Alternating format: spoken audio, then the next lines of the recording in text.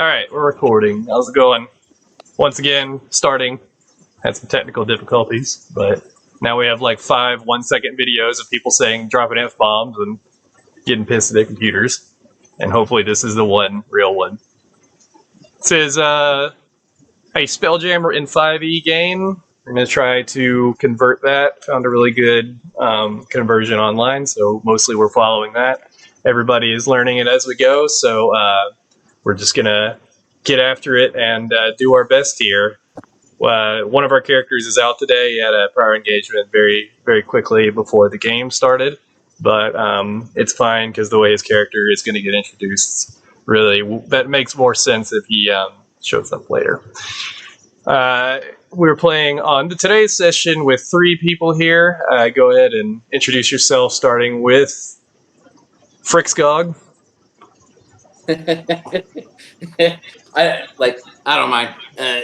Name is Ian. I don't have anything worth doxing. And I'm only going to introduce myself, not my character. No spoilers, no nothing. I've never played Spelljammer before. I have no idea what to expect. I don't know how the magic system works. I don't know how any science system. I don't know any planets. I don't know any factions. I don't think anybody under 40 has played Spelljammer before, to be honest. It came out in like 69. And I couldn't metagame this if I tried. I don't even know the monsters that are available if they exist. So I think this is going to be really exciting. I don't know any of the stakes. I don't even know if I push a particular button, if my entire world just implodes. I don't know if that's a thing. So yeah, hopefully I last a long time, but if not, I guess that's Spelljammer, baby. Mm-hmm. No clue. All right, Lisa. I have also not played Spelljammer, but I have played Starfinder, which seems like I took a look at the GM binder that you had shared. Mm-hmm. And it looks a little sort of similar, especially in the helm phase, and I think the way that space combat might work. So I feel pretty confident in that, and I did try to make my character as otherworldly, I think, as possible. Yeah. So. Starfinder tried to capture the beauty of Spelljammer in a more modern setting, so that makes a lot of sense that they're similar. And like I said, we'll learn as we go for everybody, so don't worry if you don't know something. I'll fill in the blanks if it makes sense. All right, anything else, or we move on to Lucas? Yeah, no, that's it. All right, well, last but not least, hopefully, Duke of Earl here, or Lucas. This is my 3rd campaign, and all of them have been under Taylor here, and I also have no idea what to expect in this campaign. I'm actually kind of excited. I was talking to Ian earlier, and there's a lot of unknowns. I love the idea of the base idea of this world that we're going to be jumping into. So I'm excited. So I can't wait. All right. Let me cut on some more lights for us. Just noticed I'm washed out, and then I'll introduce myself. 1 second. Sorry, there might be a cat jumping in. So I set up a standing table. So I have a standing desk now, so I can raise and lower it here. But I also have a standing desk to the left, and now she jumps from the couch to the counter to the standing desk to my actual legit standing desk all the time and knocks shit over. Just the floor is lava. Worried. Seriously, she just wants to be involved, you know. I'll bring her to the next session. We'll introduce her as your pet. So my name's Taylor, Unrealized. Been running D&D games for quite a while now, streaming them and recording them just for people to enjoy, and mostly for the players in the game to have something to reference when they forget about something, or they just want to remember. So not too worried about it being popular, just worried about having some piece for posterity's sake for the players. But if people want to watch it, more than welcome. There's going to be a lot of crazy stuff in this game. It's Spelljammer conversion to 5e, so we're all learning as we go, considering it's quite a big module to try and convert. I only do homebrew content. I only do homebrew campaigns. I don't like doing stuff someone has done before. So everything is going to be fresh, new, straight off my mind, and a furious 1 hour writing session just before the game starts, as is tradition. So just to set up the game, I have a piece written to give everyone sort of an intro into your world. Now, everyone has their own character. They wrote separately. No one knows what anyone else is. So we have to bring them together here today in session 0. The name of space in D&D is wild space, generally considered. And what it consists of is the phlogiston, which is like this inky, multicolored cloud, sort of like what you would think a nebula is filled of, just gases out in the world. No one really knows what it is, but it exists out there, and it can't get inside things called the crystal spheres, which encompass either entire solar systems, or single planets, or just a group of planets. It really varies. Crystal spheres cover basically the places where people live. Domains of gods and everything are covered by these spheres, and they can't exit them. The only way to get outside of the sphere is through like intense portal magic, or finding a hole-in-one, which is extremely rare considering no one can break a sphere. At least that's considered to be the law. Spheres can't be broken. And generally, travel outside your sphere requires something called a Spelljammer, which is a ship that can travel both space and also the ocean, the sea, for most Spelljammers. Some of them can just fly in wild space, but we'll get to that once we get to that. So today we're basically getting them started out in spelljamming and learning how things go. It's a magical ship. Everything, if you want to, like, it seems like it'd be a techno game, but if you want to just replace everything that could be technology with magic, because it's D&D, that pretty much makes it work, with the smattering of hypertech in here, just to keep it interesting. So, it's the beginning of a beautiful summer evening in the lush Pangea of Alfar, nearly a century after the events of the Second Noxuni invasion from the stars, and peace once again prevails throughout the Empire. The Noxuni people slowly integrated, and soon their culture and stories became commonplace. The most popular stories had become the inspiration for plays, songs, and a few very confusing erotic novels. One story stands out among them, however, partially due to its importance to the origin of the Noxuni, but mostly because of its ominous nature. And if you ask 100 old Noxuni soldiers, you will most likely get 100 different versions of the same tale. The premise is simple. Why did the Noxuni and their fledgling god flee from their home sphere? A mass exodus with thousands of people scrambling together onto gargantuan spelljammers set for some far-off, uninhabited paradise deep in the phlogiston. Everyone agrees that they were knocked off course while in the phlogiston, and due to loss of air, induce their crystallization, which happens when you run out of air out in space. But not one person argues that their sphere of Briquette wasn't beautiful, bountiful, and looked upon fondly by all who lived within it. So why on Alfar would they ever want to leave? When the university questions some of the old elves that were alive before this exodus, it's as if there's a blank in their memories from living happily on Briquette to sailing the swirling rainbow ink at the phlogiston. Shoulder to shoulder with refugees and slaves and soldiers, all gasping for the limited air. Surely there wasn't a plan in motion for this to be such a fraught journey as it was.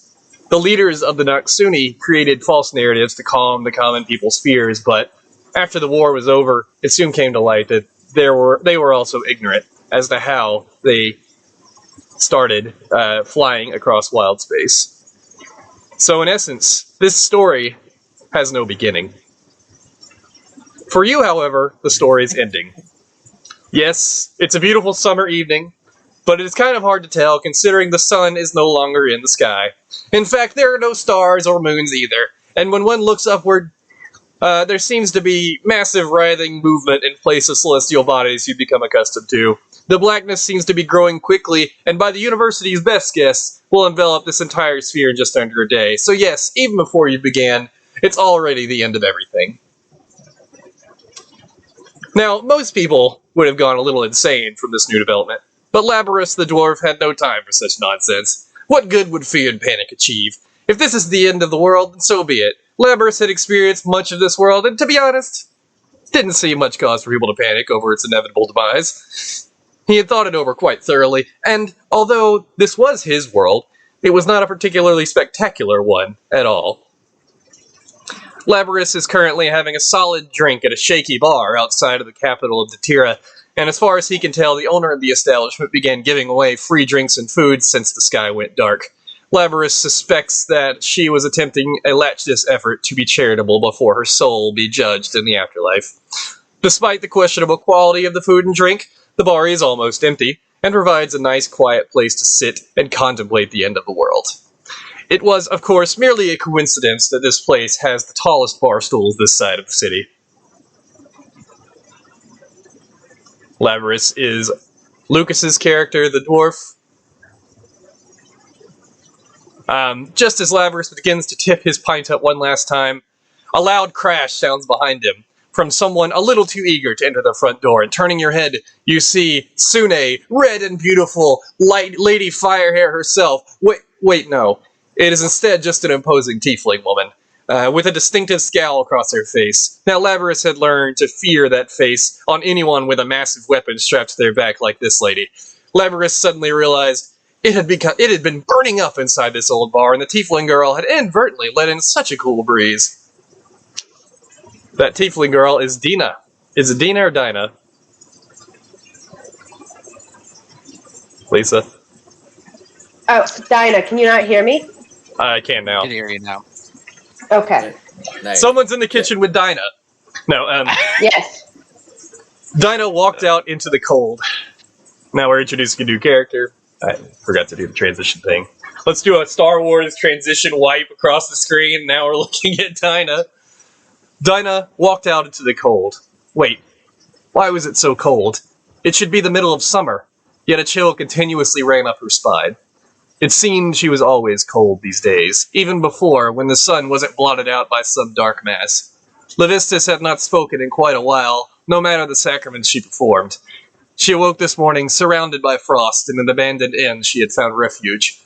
Nearly slipping down the old wooden stairs, something told her today was the day.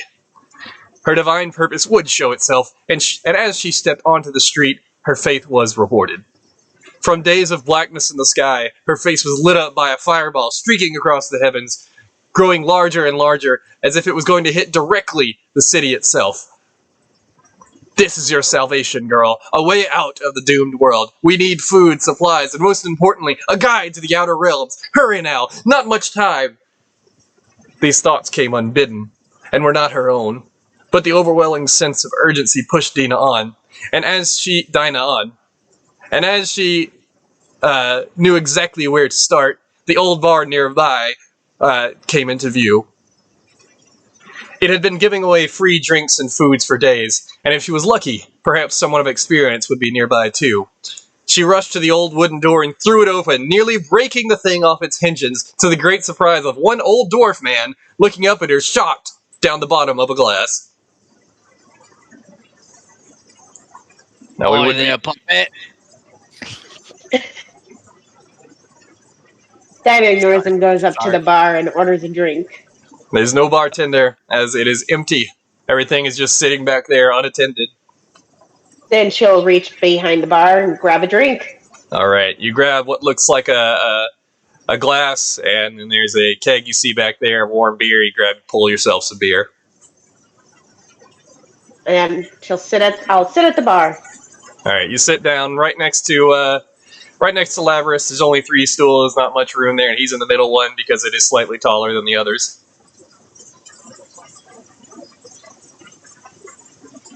Oh, is this the time? Okay. Well, normally we would introduce the next character, but he has a scheduling conflict, so go ahead. And then we'll introduce Ian in a special way later.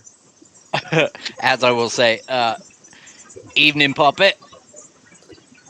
What brings you to this establishment? Good evening, sir. I am looking for something. We're all looking for something, lass, in this here bar. I've been looking for everything my whole life. Haven't found much, though. Liquor and ale. Dinah raises the cup, drinks it, says nothing. That's usually the response I get from women. Always turning the cheek to once, as I would say. Could it be your conversation? It could be. It could be. I as you can see, I was alone when you walked up last. So there's there might be some remediation in my conversation skills, should we say? But I'm old. I've traveled far, distant. If you just walk outside and look up at the sky, uh, there are some very fucked up things happening. So I thought I'd drink myself into a stupor in here, and I'm guessing that's what brought you in here. Are you afflicted with vomiting of the mouth? Indeed I am. Indeed I am. I'm glad you noticed. Could be a cure.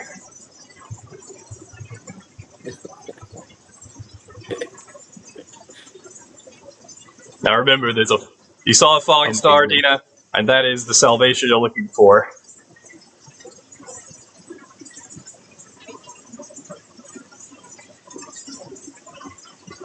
So let me try this again as I swig again.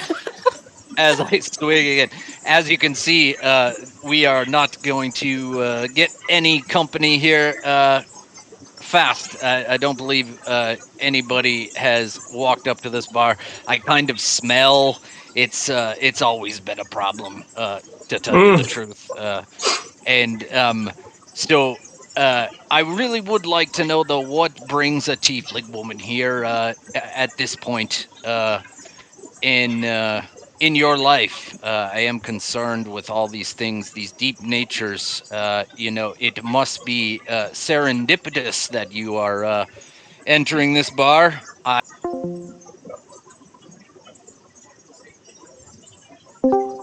Oops. Yes. So it would appear that I am meant to be here. And why is For that? what? If it's no For bother. for a quest. I do not know what I am looking for. I just know that I should be here. So you saw the falling star in the distance, and the voice came unbidden to tell you that that was your salvation. Yeah, that's the salvation, but it doesn't tell me like how to get there or what to do. So It tells you need a guide and you need supplies, but it fell just outside the city.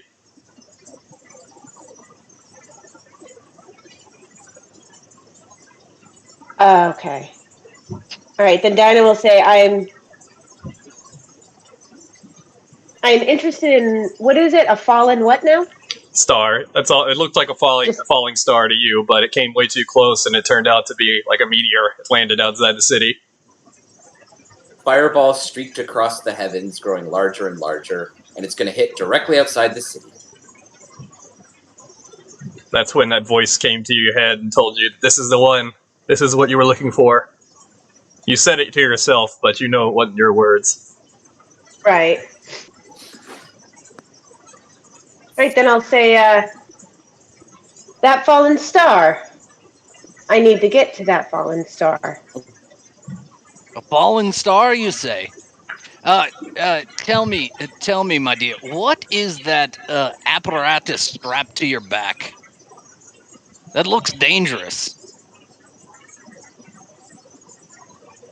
It is my insurance. It is my justice.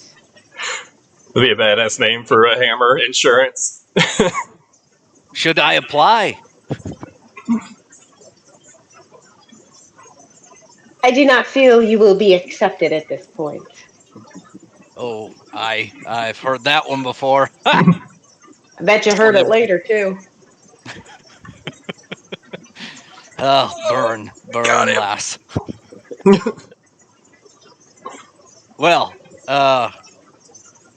I am I'm an old dwarf, as you can see. I'm looking up at you. What, you must be 1 foot, 2 foot taller than me? Aye, it's all the same. It's all the same. I'm always shorter than everyone. But don't get me wrong. Where I lack in height, I make up for in other things, eh? I make up for it. I am wise. I am strong in the mind, as I always say. Take another swig of the ale and hiccup Mm. raucously. And I kind of like laugh and chuckle. Yeah, so looking around the bar, there's not really much pickings, Dinah. There's like a passed out guy on one of the tables in the back, and a couple of what looks like beggars taking up residence. But this man seems to be the only one of high spirits and conscious in the nearby vicinity.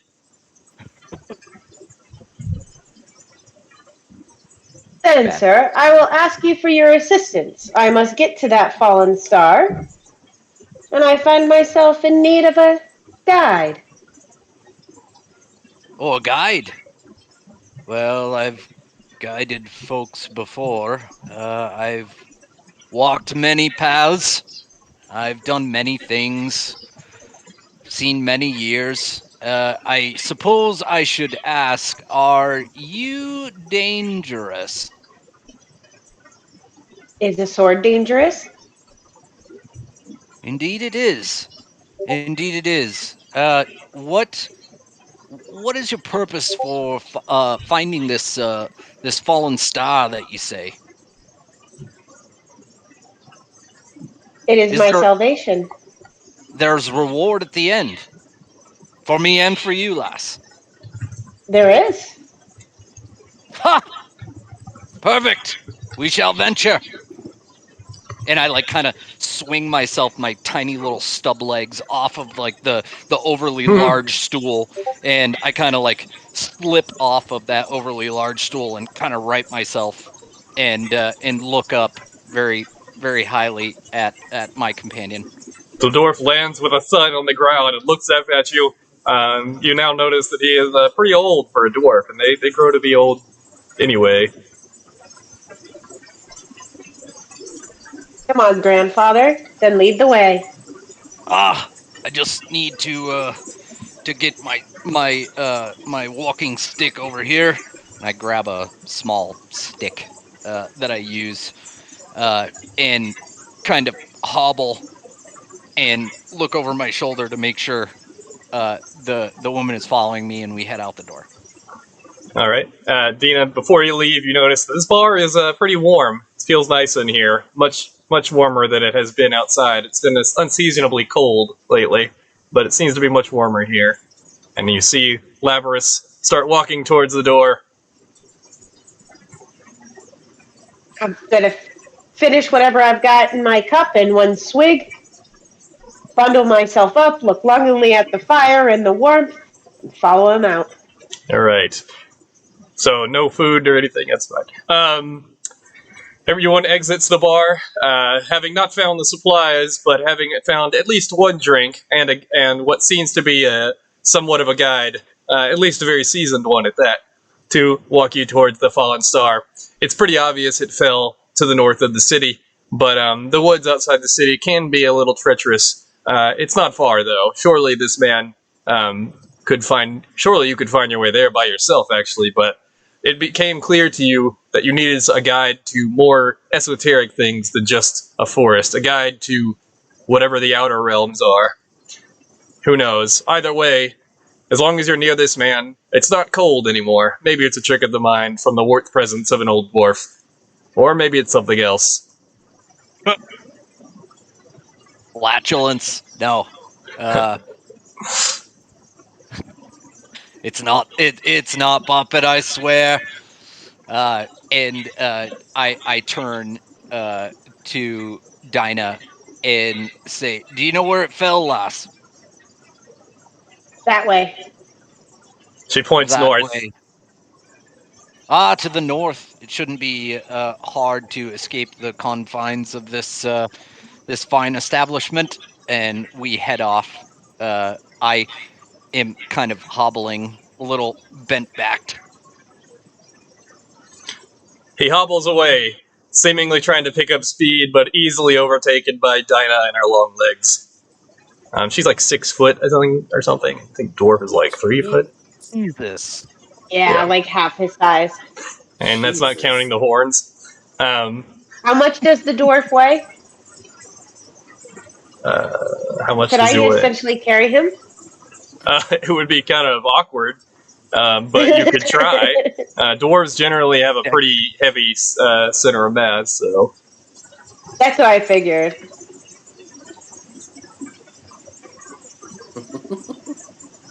So, we're walking.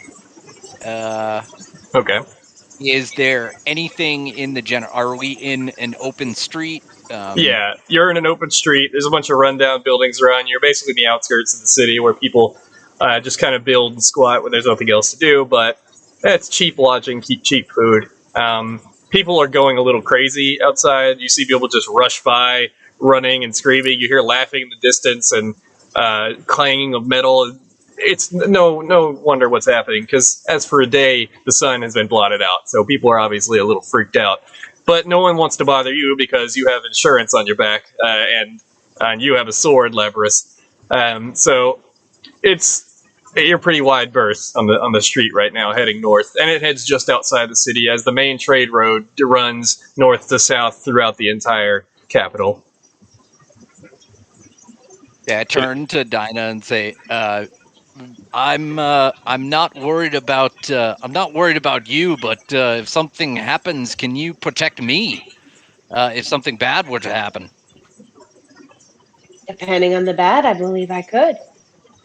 Okay, that's good. That's good. Reassuring. Leverus, you also notice that you're no longer sweating like you were in that bar, sweating your bones off. Now you feel nice and cool, even degrees, just like it should be on a nice spring night. Of course, it's summer, so that makes no sense, but you're not one to question it. All right. I love the outdoors. So we're walking towards the north of the city. You reach the edge and you see the forest laid out before you. Now, the fallen star shouldn't be too far, but it doesn't look like there's a direct path through there. So, if you're ready to embark into the forest, we'll need someone to make a survival check.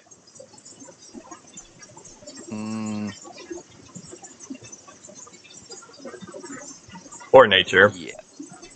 Hopefully that's gonna be you, Dinah. Yeah, I've got a little bit of. I got the same mod in both. I don't. Okay, I haven't rolled in Discord in a while. What is it? It's exclamation point. R. R D. Yeah, one. Yeah. R1D. Okay. Whatever. Whoa! What did I just do? That is a Where am one. I? Yeah, that can't roll a 0, so Yeah. Okay, so never mind that. Wait, is that an actual 1? Oh, I guess it just shows 1 if you roll 1. Yeah, because even the modifiers. So, Dinah, there's a reason that she needed a guide. She has never left the city before and is completely lost as to where to go. She walks outside, begins walking one direction, immediately turns around and walks the other direction, almost getting herself lost just in the few feet she's left the city. It's exclamation point first.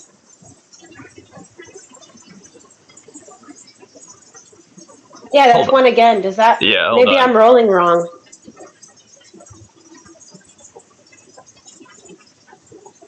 We'll figure it out. Oh no, R. Wait, I'm confused. I pinned the commands. We had a new dice rolling bot, so everybody's trying to figure out the.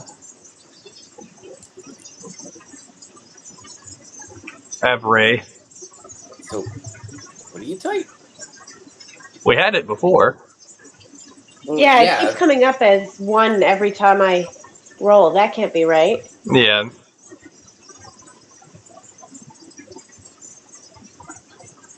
What was your command, Lisa? It was exclamation point R space 1d20 plus. Okay. So you were just unlucky. I guess so, but I've rolled 3 times. It's all 1. That's shit. At least you get him knocked out of the way. Well, it looks like Lucas rolled a 20, though. Yeah, I guess. We're gonna All go with right. that to move this thing along. God damn it. Well, at least you got him knocked out. Yeah, Labrys has walked this forest many times. He's been around. He knows the way he's going. So not only does he know exactly where that star fell, he once remembered there'd be some tasty wild onions around that part that he dug up at one point. So he has that spot memorized. Makes a beeline towards where he reckons the falling star has fallen. And eventually, navigating through the woods, you do start to see some of the trees are broken and bent and things have crashed into them. You must be getting close. Reaching the opening, you see a massive crater with a huge metal square in the middle of it, like just a big metal box in the middle of this crater with no discernible entrance or opening or anything.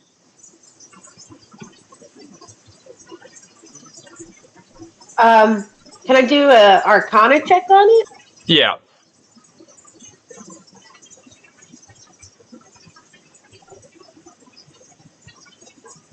Oof.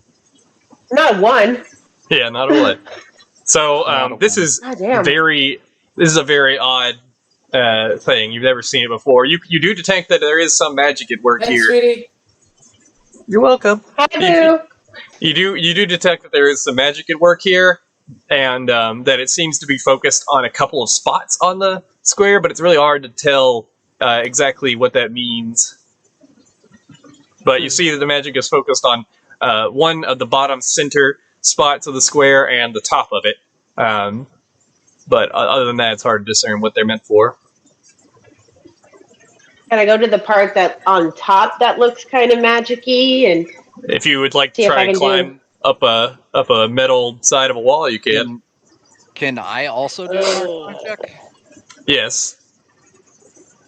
So there is a spot on the like where the ground touches the square, like where a door would be, and there's a spot on top of the. Yeah. So go ahead, Lucas. Lucas rolled a. Yeah, just make sure to call out your rolls when you roll them so the stream knows. 14. So he takes a good gander at it, gets a peek at it, asks Sune in his mind a little bit, and sees that, okay, obviously this thing has an entrance because it doesn't make sense to have a big square here with nothing. And you see right on the south side of the square here, there seems to be a little spot where all the magic lines that are very imperceptible seem to be heading towards. So if there's any way to get in this thing, it's going to be there. Okay. I signal Dinah to follow me to this spot and point at it. And cheekily, I say, "Is this your falling star?" It looks like it might be. I'll have to take a closer look. Just confirm it. It looks like a square to me, lass. Ah!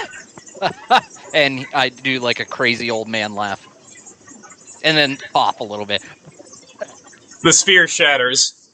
You hear a great crackling noise above your heads, and everyone looks up. The noise is so loud it hurts your ears, and it resounds throughout the entire world. The trees all start moving as a great wind comes from up.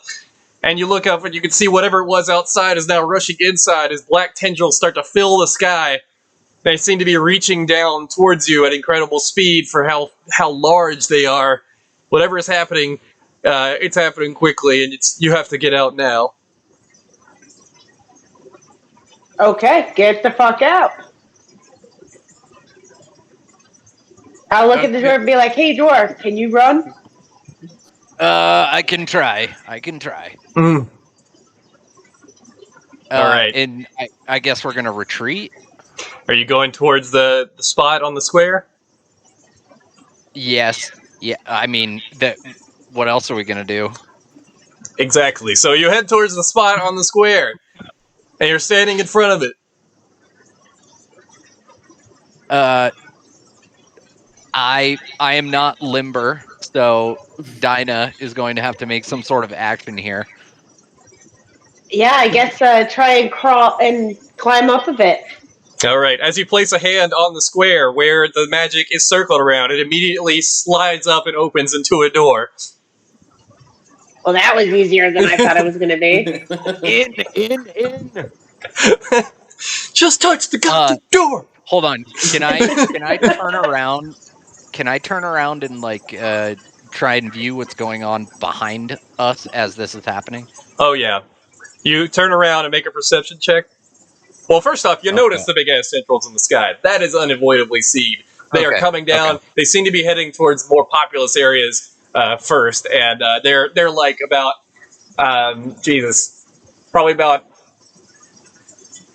a third of the way from where they started up there, but they're moving quick. They're heading towards the city.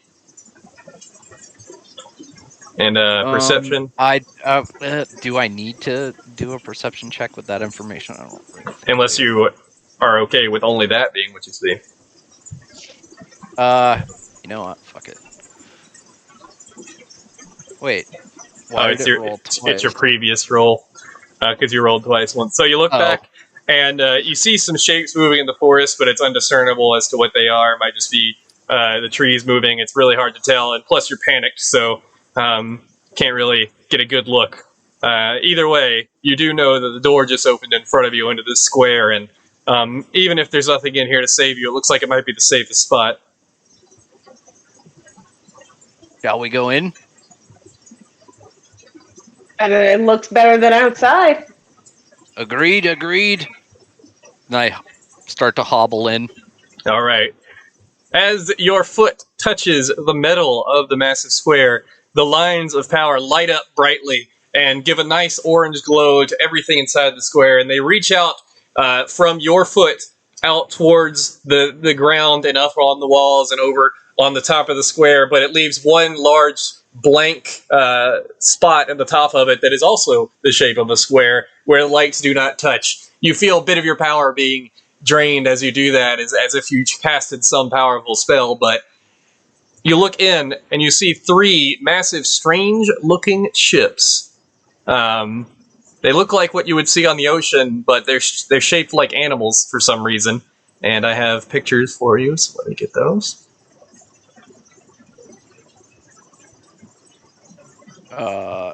Side question.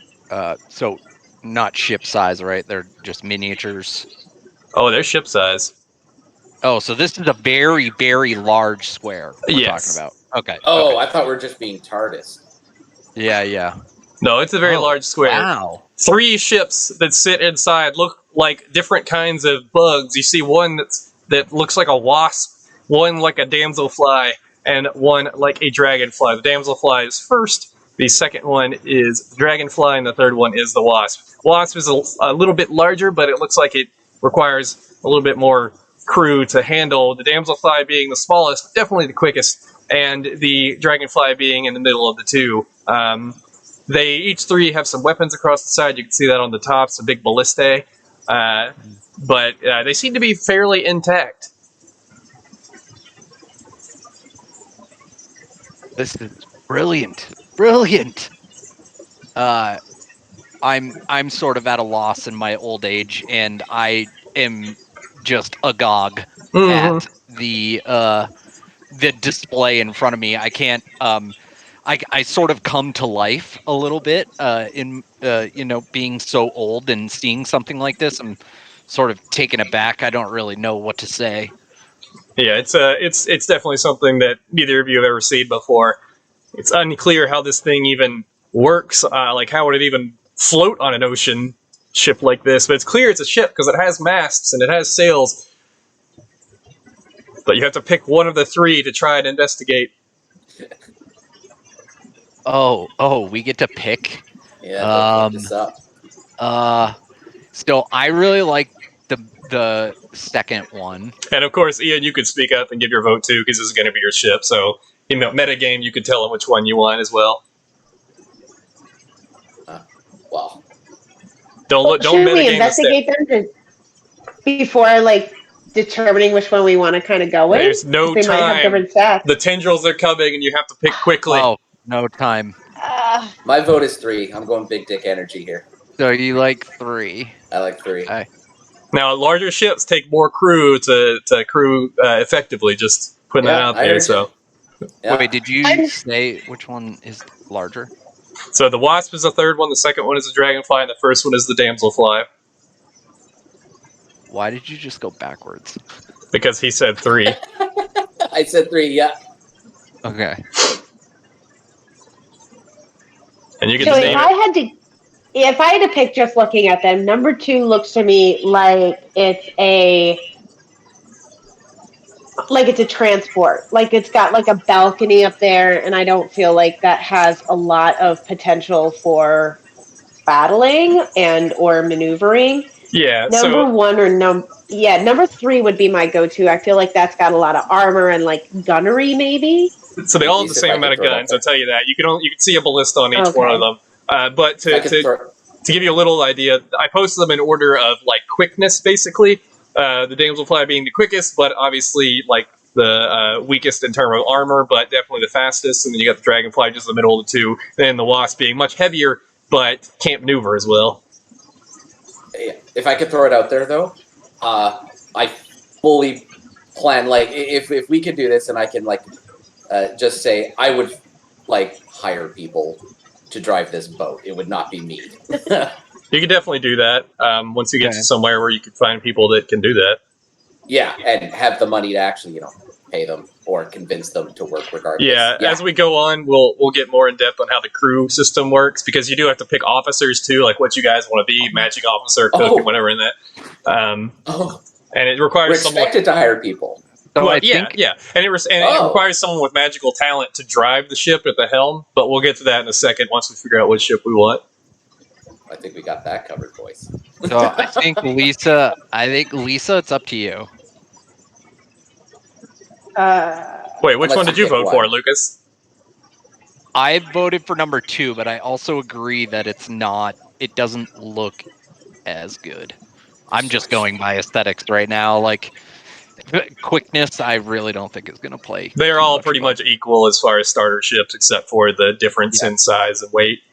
Garter ships. Ooh, keyword. Yeah, you're going to get more ships as you go, or you could steal somebody else's. There's a lot of Spelljammers. There's a lot. I say 1 or 3. 1 or 3. I would say 3 then. Okay, let's go. 3. Everyone, all right. It looks like solar sails, to be perfectly honest. Looks like it So- has solar sails.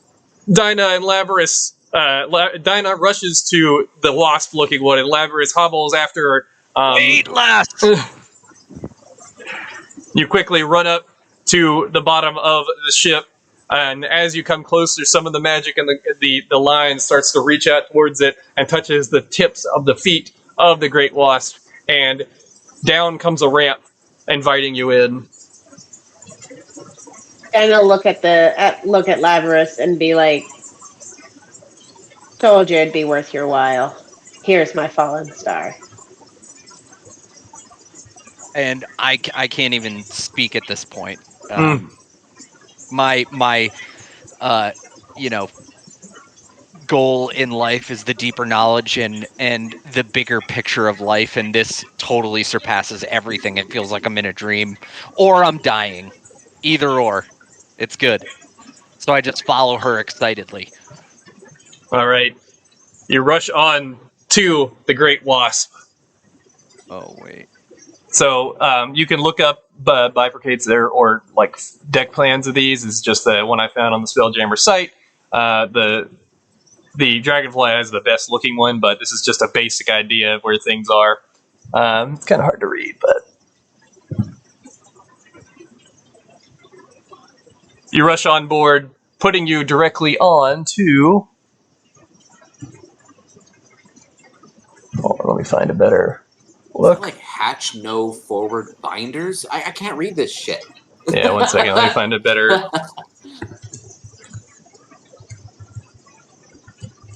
I don't know why this one's like half size.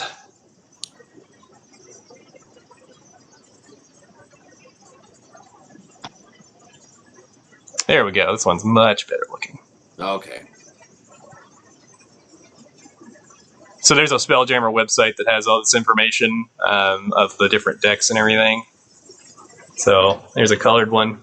Looks a little bit better. Oh, with words. Yes. Not a little scribbled. I think that was an original like Xerox from the like the book that came out in 1969. So this one is like an updated one. Forward station. Oh man, this is a little. It'll take some time to get used to your ship because it's a new ship. Yeah.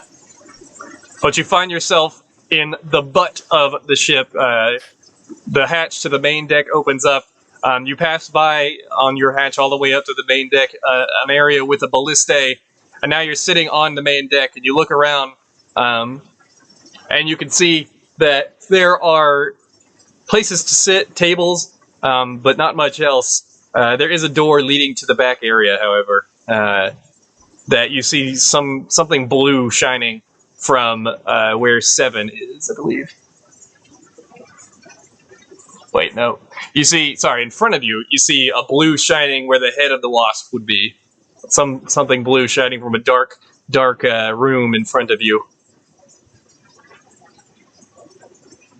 The forward.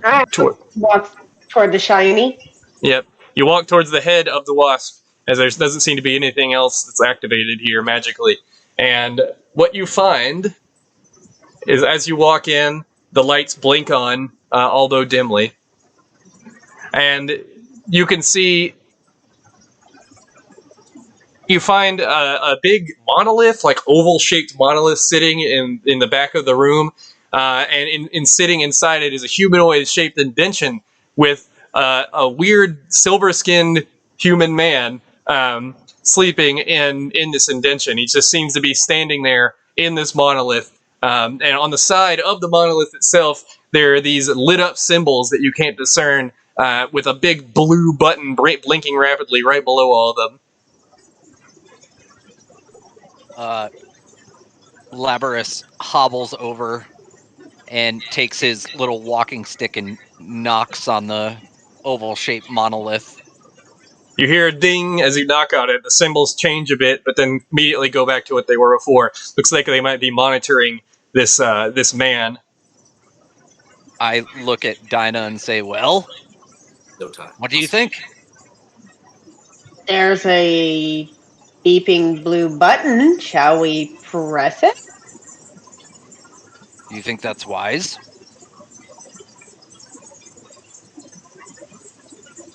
I have no idea. Until we press the button, I do not know if it is wise or unwise. Excellent, well reasoned. And then he takes his walking stick and pokes the blue button. All right. As soon as Labrys touches the button, the symbols that were floating above it seem to fly across the room, covering the entire expanse and the walls, and even straight in front of your face, hanging in midair. And every single inch that you move seems to change the symbols. Your slightest movement are making them altered and change to completely different, unintelligible symbols. And above all of this, across the top of the roof of the deck that you're on, you see a bar slowly filling with blue light and closing to the edge of it. Well, that didn't make this easier. Do you think we just started this infernal thing? Question is if we started it, can we fly it? You notice to your right that the silver-skinned man, his skin is slowly starting, the silver upon it is slowly starting to disintegrate and fly off of his body into infinitesimally small dust. And it started at his feet and started to get higher and higher on his body as the dust falls off of him. It soon will reach his groin. Oh, danger zone.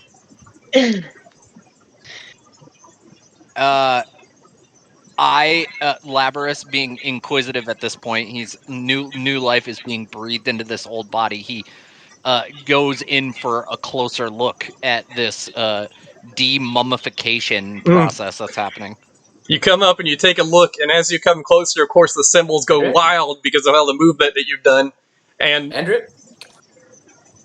I need this thing to mute. It's not the boom isn't muting anymore. I apologize. Mute yourself in Discord. There you go. So you come closer and you take a peek and you get your face close to where the dust is flying out, and the dust flies straight at you, but you don't actually feel it hitting you at all. It's strange. But it does seem like this man is having new life breathed into him. He doesn't seem dead. Seems like a warm body. But the symbols are going wild because you moved so much. I move in closer to see if I can speed up the process. The more you move, the more the bar on the roof inches towards the ending point, filling up the space that it has allotted. Can I do a I want to do a check of some kind. Well, investigation. Right. Go ahead.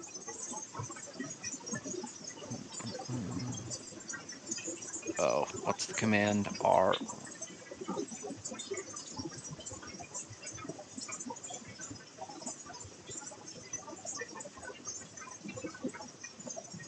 $17. Nice.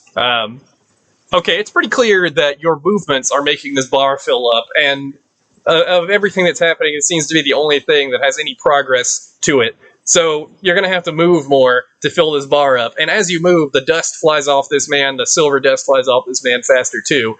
So you're not one for dancing in your old age, but it seems like that might be the only way to get this thing going. Oh, sorry, go.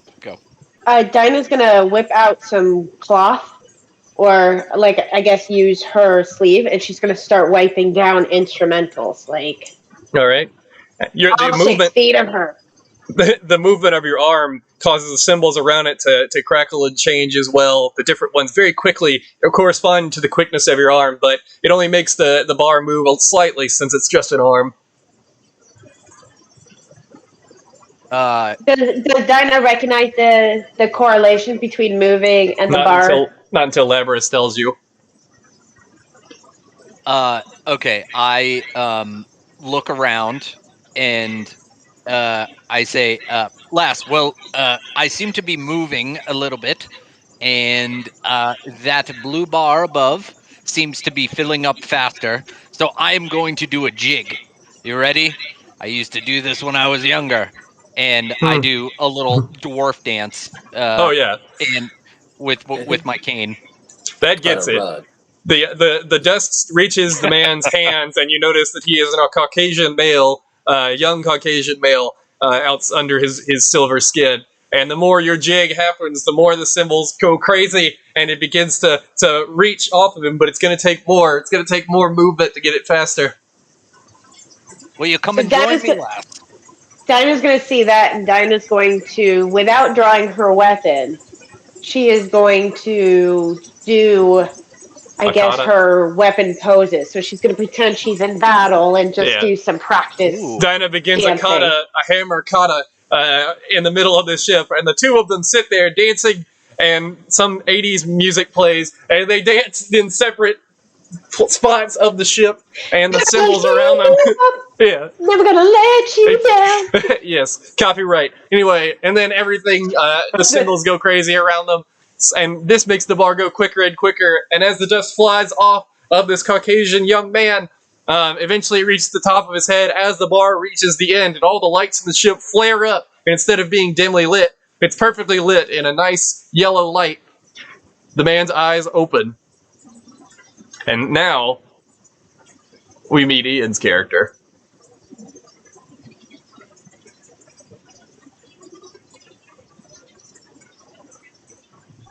You're muted still. This is just gonna happen. Like, I am not used to that. It's fine. Can you even hear me now? Yeah. Yeah. Oh, yeah. Okay. No, my boom mic doesn't work anymore, so this headset's gotta go. That's the end of it. So, all right. I open my eyes, look around. What do I see? All right. You see a tiefling woman with a massive hammer on her back doing these weird dancing movements with nothing in her arms, and a small old dwarf with a cane doing a dwarven jig right next to where you're sleeping. You have no idea what's going on. Yeah, basically. So, just look, Weekly. Mm. Weekly. What are you doing here? What's our status? Uh, Ours. don't know, dude. We in trouble. We should probably get the fuck out of here. Yeah. And Well, I was dancing, but here, you seem to be alive, which is good. That was our intention. yeah. Looking at my hands, I'm just flexing my hands around, like trying to wiggle my feet. Hmm. And You can immediately tell something's not right. The activation Oh, yeah. ritual was not performed correctly. yeah, no, something's up. It's just like Is this your ship? does not seem so. No, How I did don't you own a get here? ship. I do not know. Mm. Do I know how to actually even fly this thing? Because There's only one way to find out. Within Yeah. your monolith, you could see there are indentions down where the hands would be, and as you move your palm towards them, the metal seems to warp and come up to meet the palm of your hands. Well, here, am I fastened to this spot? You're or no? not anymore. You slumped down as you were uncovered by all the dust. You slumped down, and under your own weight, instead of whatever was holding you there within the helm. Okay, so I'm gonna try and dig into my memory here. Do I even Not only do I know how to fly, do I even know this is a ship? So you can climb back into the helm and see if that brings anything up. You notice the metal reacts when you come closer. Hmm. I don't I don't know what's actually going on. Mm-hmm. Things are just happening. I have no idea. So I I gotta say, I don't know what's going on. Things are happening. Well, maybe your friends could explain to you Yeah. what the urgency is. Yeah, well, no, I asked it. It's like I'm visibly my character is panicking over seeing these things move around without really knowing what's going on, and I move away. I get out of where stuff is very clumsily, and I weakly sort of just topple over onto my butt backwards, and I'm just shaking like a newborn deer.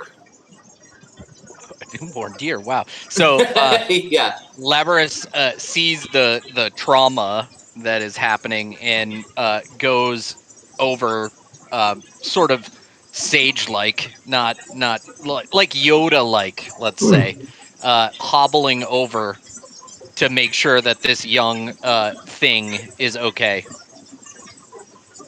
Yeah, check him out. You can make it a medicine check if you want to, or you can just give him a good once over. Yeah, no, we don't need to make a medicine check. He's seen enough of the world to know that he's just disoriented. Yeah, he And, looks just disoriented. He's obviously confused, and it looks like he's not used to walking. Yeah, and just even it almost it looks like I'm just trying basic motor movements. I'm just trying to move. You can just see me do look around. I can't really do much. So I lean down and look in his eyes. My eyes are sort of cataract, and I say, take deep breaths.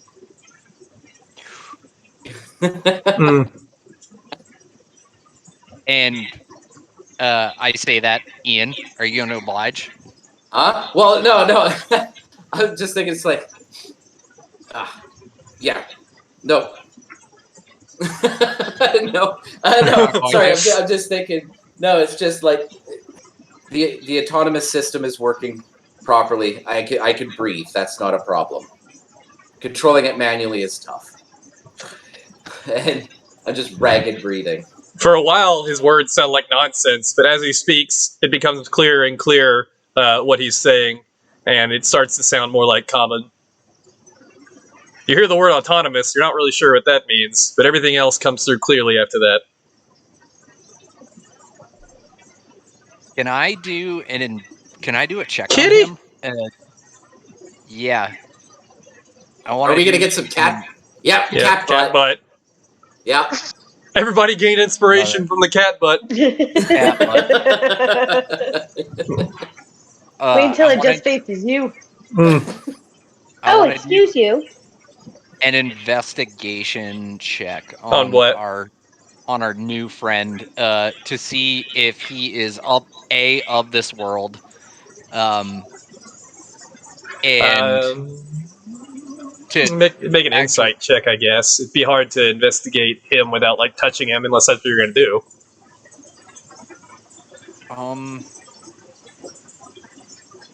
You're gonna rub him down to see if he's from this world. Oh no. No, I'm not gonna do that just because my wisdom sucks so bad. Bustle. I politely ask him to stand up. Will you stand? Because he does he know my language? He now is starting to understand it. The more you speak it, you can see more understanding in his eyes. Okay, I hold out my hand, even though it's probably level with him as he's sitting down, and try and pull him into a standing position. Well, I'm gonna try. Yeah. I'm just gonna try and reach out, and I touch. I just touch his hand. It's like, haptic feedback system is working. Excellent. And yeah, when he goes to grab my hand, I'm startled, but yeah, like I sense his intent, and I try and stand up as well. Shaky as hell. You try and stand with the small dwarf helping you up. Being that he's like half your size, it doesn't help that much, but you give it the old college try. Yep. Everything's too bright, not in a good mood. Labrys is obviously, he's had the most intriguing night of his life, and this is very intriguing as well. And I ask our new friend, what are you? Just thinking back here. It's just, for all intents and purposes, I am a human. A human? Do you know how you arrived here, human? No. Ah, great, wonderful. This is the night of adventure. I look over at Dinah. Do you remember anything before you can't remember anything? Yeah, not that I want to talk about, no. Currently, Lovely. I'm just trying to perform diagnostics. No, thank you. Well, I am Labrys. That is Dinah. We investigated a falling star after having a few drinks at the bar. And the star turned out to be a big rectangle square thing in the forest. And another thing happened. I can't quite remember. I'm old. You have to work with me. A bunch of calamitous activities. A hole opened in this square. We walked in. We selected a ship. We went on this ship. And here you are. And I'm just like glowing because I'm so excited about these things.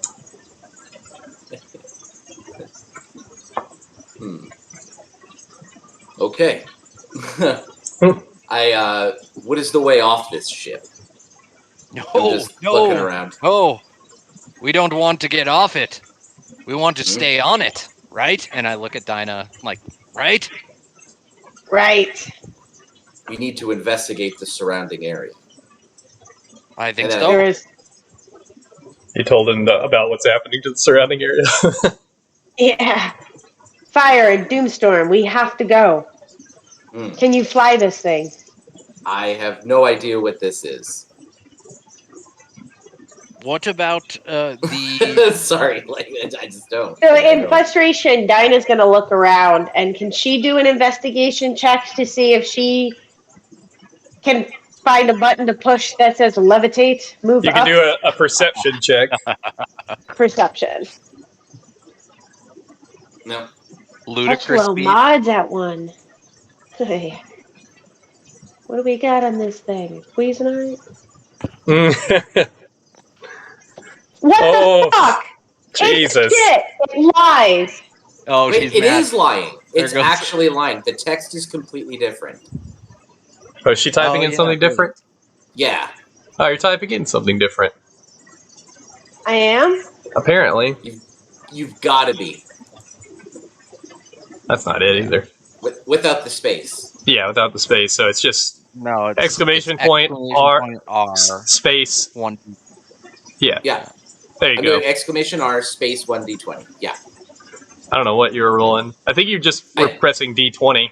There we go. Much better.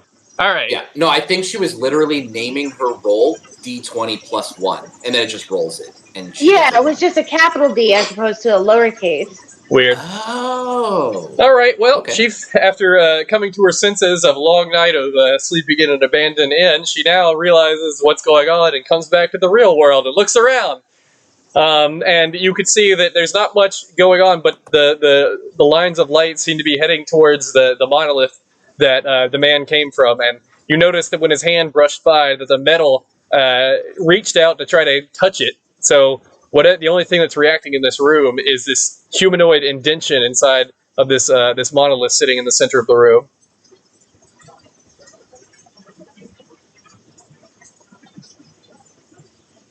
Wait, he's still sitting on the monolith? Nah, you tried to help him up. He's standing near it. You guys are standing like right in front of it. Yeah. Okay. And I'm just looking around trying to take in the surroundings, trying to see what the hell's going on. Yeah, there's not So much. It everything's- seems to be a metal room with some like indented bars around the side and lights in the middle of them. And most things are off. So you do see some lines of light going up across the roof and leading towards the monolith you came from. You see the monolith you came from. The symbols on the side are now gone for the most part, and it's just solid lines of orange-white light across the side, the other side, each side of the monolith. You see a human indentation where you came from. That's pretty much it. It's a big metal oval, basically, with a tip at the end, like a teardrop. And the monolith's right in the center. And I noticed that monolith is still pulling some sort of activity. You noticed when he left it that the metal seemed to reach out towards him the closer he was, and then snapped back as he fell away. Light of the Navigator. Yeah. Sorry, that was metagaming. Sorry.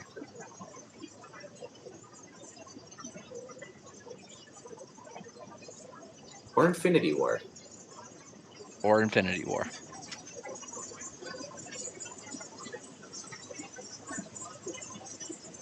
We're gonna die. Looking like it. What? So Labrys asks Ian's character what his name is. What's your name, son?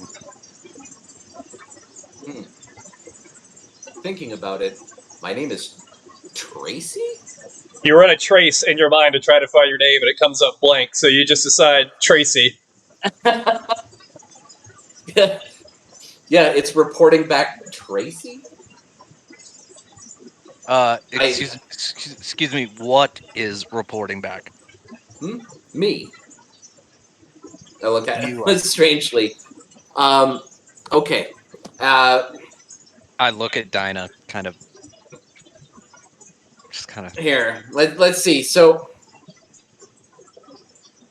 okay, no. Sorry, I'm just trying to get my bearings. So, if we're trying to leave,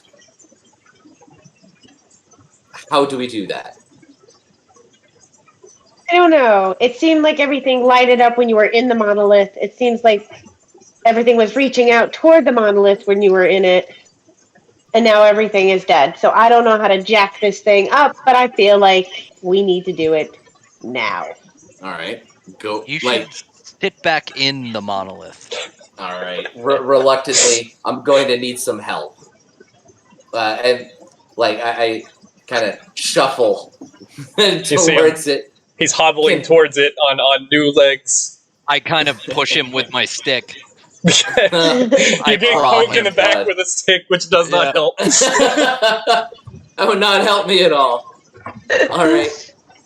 And so I get reluctantly back towards there, completely uncertain what's going on. All right. Yeah. I just like reach with my hands out like that. As you reach out towards the monolith spot where your arms would be, the metal shoots out in big humps the closer your hand gets, as if it's trying to touch it, and follows the palm of your hand the more you move it. You can see the outline inside this vial. The indent itself starts to change and alter depending on how you're standing.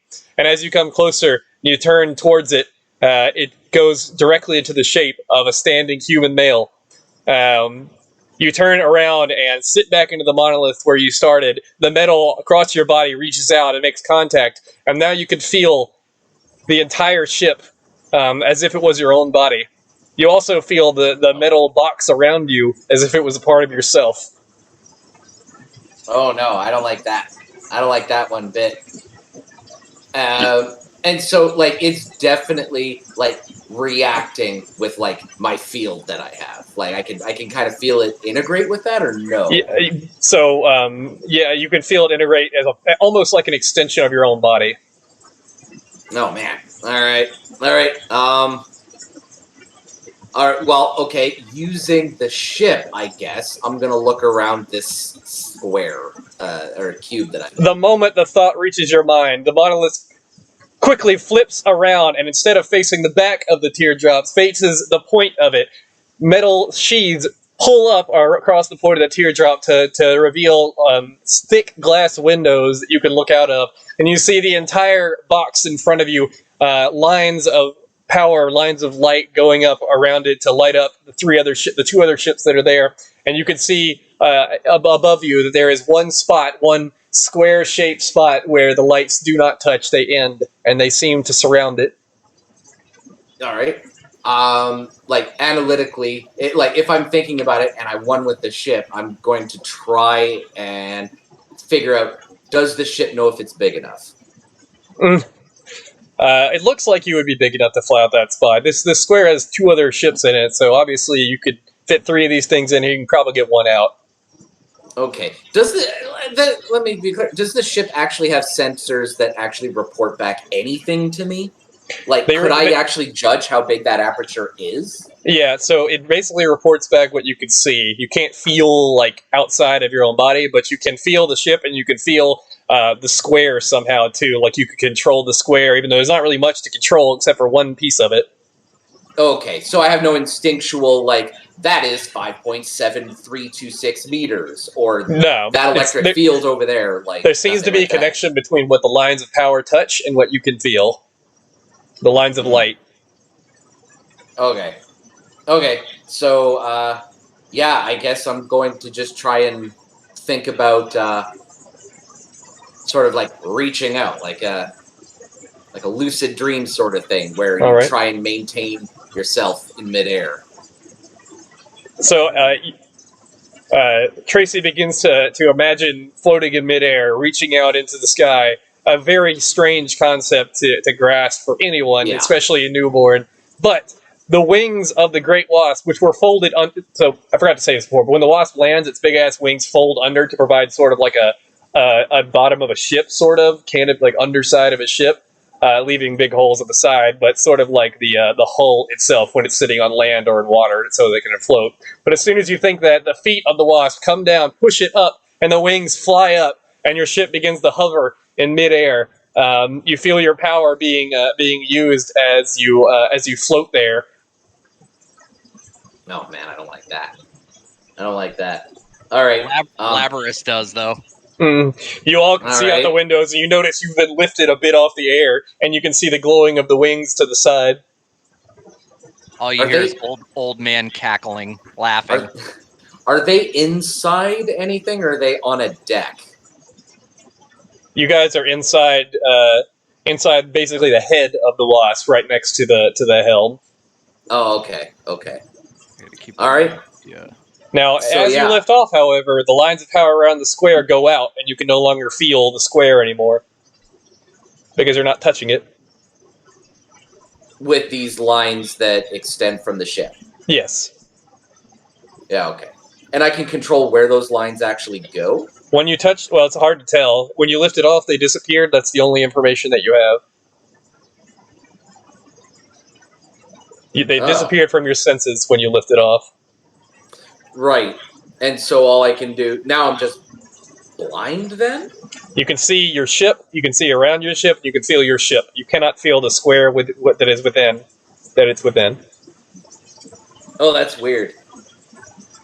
Sorry, it's a bit of a weird concept. Like I'm just Yep. trying to think. Like You're basically floating in the dark right now because all the Yeah. lights went off, and you're inside a big dark square with nothing around. And you can barely see the outline of the other ships from the light coming in of the door that they opened.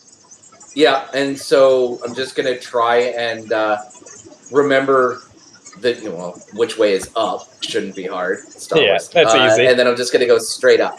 Yeah. All right. The ship Not too begins. fast. Yeah, But, I get you. The ship begins to float upward gently, gingerly reaching the top. One of the wings brushes across the metal, and you hear it. But the lights turn on again in the square, and the lines turn on. You can now feel the square again, and you can feel the only movable part above you. The only movable part above me? Yep, you can feel the lines across the entire square, and only one part seems to be movable. Wait, I thought there was a giant hole still. Shit. There's a hole in the front where they came in, like a doorway. Oh, for fuck! I thought there was a giant hole above me. I thought that's what you meant. Yeah, so There did could I. be if you would perhaps open it. Well, no, I thought you said there was a hole on top. Shit. I don't know. I'm gonna try and imagine the fucking door opening. All right. You reach out again, trying to move the only movable part, and the door slides open, two sides cutting across, somehow disappearing inside the walls of the metal. And now you have a massive opening above you. Unfortunately, above you is massive black tendrils of some eldritch creature coming down, and now it has almost reached Earth. Oh my god. Can I imagine just blinking out of existence? Jesus. No. Teleporting? Not blinking out of existence. No, I imagine teleporting somewhere else that's much further away. Can I imagine that? You imagine moving further away, and the ship seems to try and acquiesce to your request. It maneuvers out of the box and begins to fly upwards in a strange, jerky pattern, trying to do something that it can't actually do, but at least it's moving away. All right. Is there if the tendrils are coming from the sky, can I just skim along the ground for a little bit? Do I see an opening anywhere around me? The tendrils are moving, so you see openings occasionally open up where you can see the stars above you, but you have to be quick to get in between them to fly out and escape. Oh, we chose a good ship for that. Don't you worry. Shit. Dude, I don't have skill. I've got the lowest dex on the team, boy. Don't worry, it has nothing to do with your dex. The ship itself has a rating for it called MR, There's which a will dexterity score? yeah, we'll go into it in a second. This ship has fucking rolls? That's sick. Yeah, Oh my God. That's why it matters what kind of ship you get. All right. Shit, Also, it wasn't just aesthetic. dude, No. is this like a Gundam where my mind works better with the ship, and the ship uses its physical stats or something? Dude, that's Shit, I don't know. All right. Okay. Well, if it doesn't look like I can move anywhere along the plane of the planet, because I have no idea what to expect here, I'm just gonna look around the plane of the planet, and if it doesn't look like there's any obvious exit, like the tendrils are kind of coming in from all directions, then all I can do is choose the opening. In which case, I'll go for the absolute lowest risk possible, which is that way. It's All right. through You see the whole stars business. You see upwards, and you can see the tentacles leave openings occasionally that you could possibly fly through, but it will take a little bit of maneuvering. Being new to the ship, this is going to be difficult. I just posted the stats for your Wasp. Let me pull them. Your Wasp has a maneuver class of D, which makes its maneuver rating.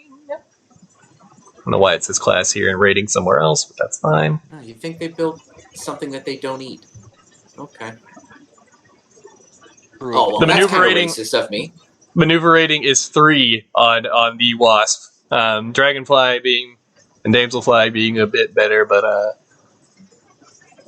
your maneuver rating is 3, and your helm rating is I have a helm rating, or the ship does? So depending on your spell ability, like what the class of spells you can cast, it goes higher. But the base one, like level 1, helm rating, Oh, cool. well, the AC is 14. That's pretty good. Let's see here. Holy shit! Yeah, it's gonna take some getting used to because it's a completely different kind of game. Yeah. Saves as thick wood? Well, that's petrifying. All right. Well, what I'm going to do though is It's 1. It's just straight 1 because it's new. So you got 3 plus 1 is 4. So you get basically a plus 4 on maneuver checks. all right. Or- Well, I'm going to try and see if there's like not waiting too quickly, but try and see if there's any timing to the openings to make it a little bit more easy to expect one opening somewhere. Yeah, let me make sure I did that right because it may not be an actual plus. It may just be So it's basically your total speed is your helm rating plus your MR. Your MR is 3. Your helm is 1. So your total speed is 4. And that also determines. MR is what determines like maneuvering, is your maneuver rating, but speed is how fast you can go. So we don't have to worry about helm rating. We just have to worry about the MR of 3, which adds 3 to these rolls of getting the bug out. We're just going to do it like that. I'm sure I'm not doing it right, but it's much easier to think about it like that than going into the calculations here. Back to the game. You look up, you feel the ship, you're starting to get used to its maneuverability. It doesn't seem like it's that fast, but you've got some tricks up your sleeve. You can spin it around, you can move it, and you could probably get out of here if you're lucky enough. Yeah. So I am wondering though, like from what I said before, I'm not going to spend too much time on it, but I'm going to see if there's any timing to the openings. All right. It's hard for you to tell, but your crew could possibly go up on deck. There seems to be a spyglass up there to look. Maybe someone could help you because it takes your entire mind just to keep this ship running correctly. It looks like you need a helmsman, and there's none to be had. If only there was someone on the ship that could help. Someone needs to go up and check your heading. I'll go up and check the heading. Well, you don't know that you need to do that yet until he tells you. You have to I don't even know they need to do that yet. I can't see anything. So I'm just gonna say I can't see anything. Yeah, really. You realize that you need someone to go and keep track of the tentacles' movements because your entire mind is going to be focused on trying to get the ship out, like move it itself. So you need someone to tell you where to go. I know, I gotcha. So I'm just gonna say I can't see anything going on outside of the ship. I'm blind in here. I'm gonna shout I'm blind in here because this fucking thing closed around me. Is there a place to see from? There was a spyglass on the top deck. Yeah. Oh. And I have no idea. All right, so Diamond's immediately going to go up to the spyglass. Luckily, you're already on the foredeck. You're just on the bottom side of the foredeck. So you walk up the stairs just outside the room to go up to the foredeck, and you see a ballista up there. And right near the ballista, it looks like there's a spyglass. I guess for tracking where to shoot it, but it'll work for this too. Now, let me get let's see what kind of check we want from you real quick. Probably perception since you're looking, but maybe we can fudge something else. Oh my goodness. Well, the first thing, let me just say this. You look up and you see not only tentacles, but it looks like toothy maws coming from the tentacles, like mouths. The closer you look to the spyglass, this thing is terrifying. There's eyeballs and mouths in places that should not be, and they keep coming down and they look hungry and they're dripping some sort of drool, interplanetary drool. Also, weirdly, when you look further up in between the tentacles, you can see some multicolored strange gas flooding in behind it as if it's coming out of the gas itself. An inky rainbow of something pushing this creature on. But you do see where there are some openings, that it doesn't seem to be particularly going after your ship.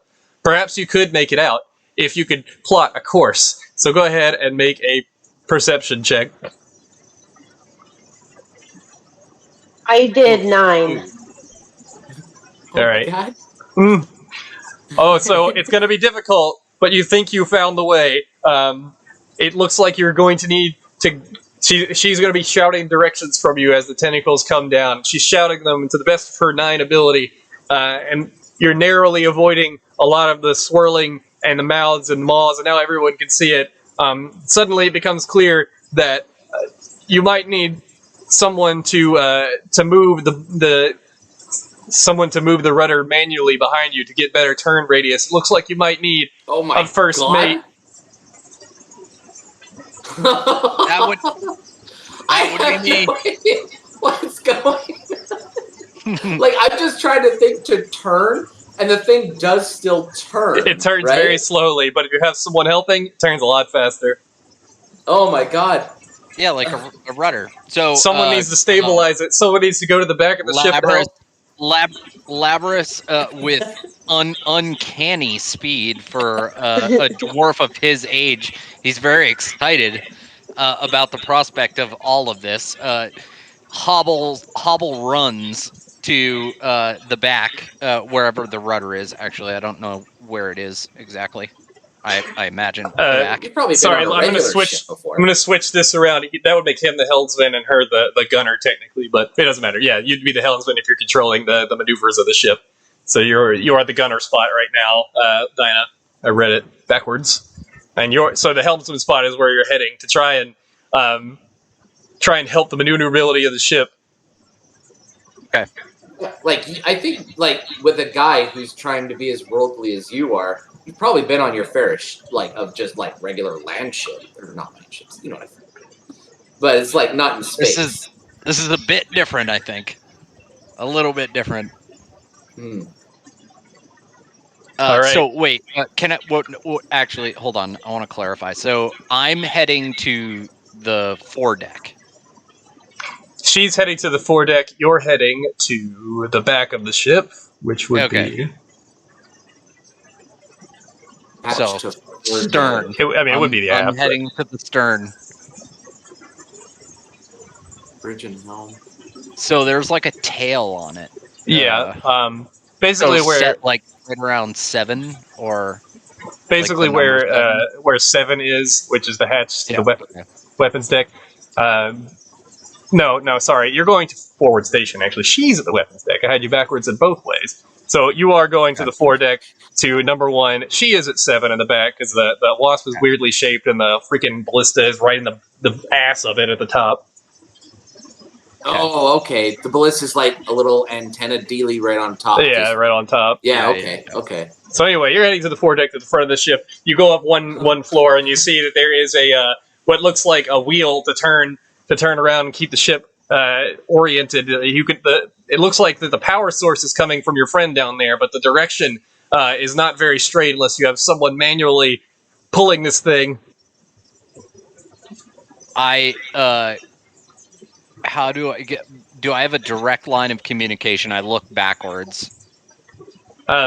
So you're not sure, but Tracy, as he leaves, you notice that you can still hear his breathing even when he's on a different deck of the ship. You can also hear Dina breathing as she looks up at these tentacles and her gasp at the mouths and maws. It seems like you can hear everyone on the ship. Oh, I don't like that. Can everyone hear me?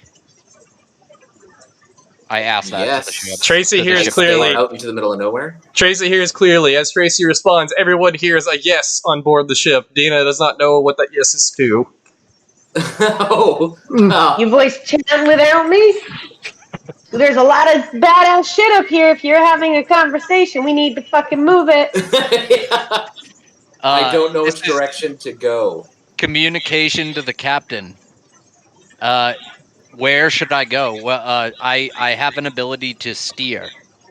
Let me help you. All right. Oh, okay. So I'm not actually driving. Fuck all. I just noticed shit. You are driving, and you can do maneuvers when there's not intense stuff around you. But having a helmsman makes it. It actually says it here. It reduces the cost of your maneuvers by 1 spell slot, basically. So you don't have to use as much power to maneuver. Otherwise, you would run out real fast right now at level 1. All right. Oh, I actually have a power level 2. I can tap out. Like I can dry up.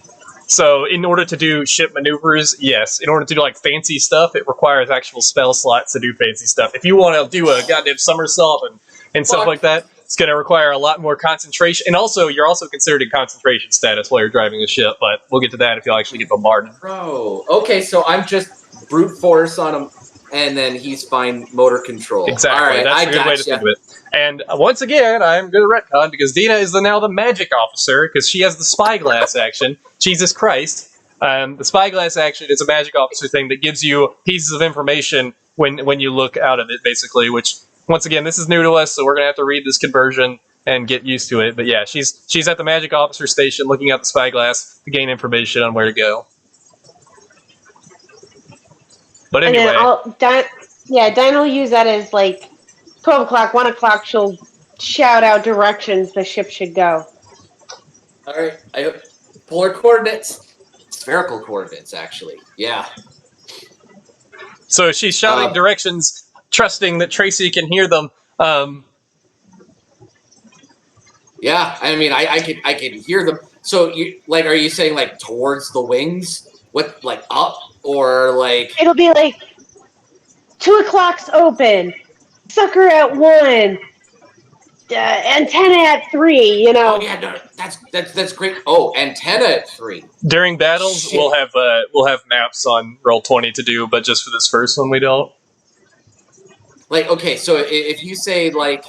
No, I think this is actually 2 good. o'clock open, 1 o'clock bad, 3 o'clock don't go. No, that's great for a plane, but like for a sphere, that's gonna be rough. And pitch, right? Like we need to. Like 12 o'clock is good, but shit, it's got like that's why submarines they have like down bubble and up bubble like as well to do that, but they can't just like hover and go in weird fucking directions all at once. So they only have to worry about their face going up and down. This makes shit crazy. I guess we'll hammer it out. Hammer it out. Not allowed on them.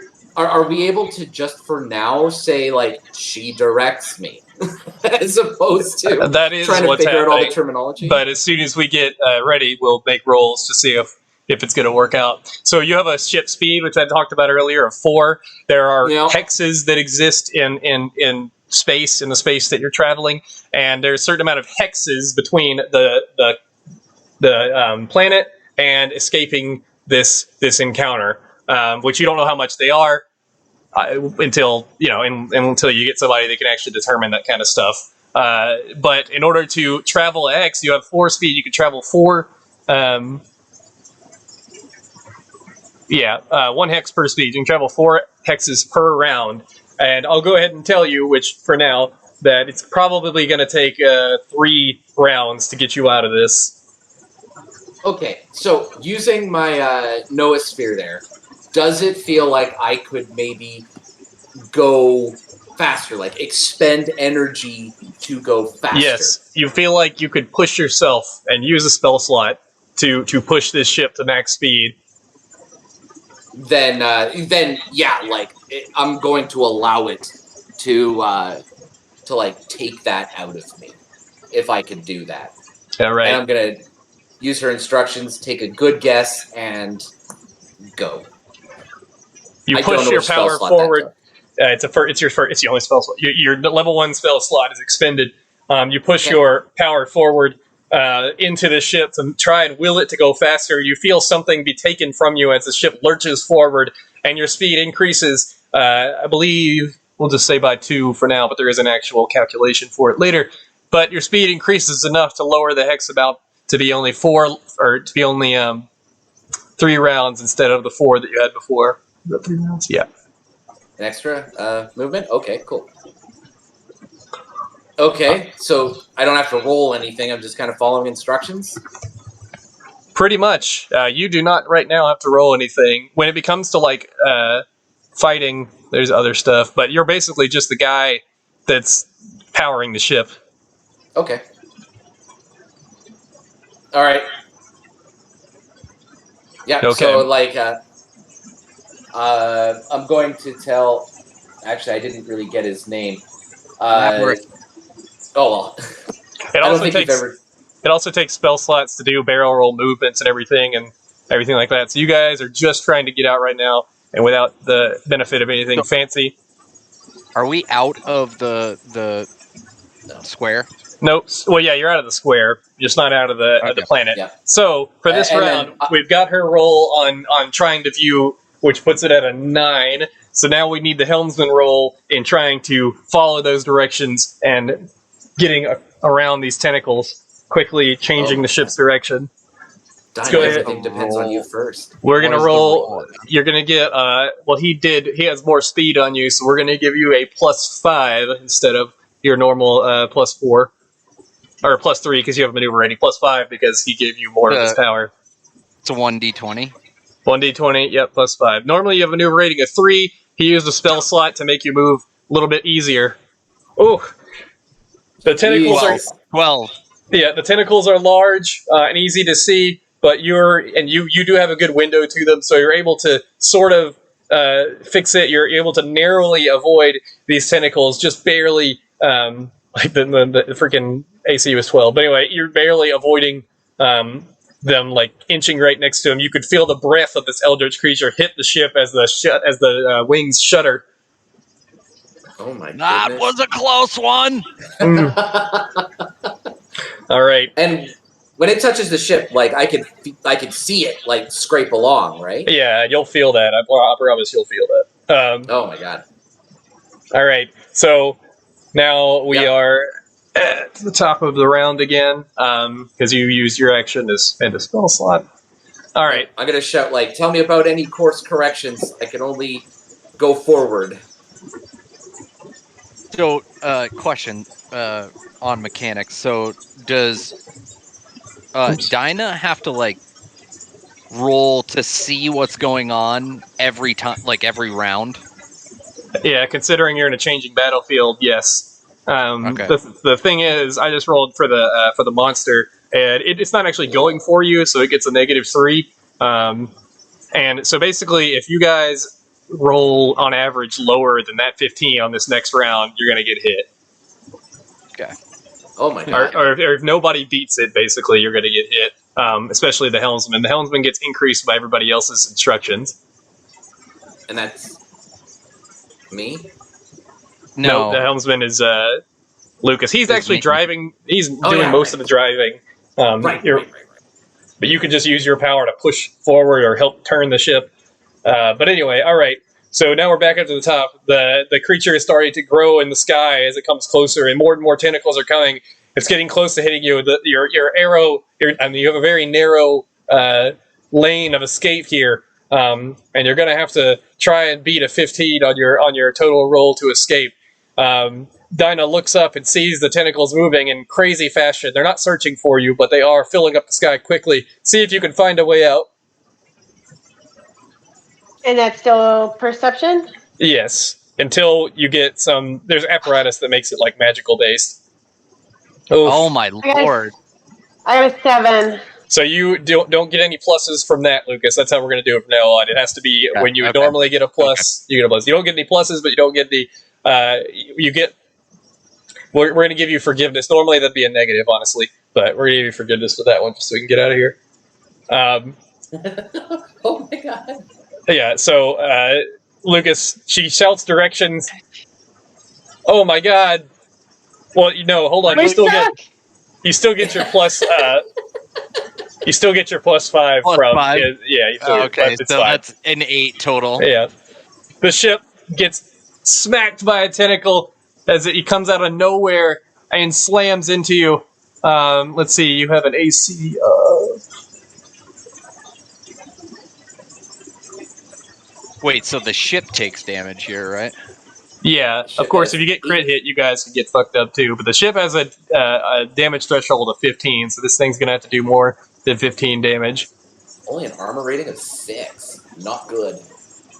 It sounds like first level. That's the old school description. The new school description is actually in the conversion handbook I posted. Oh. Which makes it a 15 instead, damage reduction. So let's see how much damage this bad boy does. Again, it's not searching for you, so it's not going to do that much. You guys basically just bumped into it. Oh man. Not bad.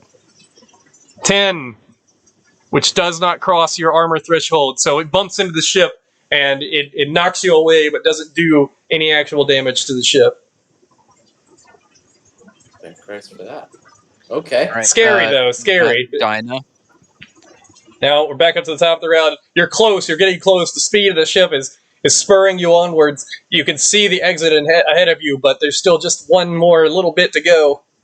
Let me do my roll real quick. It's fine. I gotta do mine real quick to see what the thing gonna do. God damn it! Now I did it wrong. There we go. Nice. Oh. Okay. Yes. The tentacles are clearing up. You can see the stars ahead of you and the weird, inky, multicolored gas behind it. But it looks like there's a clear way out.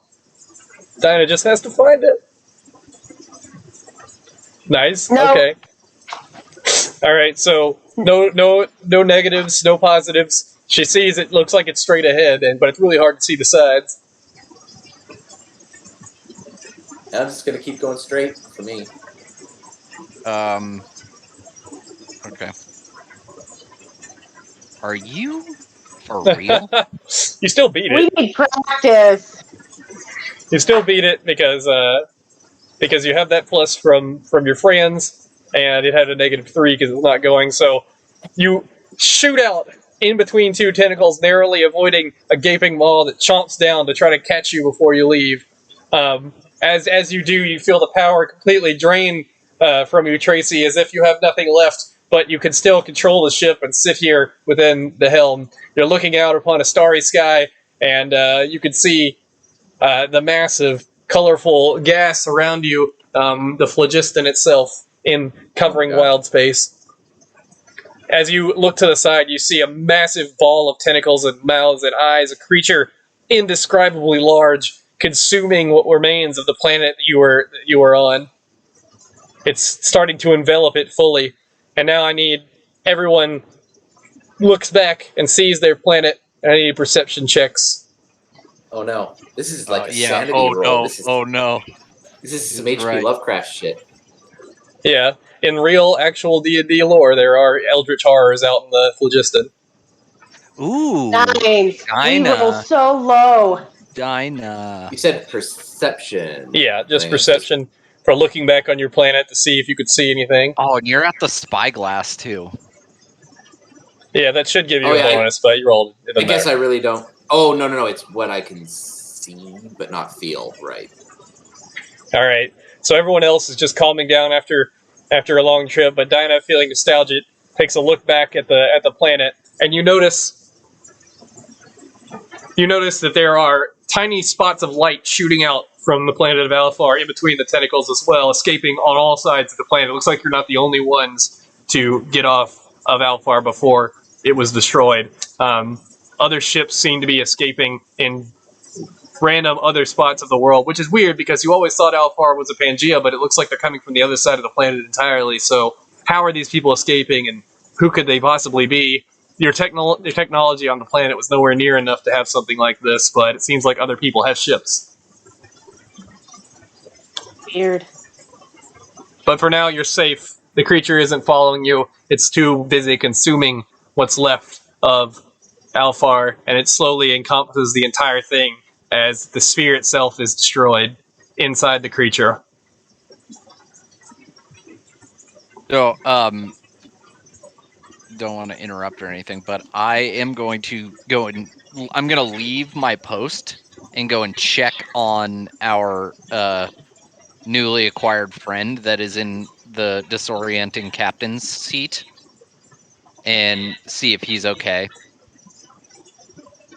Do I have cameras on this ship too? Like, is this gonna get real weird? No, not yet. Okay, thank you. I Unless can you only want hear them. you guys. Some haunting night noises incoming. All right. Yeah, well, actually, that's a good question. So he's not like enclosed in that whatever it was, that oval shape, right? Like he's sitting in like a seat. No, he's enclosed in it. It's not. Yeah. It's not like Oh. there's not like anything in front of him. He can just step out. but the metal around it form fitted almost like exactly to touch every part of his body that it could. Okay. Except for his front, which is completely uncovered. So like frozen in carbonite, but not really. Exactly. Like he could just step Right. out of the carbonite if he wanted to. Okay. Okay. It's creepy. How are you, my friend? Like, okay, but my face and all that's not covered. It just tapped into my brain. Yeah, Like, pretty much. Well, it's covering your entire body, but your face and everything in your front is not covered. You could step out if you wanted to. yeah, okay. I'm just gonna ask: are we safe? Are we safe first and foremost? I'm fine. I believe we are. I believe we are. I chuckle a little bit. I'm fine. Right. Look at me. All right. That If should be it's- some sort of assurance. And I'm going to ask. Like, actually, I didn't even catch her name. And it's Yeah, just like, Dinah's gonna come down and join the boys. oh, okay, okay. So I was like, if you're already doing that, that's fine. So, knowing that we're safe and just kind of like drifting forward, I'm just gonna kind of pull myself out and then see if the ship just like does anything weird. And then I'm just gonna tell them, I'm just gonna see if when I go back in, if we're still moving. You step out of the helm, and the wings go dark. You're still drifting forward with the momentum you had, but it's not moving any quicker. Okay. All right, and okay, shit. Does it have autopilot? No. There are Mm. Spelljammers that have that, but this one does not. There are Spelljammers that have, like, remote pilot, autopilot, even living ships that just do whatever they want, but this one is not one of those. Oh my god, or they have like AI with the base stats or something. Yep. Jesus Christ! And that's only one section of the game. Jesus. Yeah, we but it's have a pretty big left- section of the game. It's like a huge part of it.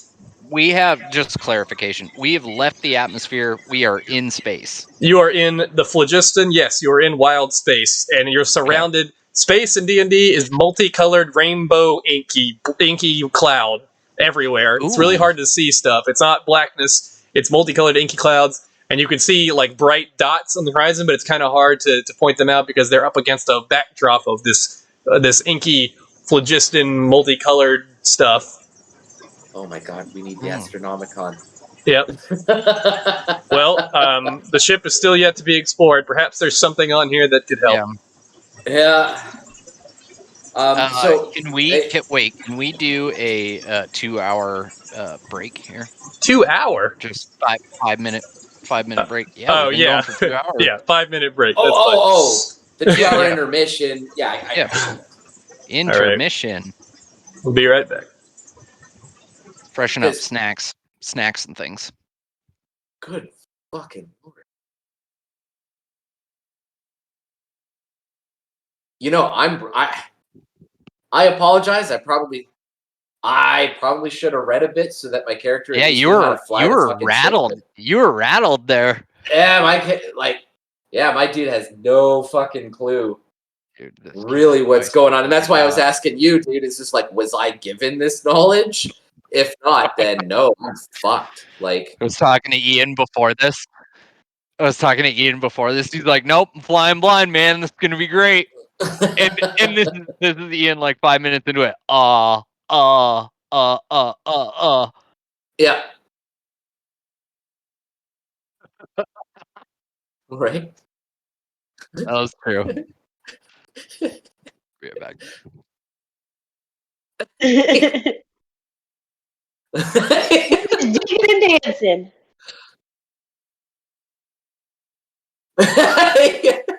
yeah, yeah. So he's in a fucking tavern because, of course, you still have to be in the tavern. And I like that he's just shooting the shit. He's like, fuck it, whatever. And then the moment a piece of tail, no offense, comes in, he's like, hey, piece of tail, right on. And starts hitting on you immediately. Like, Welcome to being a what are girl. his priorities? Yeah.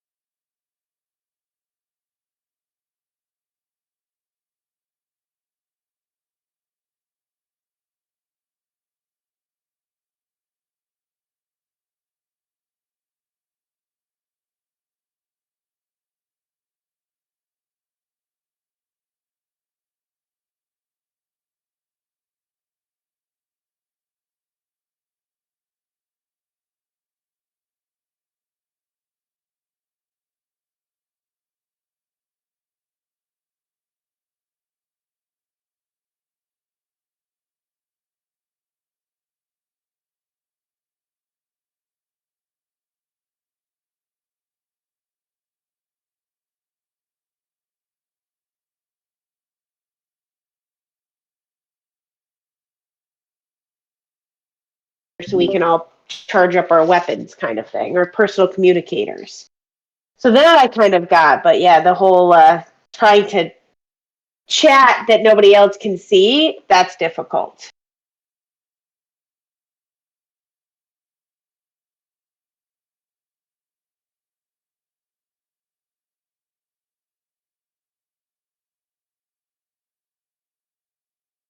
Yeah.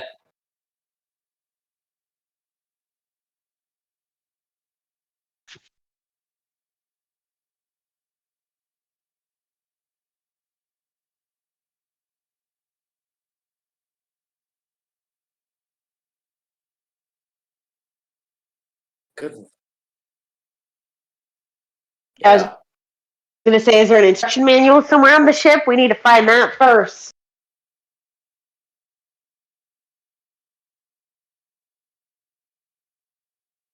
Dude, I wanted the bigger ship specifically for like being able to take shit and put it in the ship.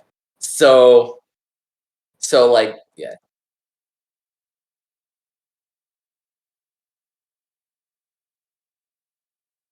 Hey. Base, base pirates, base pirates, Hondo Naka. Yes, please.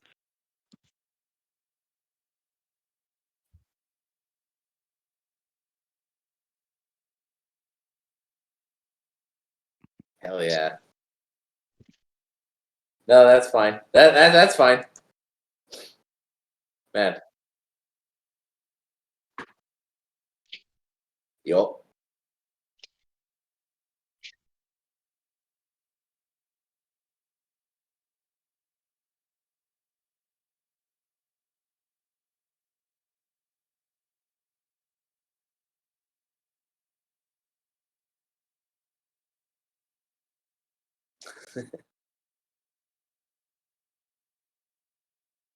Yeah. Yeah. Oh my god. So Man, I'm just still trying to get my I'm still just trying to get my head around like yes, I'm brute force, but I can also do like evasive maneuvers, which to me is just fucking bizarre. Like I don't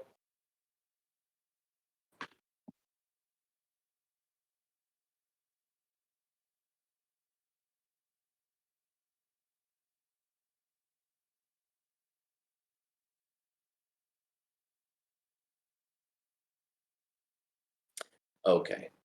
Okay. so you so so can I clarify that? So Ian would do the general roll, right? And then I would do a bonus roll to see if we actually pull that off.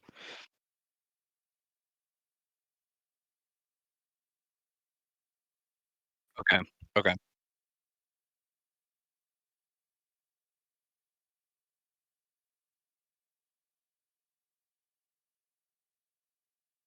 Oh Got my it. god. Got it. What's the complicated way?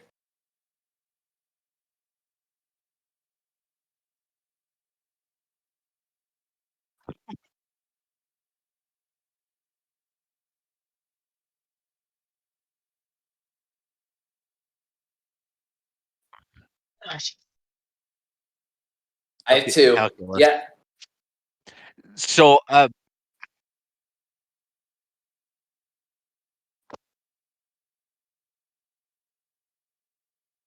okay.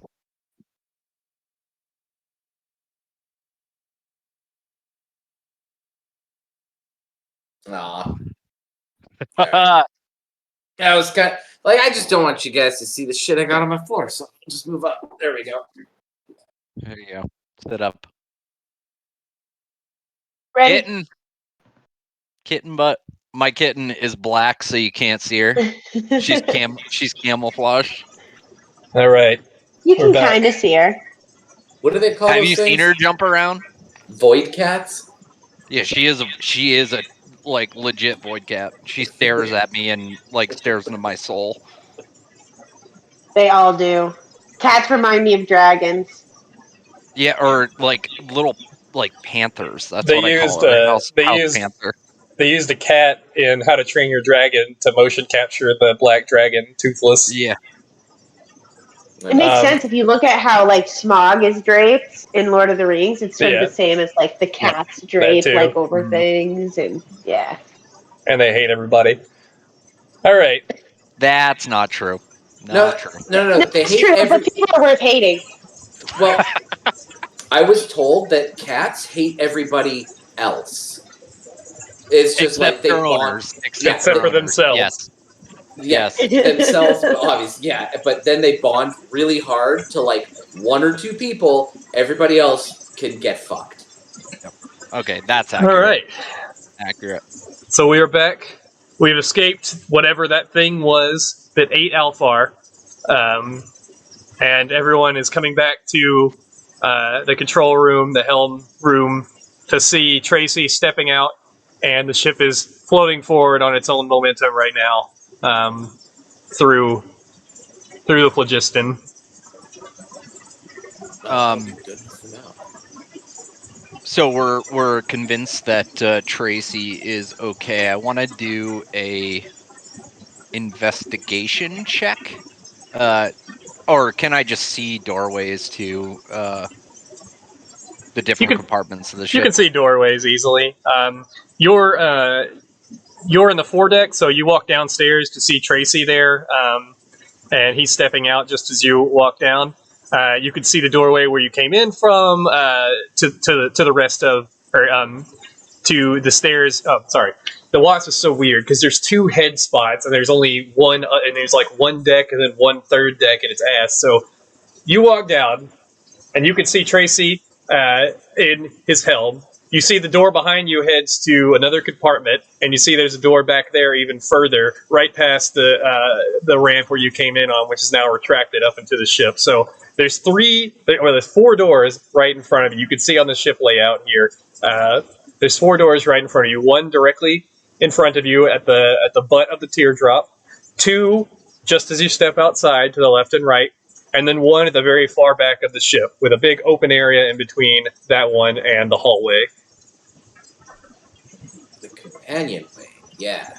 Yeah, so Okay. let me try and get this on stream real quick because I am not doing a good job of explaining it. Yeah, it's hard for me to. I mean, I'm looking at the diagram, and I think I know what you're talking about. You're at the main deck. You're in one right next to 6. Yep, right. Yep, and then I walk backwards. Yep. Toward the tail. That looks like a door right behind 6. Is that correct? That is a door. It was open when you came in.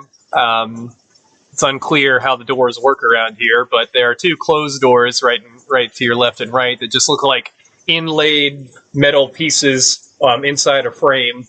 And then there's an open door at the very back of the ship, continuing through that hallway. Okay, so every time you said teardrop shape, you actually meant the foredeck, and the foredeck is what's inside the head.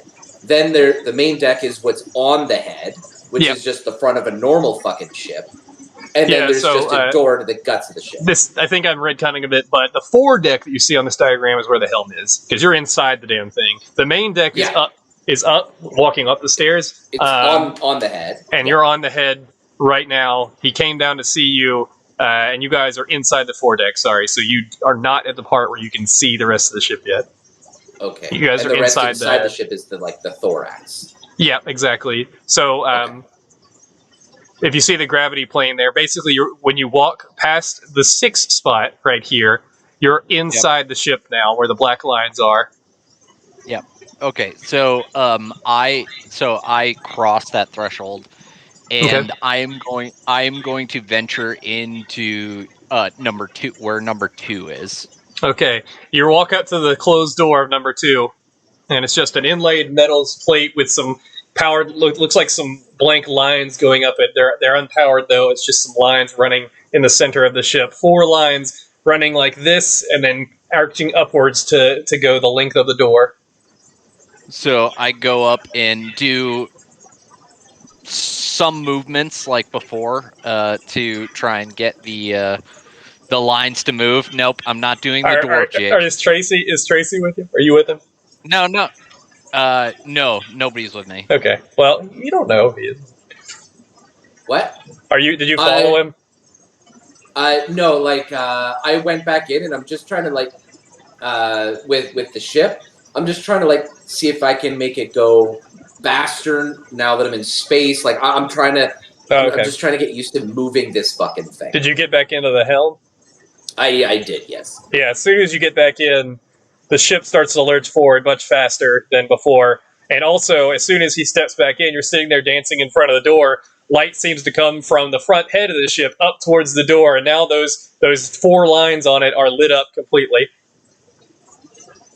Okay, and I go up and As you put walk my up, the palm door on the opens. door.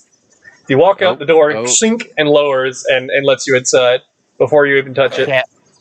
I kind of look at it like a little pissed off because I wanted to touch it, but I walk through it, being the old crotchety bastard that I am, and scan the room. Yeah, you find a bunch of beds, bunk beds in there. Looks like the sheets are nice and clean, although a little bit dusty. I haven't been dusted in quite a while. But there seems to be 4 bunk beds sitting in there. Some shelves and drawers as well. Okay. I go in and do a thorough search just to make sure there's not any like lingering things that we could use in an immediate sense. All right, make a. Let's see. Let's do investigation this time. You're close enough in vicinity. You're investigating the different drawers. You're investigating the different shelves within this room. Hey, Nice. 18. Yeah, that's a pretty good picture. Shovnigaroff. That's what every Eldritch Charter looks like. But anyway, Nice. let me get the screen What back did you here. say? I'll show you. Blame HP Love. No, actually, Yeah. yeah, it's just a regular old name from good old HP Lovecraft. Yep, Eldritch Horror. All right. So you're investigating the different shelves, and in one of the drawers, you find a large arm-length pink crystal that's dark. It's darkened. It's not lit up or anything. It's just a dark pink crystal laying inside one of the drawers. Shit. Okay, can I do an Arcana check on that? Yes.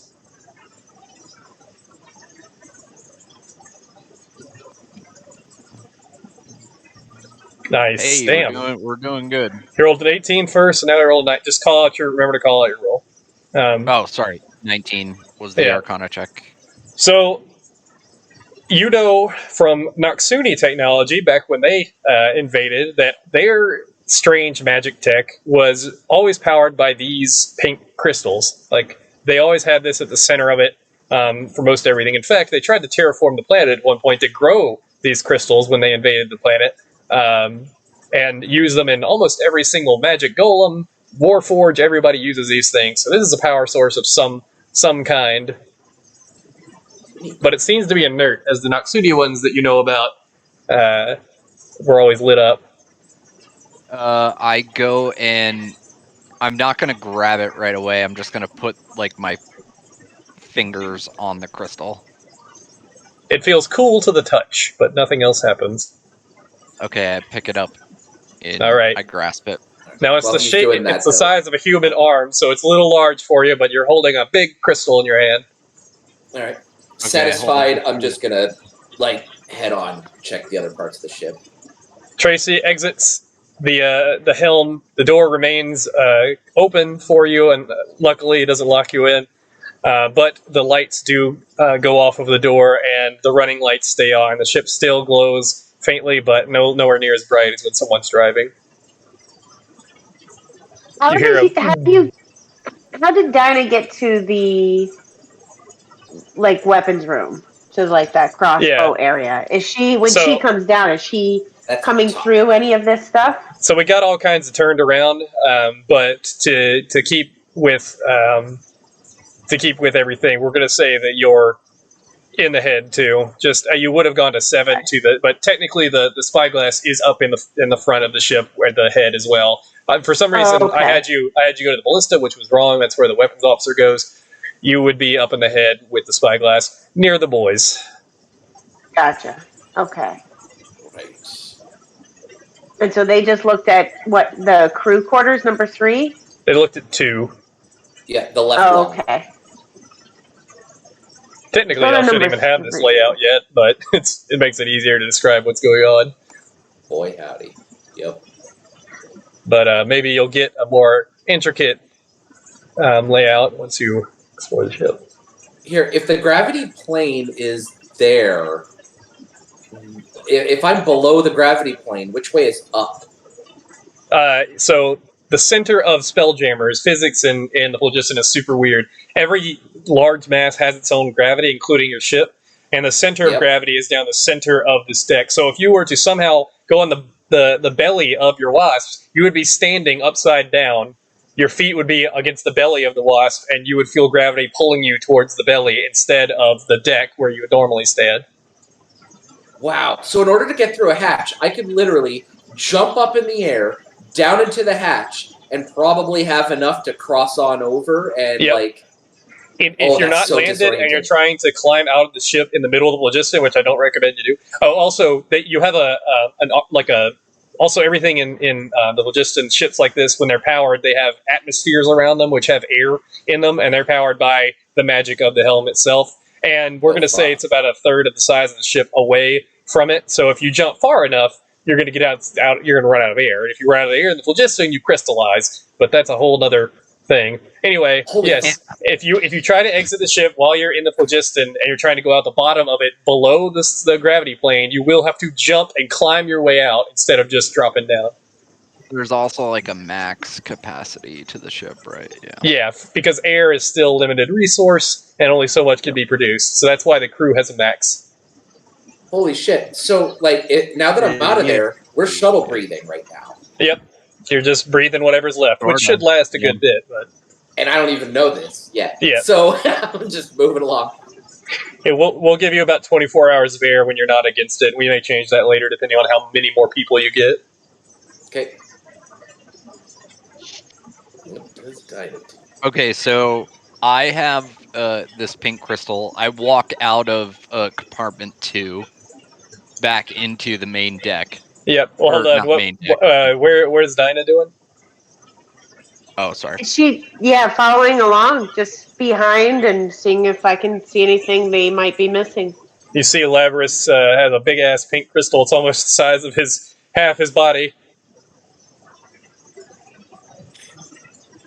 Help! And he did a Arcana check. an Yeah. Arcana check. Okay, so we know it's magical, and we don't quite know what to do with it. It's Noxuni base and a power source. Oh, and one more thing about the gravity plane, if you really want to bake your noodle, the foredeck where the helm is upside down. It's That's what I below. thought. It's below the gravity plane, so you guys are like this when you're down there. Yeah. So, I mean, which really weird though. So if you're like halfway out the hatch, you're being pulled in both directions, so you're actually weightless right there. So to make it easier, you can kind of float through the hatch, and then you have to hold on to the edge to climb up. Basically, Yeah. there's holds on the wall that are just basically indentions into the metal, so you can use them to go up or down, just to keep yourself steady as you walk up, like a ladder. All right. Can we go explore weapons?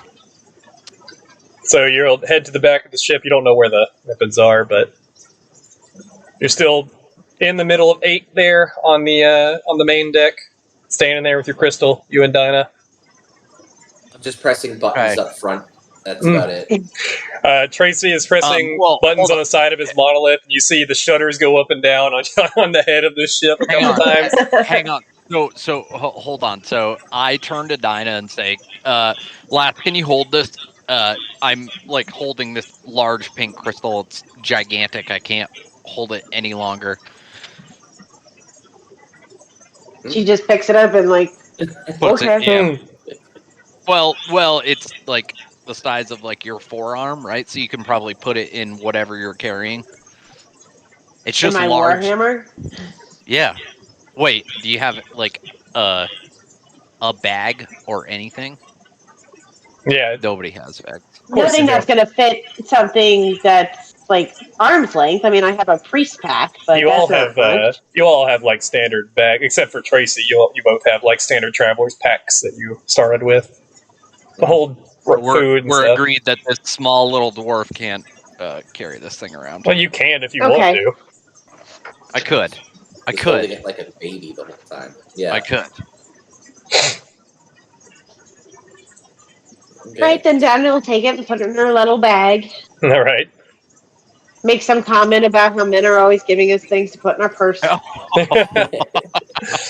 You didn't notice until now, Labrys, but you've been sweating for quite a while. But it's suddenly you're no longer sweating, and you feel cool beads of water on your skin. And Dinah, it was pretty cold up there, but the heat of battle made up for it. Now you feel much warmer down here in the belly of the ship.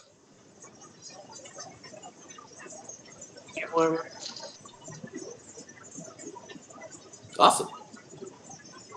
Wait, hang Can I on. do an investigation or an insight check to see if I see the correlation of holding the crystal to Yeah. the temperature that I feel?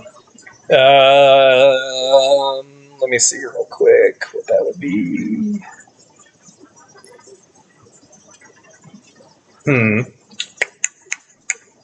You can go with Arcana or, Arcana. That's pretty much the only thing that would make sense here. Okay. Or medicine. Yeah, Arcana or medicine, because it might be a physical ailment instead of just something coming from magic. Like some single digits, man. Yep, 8. call it out. 8. So it's hard to tell why this is happening. That you're warm now, but you know you were definitely a lot warmer before you got the crystal in your hand. So if it's not coming from this thing, it must have happened around the same time that you came down here to get it.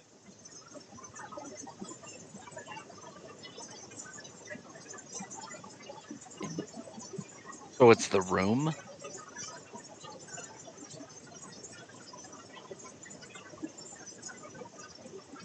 Okay, what are we investigating? What number are we at?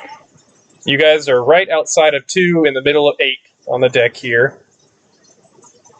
Right, then it'll just walk across to 3 and just walk in. All right, you walk up to 3's door. It is closed, a metal door with 4 inert lines running up it. But as you touch the lines, a bit of spark comes from your finger, and the door sinks down and opens for you. You look inside, and it looks like a kitchen. All the accoutrements, nice, very high quality. What would be high quality for Alpha are metal utensils and bowls and whatnot, and a large box that with a big hatch door on it in the center of the wall, this left wall. Oh, open the hatch door.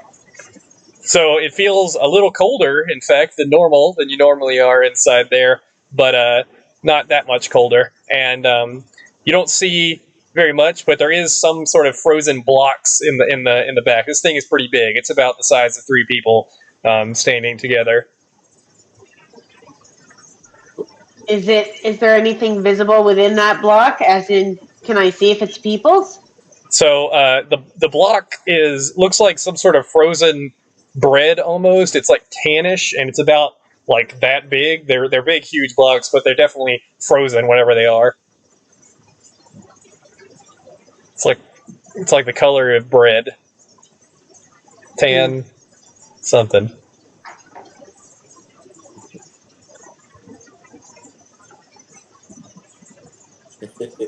Sorry. So Ian pointed out earlier, but this is a ship that is like driven like mostly by lizard men. So just keep that in mind. Yeah. That's a fucking insect cube or some shit. Or people. Yeah. Oh, it's a cocoon. No. It's hard to tell. You'd have to go up and investigate it to find out more. This is a Yeah, I kitchen. kind of want to investigate it. I want to know what God. it is. This is so gross. All right. So right along is the kitchen and the larder.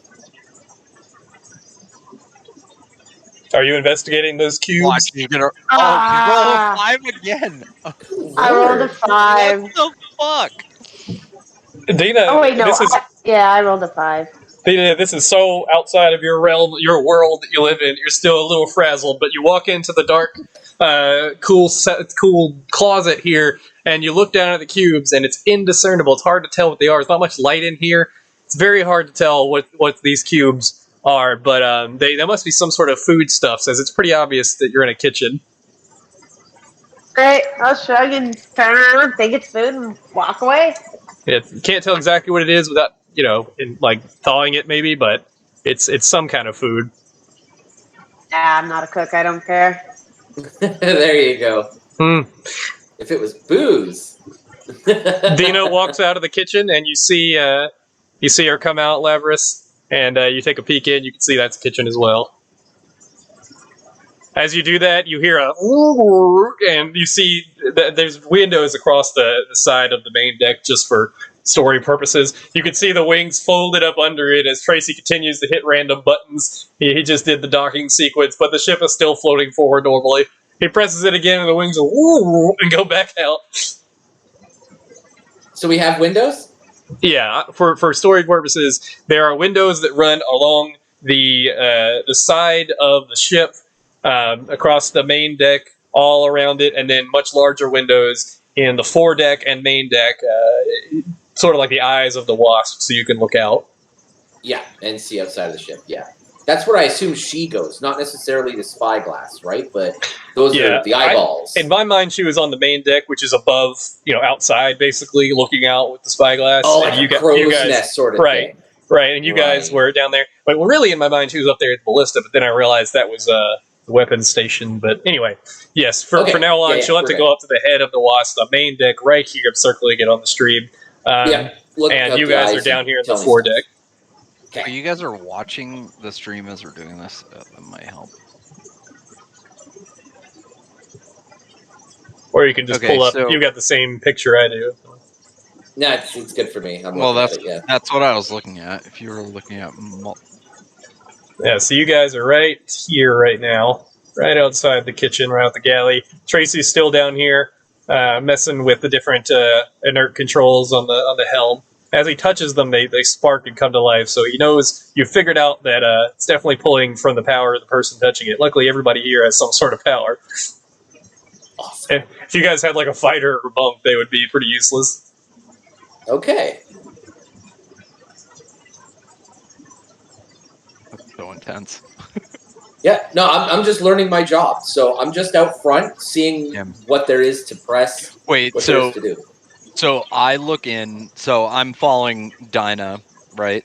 Yep. I look into the food store area. Did we take anything out of that area, like stuff we can eat? Well, she's coming out right now. She can tell you what you found. Originally, I had told her she needed to get supplies, but she didn't pick any up from the bar, so I did not. You ain't got nothing. Just a shot for the road. You're about to have to eat that people meat in that pantry. So did you find any food, any sustenance? Something that looks frozen. Well, I'm not a cook. But I don't know. Okay, so I'm not happy with that answer. So I'm gonna go poke my nose in there. All right. It's unusually large nose too, because I'm a dwarf. That's racist. Labrys trudges in and throws open the icebox and looks in. You see in the darkness, there's no lights in here. You see two frozen cubes sitting in the back, about that large. Pretty large. Okay. It looks like they're the color of bread. Looks like it might be bread. It's all folded up, and it's really hard to tell because it's encased in ice. Do I have a spell? Big old sourdough loaf. Wait, no, I have dwarf vision, right? I can see. Yeah, you can see more clearly. I mean, you all have dark vision except for Tracy, so you can see clearly in there, but that doesn't really help that much. So there's nothing except those cubes? Nothing but cubes. There are shelves that line the walls. for different stuff. There's about 3 shelves on either side. It's a fairly large ice box, but nothing in here besides those cubes. Okay. They're right up against the back right corner. I'm just gonna wrinkle my nose and nod at Dinah and close the door. All right. Thanks for the validation. You hear as the sails on the top of the ship come down randomly as Tracy continues to press more buttons. However, he's learning a lot about the ship and has almost figured out what these different functions do. The sails go back up as they're no longer needed when you're not on water. Oh, when it's relevant, just throwing it out there. After I press all those buttons, I am going to go back into the helm and see if I can reproduce the functions that I produced by pressing those buttons. All right, let me know when you do that. Whenever I'm finished with the buttons. So it's Let me know when you are finished. In your court. Yeah, no, you have to let me know when you're finished with the buttons. I agree to disagree, but go for it. I'm kidding. I will. Basically, after they discover storage. Okay. Let's hope that they do. Let's hope they do sometime this week. Yeah, exactly. Okay, yeah, the kitchen's empty. Moving on. Down the companionway. Sorry, I just wanted to say that. Mm. The companionway, looking down there. Compartments, though? Maybe. Looking down the companionway, you do see various inlaid metal blocks, basically indentions within the metal, which to put things and set things. And there's even one long one that has lights coming down. It looks like it might be a display for some sort of weapon. There's metal prongs that stick out that can hold up a large weapon, almost as large as a warhammer, perhaps even the same size. Oh, well, that speaks to me. So Dinah's just gonna get drawn by the light. Mm-hmm. You're standing in front of a massive compartment, the length of a little bit larger than what your warhammer would be, with a golden light coming down on 2 golden lights coming down on both the front and the back of the 2 prongs that can hold it up. Is there a check I can do to see if I can figure out how to turn off the lights, or if because I don't want to just reach in and grab it. I feel like I'm going to get burned. There's nothing in there. It's empty. Oh, it's just empty. It's the size of what it would have been. It's basically a display case with nothing in it. Hmm. For a hammer-like object. And there seems to be other display cases down the companionway against the wall of various sizes. Some you can't even fathom what they're for. There's one that's literally a nautiloid shape sitting right in the wall with lights coming down the sides of it. What could possibly fit in there? Who knows? And then, yeah, are you in there too, Labris? Oh, sure. Yeah, I was just thinking about how I've never heard the word nautiloid spoken aloud in my entire life. So let me get a history check from you, Labris, because you're the oldest. As you're looking at all these different shapes in the wall for various items and weapons. Wait. I just imagined it was for a whip. A really complicated, whip display. So if anyone is watching this that's familiar with Spelljammer, there's one particular race of people that are terrifying out in space. 22 history check. Okay. Woo! You find a large oval shaped, almost looks like the indentation of a brain spot in the wall, and you know that this is something that would be utilized by one second, let me get the name real quick.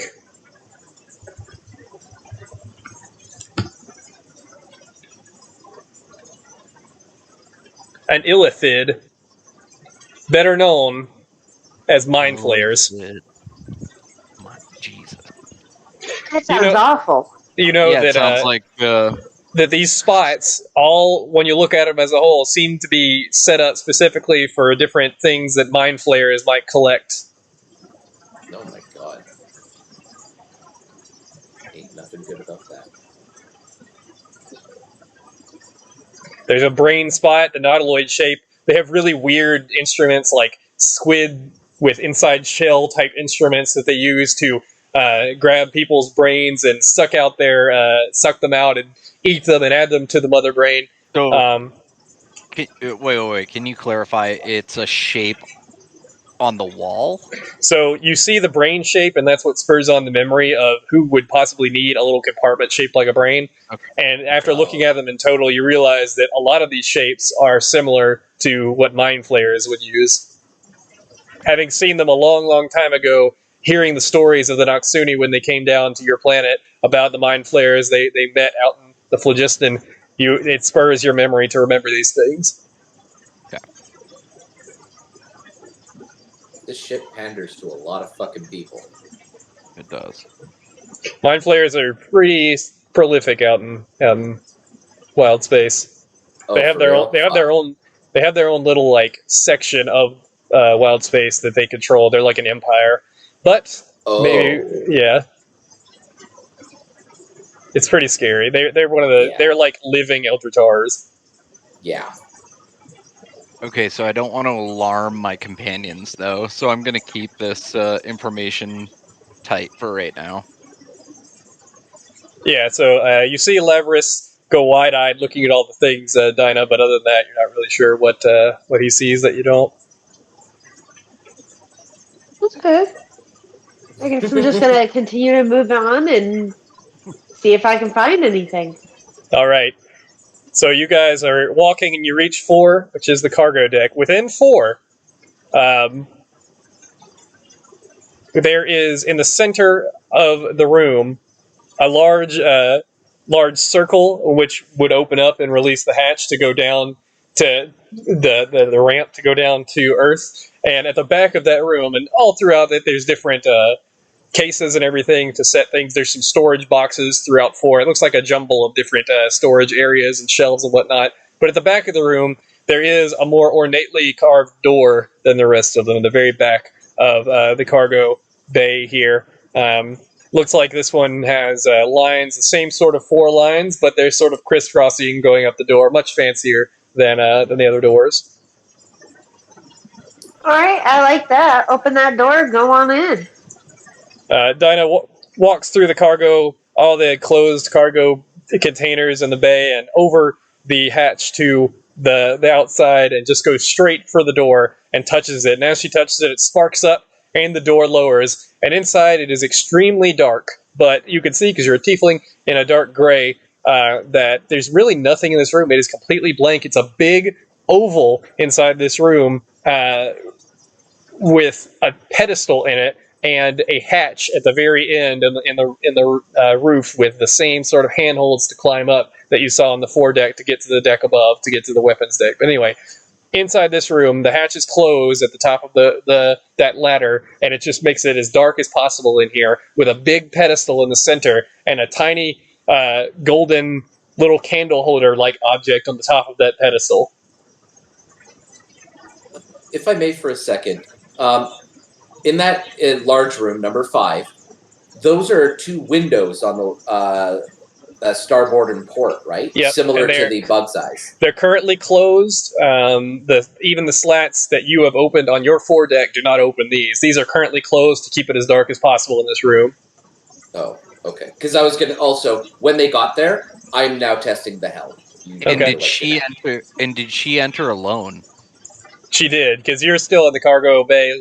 She walked straight past all that juicy cargo and went straight for the door. As Tracy steps back on the helm, the lights come on a little bit brighter throughout the thing, and you see there's lines of power dimmed, but still you can notice them going down on the floor where you are, Dina, towards that pedestal up to attach to the small candle holder-like golden object.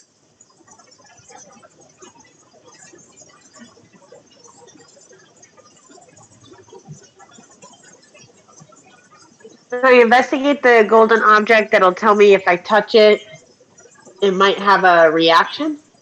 You go up and touch it, and nothing happens. It looks like it's meant to hold something.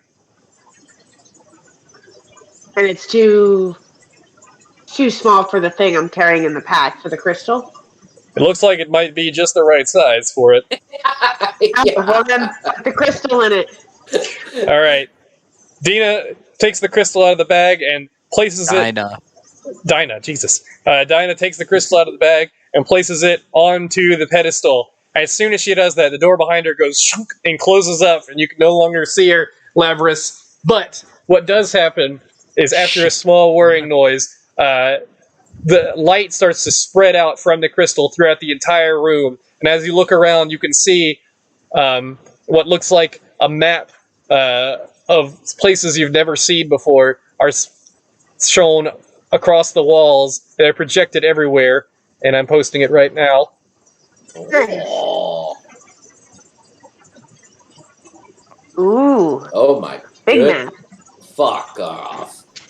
Jesus. I do not want to go to the weird. I'm just saying. Wait, I can't zoom on this. Yeah, I gotta. Can we have a bigger one? Oh, I'm just gonna go. No, open you with You have to open it in your own photo. It has zoom, though. Yeah. It has a lot of zoom. You can see a dot Let's where your go ship... to Rage. Let's go to Rage. Well, you guys aren't in there. The only person that can see this is Dinah. And you can see a dot where you were off to pretty much right next to Way. Fuck Which off, is on tell the me middle, just Way. the middle right hand side. The name of Way. If you're watching the stream, Spelling. Way. Oh well, that. Let me get the stream on the different. 1 second. Or WHE. Yeah. Well, yeah, but that's only if you're Miss Muffet. All right. Okay, guys. Marco Polo. Not like or hot or warmer. Nile. Wait, Taylor, did you build this? No, hell no. You didn't.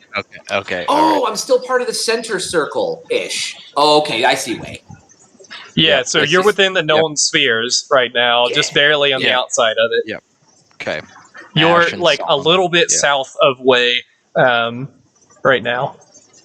Oh my god. Okay, and those numerals, like those numbers there, they represent how much time passes to get to. Yeah, so in the original Spelljammer, the numbers that you see there are in days of travel to get from one place to the other at max speed. In our game, they're going to be significantly reduced because that would be crazy to have a month between getting anywhere. But they originally represented days of travel, unless you're on a super fast ship. Well, unless we needed to crash it, and then that kind of respite's nice. Yeah, so in my mind, they're hours instead of days. Unless it has a year's marker on it, which I think there's only a couple. And if you're following the right path, the phlogiston moves in... Well, you guys don't know this in the games, but anyway, metagame-wise, the phlogiston has flows, like rivers, that go through it. If you're moving with it, it's a lot faster than moving against it. Okay. Oh, my God. I see the directional arrows. Mm-hmm. Yeah. Of course, your characters know none of this, but Tracy might... Yeah. Once he gets down there, but the only person who sees this map right now is Dinah, and it is crazy looking. Right? Now, Dinah, not only does this map pop up, but on the pedestal itself, where the thing is sitting, you see there's a pulsating image of what looks like waves circling the pedestal, and it seems to be pulsing. There's a little circle at the top of one of the waves on this pedestal, and it's pulsing. Get the stream back. Yeah, so there's waves around the pedestal like this. There's a circle at the top of one of them, and it's pulsing.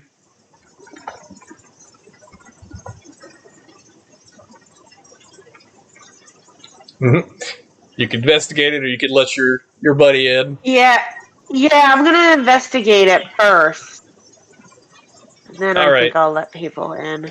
The closer you get, nothing really happens. The map seems to hold steady around you, but it looks like that dot on the waves is the only thing different from the rest of the waves that go across the entire pedestal.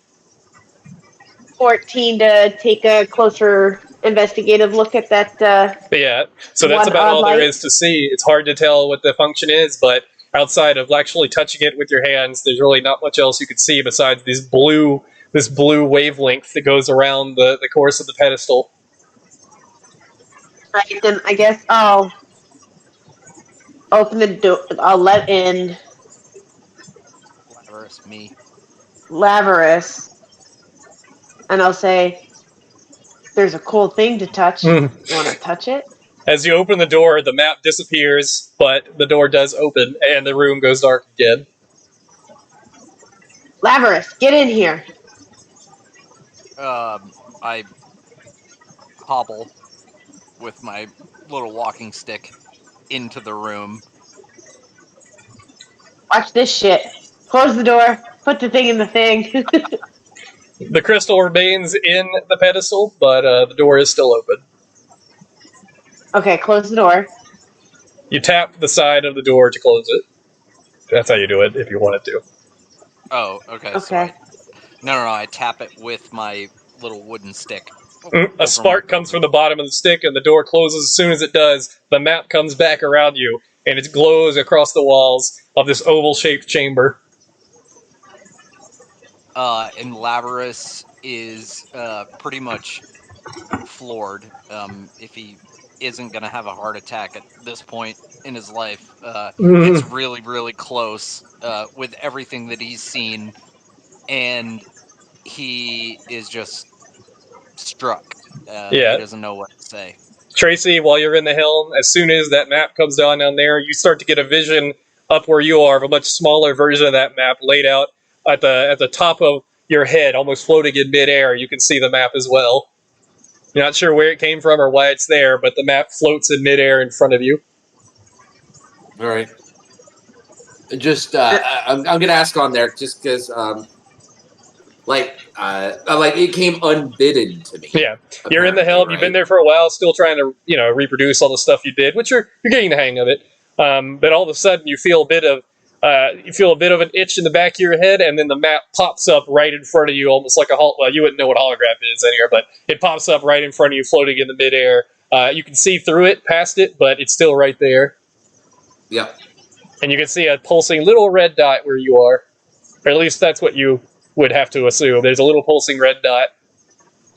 I gotcha. Shaped like your ship, I guess. That would make it easier to determine. Yep. And then I'm just going to casually ask, what are you doing back there? We found a map. There's some bright blue thing that I think Lavarus should touch. Can you clarify what thing you saw that is bright blue and I should touch? I'll point it out to him. Yeah. Be like, doesn't it look pretty and you want to touch it? The pedestal being wider at the bottom and getting shorter as it comes top, you see a blue wavelength shape that goes around the pedestal, and there's a blinking blue dot at the height of one of the waves. I'm going to touch it with my little wooden walking stick. As you touch it, the blinking stops, and it stands still at the top of the wave, and you can start to hear some static come across the ship. I'm going to touch it again with my Same stick. thing. I'm going to touch it with my hand now.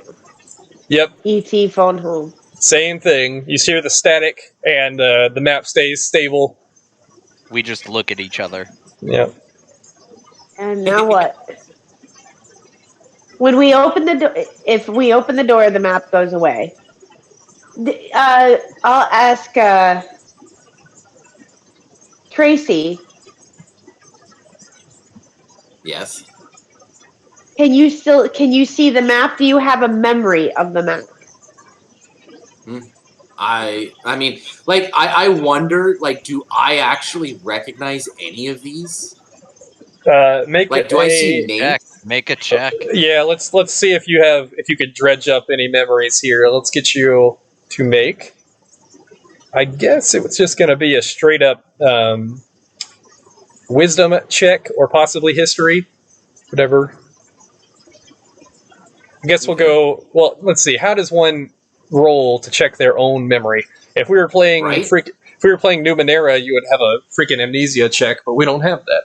So we're just going to go with a history check to try to dredge up your shattered memory. History. All right. Oh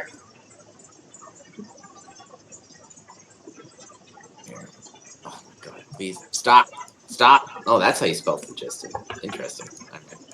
Yeah, phlogiston comes from an old French physicist who thought that fire was made of a substance called phlogiston, and then D&D co-opted it. It also has pretty crazy. Go ahead. Sorry. Make your roll. History. +3. I was just trying. I thought it was wisdom for a second, but it isn't. Yeah, I was trying to think. I mean, I guess history is the only one that really makes sense. Oof. So there is a sparking in your memory about when this map comes up. Definitely something that familiar about it, but it's not clear exactly what it is. But you do get something sparky, something itches in the back of your head when you look at this. Yeah. Like knowing that it's a map, knowing that like I came from this thing. To also put it out there, you're looking at a very specific portion of the map. You don't see the entire thing because you're not in a big oval room. You've got a square in front of you of the immediate area. I figured the known spheres is what we were talking about. Yeah, pretty much, exactly. Just the edge of the known spheres where you are. Basically, where it says known spheres, like cut off in the middle, because that's the only thing you can see in your immediate area. It looks like there's going to have to be some way to scroll through the map somehow, but it's difficult to know how to do that. Okay, so I want to ask. So, do I only see the arcane inner flow and none of the maelstrom? Let's do this real quick. So, because the arcane inner flow is only the outer known spheres. Here, I'm going to zoom in. I'm going to zoom in on what you can see right now on stream and then show it. Oh my god!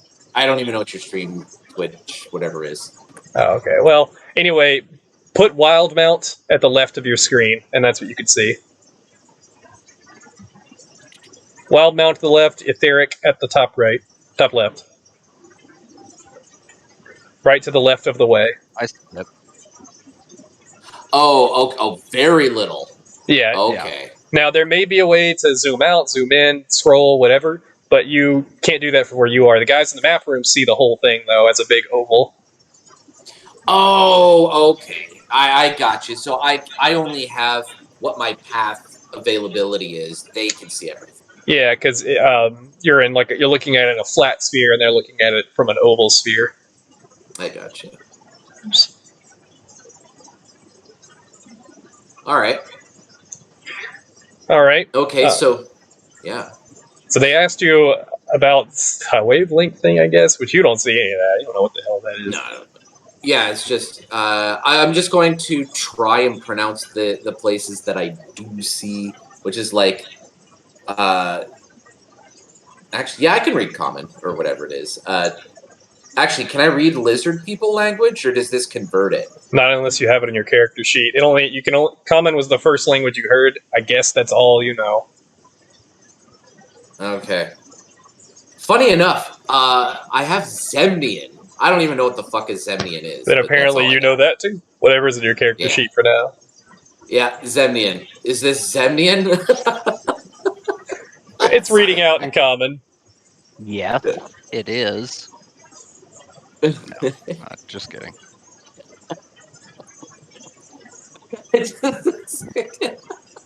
It's analogous to German. Yeah. It's a good callback to your other character. Yes. Okay. So yeah, I see like 4 other bubbles and that's it. And I'm just gonna describe, I see about 4 objects centered around a red blinking dot, or separated by a red blinking dot, and that's it. That's all I see. Now you guys see the red dot down in the map room, but for some reason he can't see the whole sphere. He can only see one little part of it. We should progress towards one of them.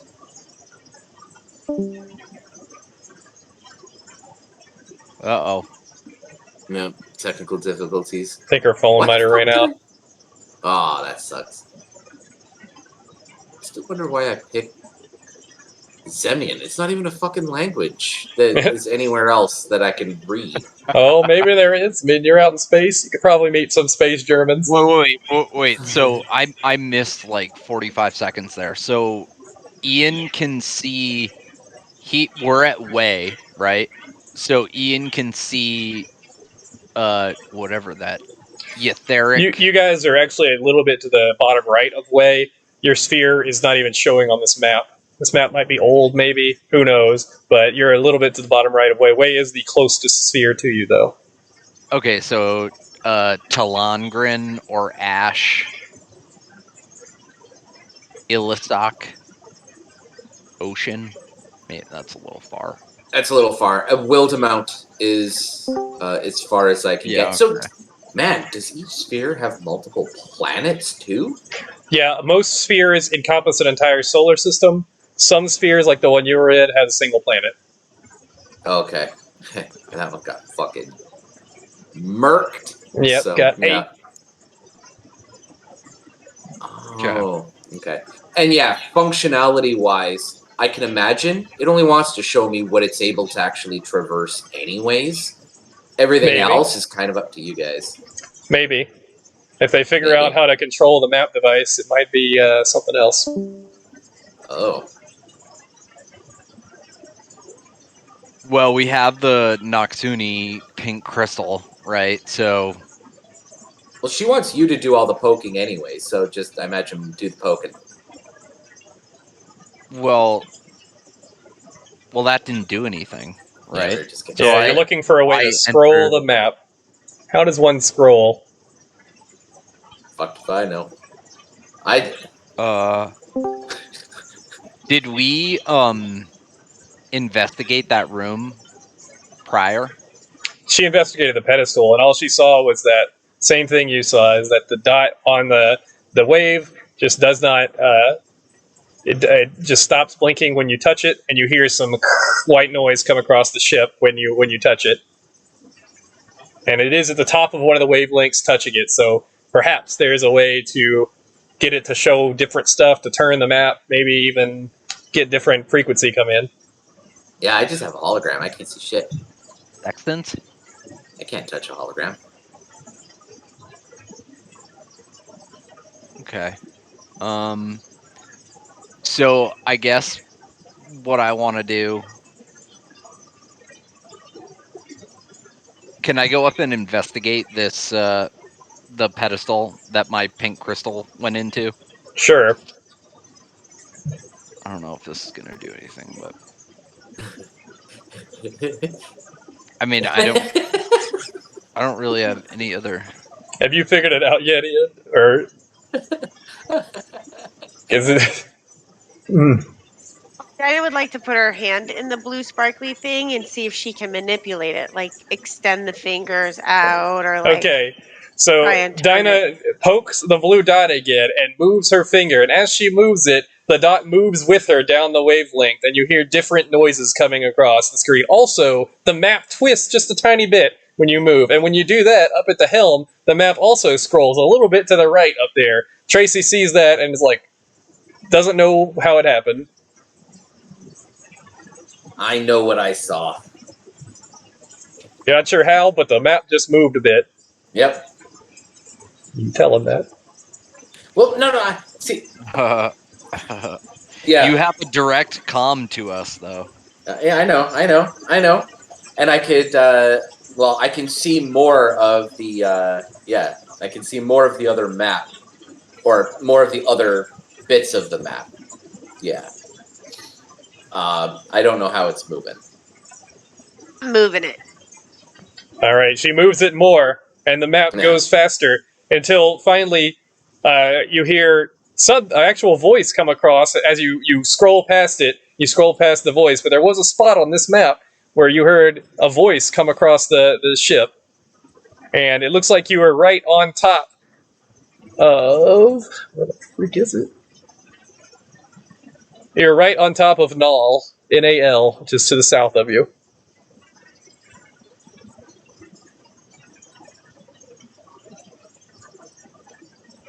Am I able to actually, like, move the map mentally, knowing that it can move? You can try.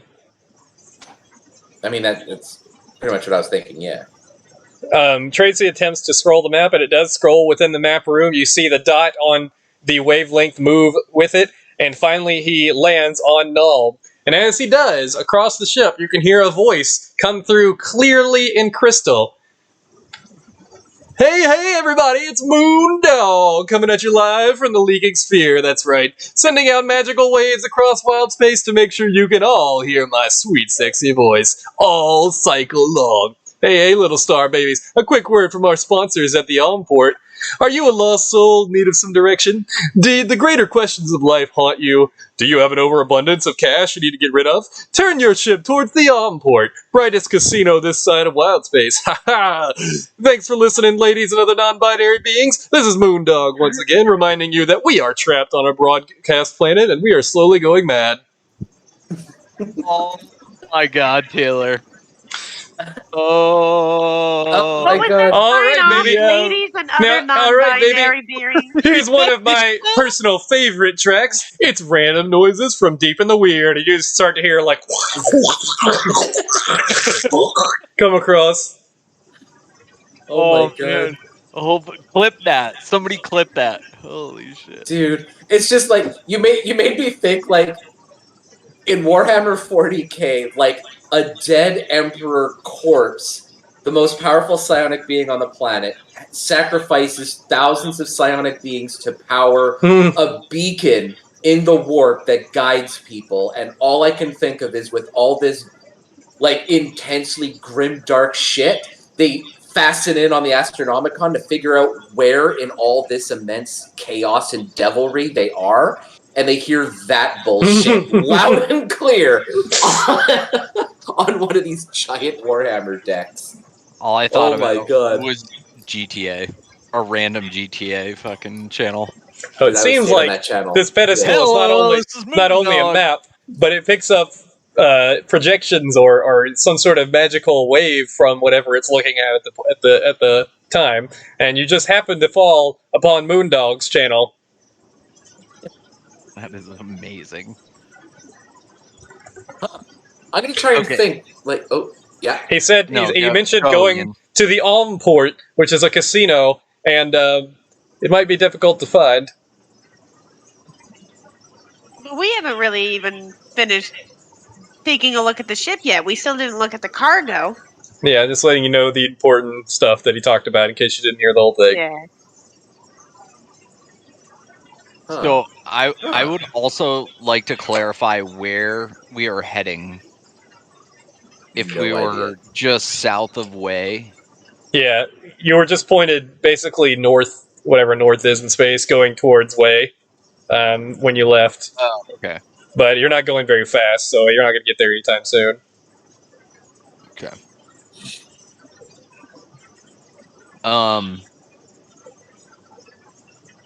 Okay, so I would like to see if we can channel our abilities with Tracy so that we can plot a course somewhere, right? Because we're floating.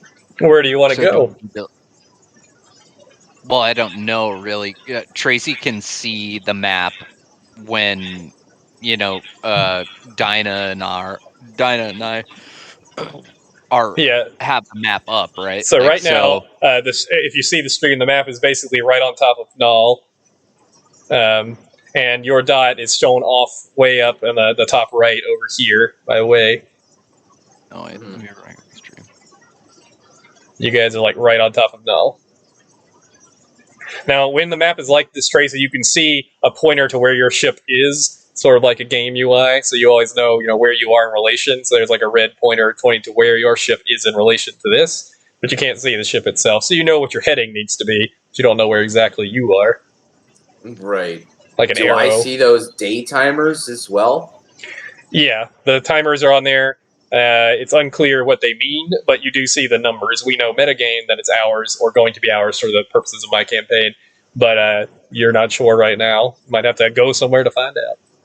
Yeah, shit, I can't even read any of this stuff anyways. I don't I don't know the language. Damn.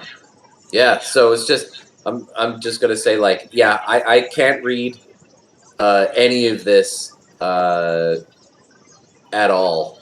Did anybody else hear that that report that was given just now? By the way, there's still weird noises coming across the mic right now, just because no one turned him off. Yeah, well, I don't know. It's ASMR. Well, Uh-oh. Dinah's slipping into the madness too. so I can't see the stream of what you're actually like. Yeah. We're just on the just imagine like we're on the blue for the way on the Did it like not do? southeast Did part. it not do my capture? Are you There it saying is. toward the way? No, Yeah, it's you just guys are floating towards way right now. Just slowly moving that way. toward Null. Null is where the report where Moondog came from, where his radio okay. show Right, came right. from. Yeah. Basically, when you focus on something on the map, you hear whatever magical like wave they're putting out from it. Most of it's just Okay. wild noise, but occasionally you can get something like that. Neat. Okay, so I'm just gonna suggest that we go to Tanalgren, right? We head that way. Alangren? Alright. Talengren. So he can definitely read this. Like that's what we're Yeah. saying? Yep. Okay. Yeah, you can read comment, and this is all in comment. So, Oh, this is all in common. Okay, fine. yeah. Okay. So the when Moondog talked about the Ulm port, a little dot popped up right on the way to basically in between Ash and Tallengren, closer to Tallengren. If you're looking at the stream, it's like on the left blue line. There's a little dot that says Ulm port in flowing script, golden script right above it. It's a little circle. As soon as Moondog talked about it, and it stays on your map. Fucking pop-up ads? Are you serious? Oh my god. Alright. On Like, Taylor's stream? what's that? On Taylor's stream? No, the What? casino. On my map. Yeah, I ain't It getting popped paid. up and stayed there. Oh. Yeah, it's a bad joke. Onport is strange. According to Moondog, it's a place for spiritual enlightenment as well as a casino. Who knows? I mean, we have no money. But yeah, so I guess I'm just going to, like, if he said go to Talengran, it's like, well, that's, might as well just do it. Got nothing else. So I'm just going to, I guess, imagine going to Talengran. Like, I don't really know which direction I'm heading currently, do I?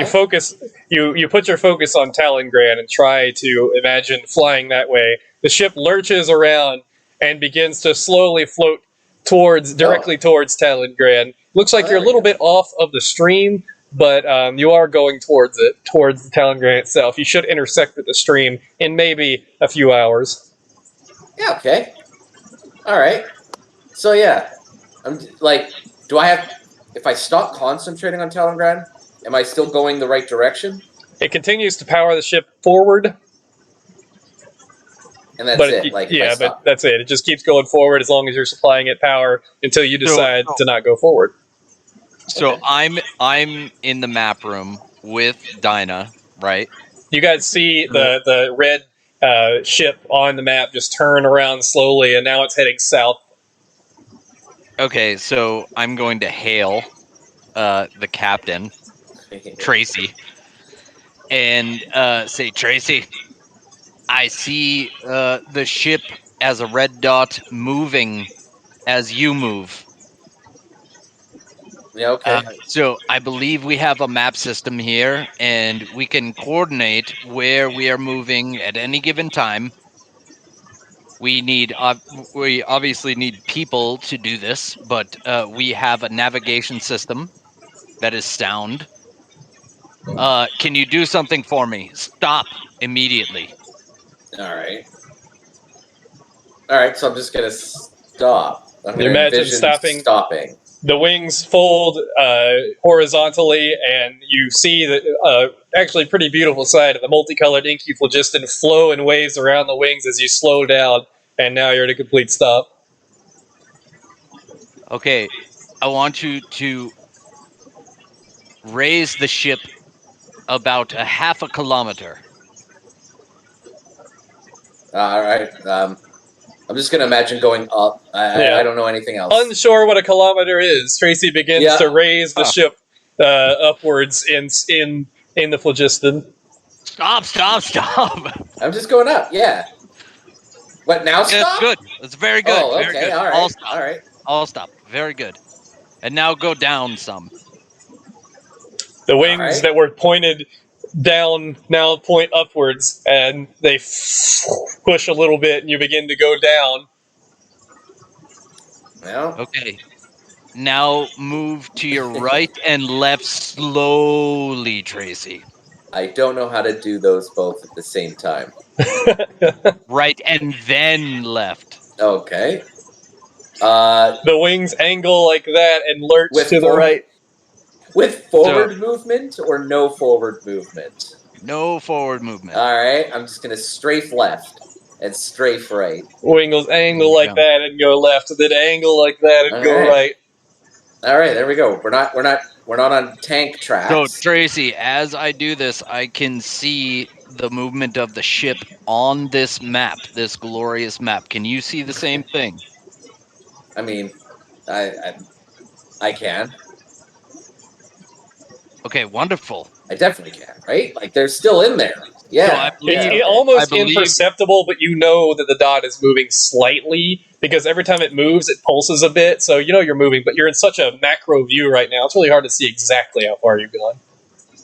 Enhance. Yeah, you'd have to zoom in pretty far to see your literal movements. Can I enhance? Say Maybe. enhance again. Say enhance again. Perhaps has something to do with your little control panel you have. You have a control panel? What the fuck? I thought you just Wait, touched the Dinah hologram. and I, or Yep. Or shit! I thought you just had a hologram. You have a hologram in front of you. They have a big map room with a little wavelength and a dot on it. Seems to control the map. Perhaps there's other motions which this dot can have. Okay, so I am going to. Can I roll? Can I roll? Yes. And yeah. Let's see what you would roll. Get my stream back.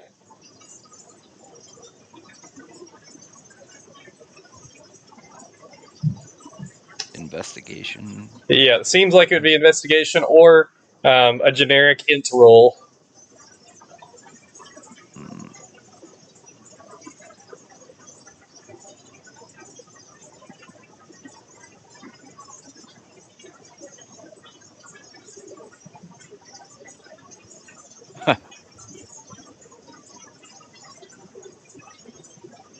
Yeah. What'd you roll? 9 on investigation. All right, you're an old man. You're not sure how to work these newfangled devices. You go up and you touch the dot, and the map does move a little bit.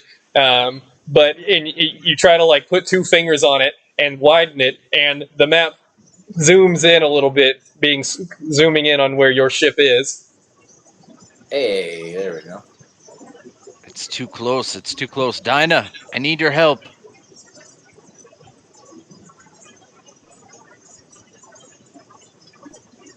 Is she there? She muted? Technical difficulties, but she's Hello, last. Sorry, 7. I am having technical difficulties now. But luckily, between the two of you, you put one finger on it, he puts the other, and you're on different sides. The circle tries to accommodate and grows wider, which widens the view of the map as you zoom out from your ship. Okay, so the only purpose I had for this was seeing like controls for Tracy. Oh, you figured out how to zoom in and zoom out. You figured out how to scroll. All right, I think we figured out everything. Tracy, I need you to strafe left, stop, and then strafe right. Again. Yeah, I'll do those things. All right, straights left. He stops and strafes right. Yeah. I Can think you I got see the hang that of on this. your map device? Did my map device mirror your map device? I think it did. What do you think? Yes. Not you. I'm not trying to be. I'm talking to Taylor. It did, right? Well, Like, there's you no have reason no way not. of knowing what their map device is doing. You could just describe what you saw on yours. Well, all right, fair enough. But yeah, I'm assuming yes. So My what I'm perspective was close enough that I could see the ship moving left and right. Could you see the same thing? yeah, after a little bit and it zoomed in, yes, Okay. or and it enhanced. Or whatever you Okay, call it. perfect. That's all I needed to know. Yeah, I got nothing. Your control is fine-tuned. All right, and so I guess I'm just gonna hustle bustle. Like I'm not gonna speed or anything. But I guess I'm just gonna putter along. I got nothing. You guys have been up in the air working around things for probably about 4 or 5 hours, checking out the ship, flying blindly forward and south. And it is getting a bit tiring, as there is a limit to how long you could drive without running out of power. Luckily, you have another spell slot to expend. Basically, 24 hours per slot is what we're going to go with right now. But you have to rest in between that, or you get exhaustion stacks. Oh, yeah, that's no good. Okay, And I'm so getting insanely hungry. we're on our way to Yeah, you haven't Talengrin. eaten in the entirety of your life. Yeah, So far as you know. yeah. So if we've gone through and sort of relooked at the whole ship in these 4 or 5 hours, did we find anything, or is there anything we should really go and? I mean, we didn't really look through the cargo. I don't think we really looked through the quarters, did we? The crew's quarters. No, yeah, no, you blew by that, right? I think. So Yeah, we missed you a ch- investigated the quarters a little bit, but you did not investigate the cargo Okay, and so while we're or the weapons So deck. I'll go with Shit. Dinah. There's a hatch at the end of the map room as well, with rungs going up to it, and then there's the door back behind you, which goes back into the cargo bay. hmm.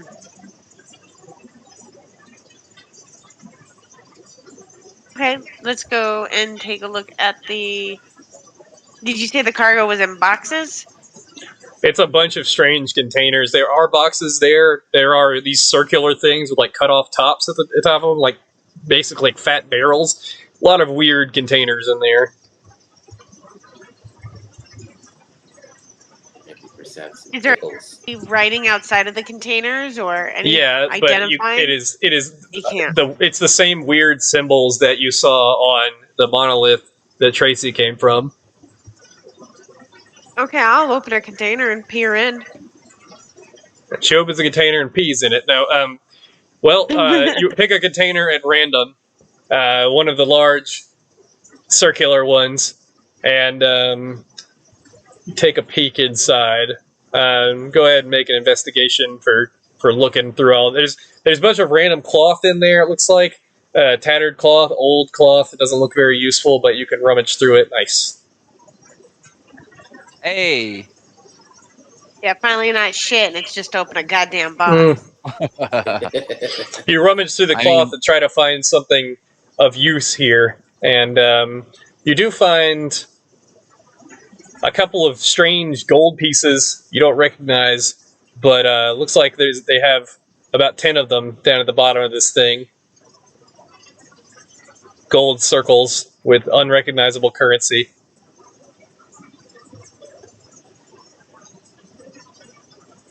Okay, I'll pocket that. All right, and then there is one more thing that you found. I'm trying to find my list here.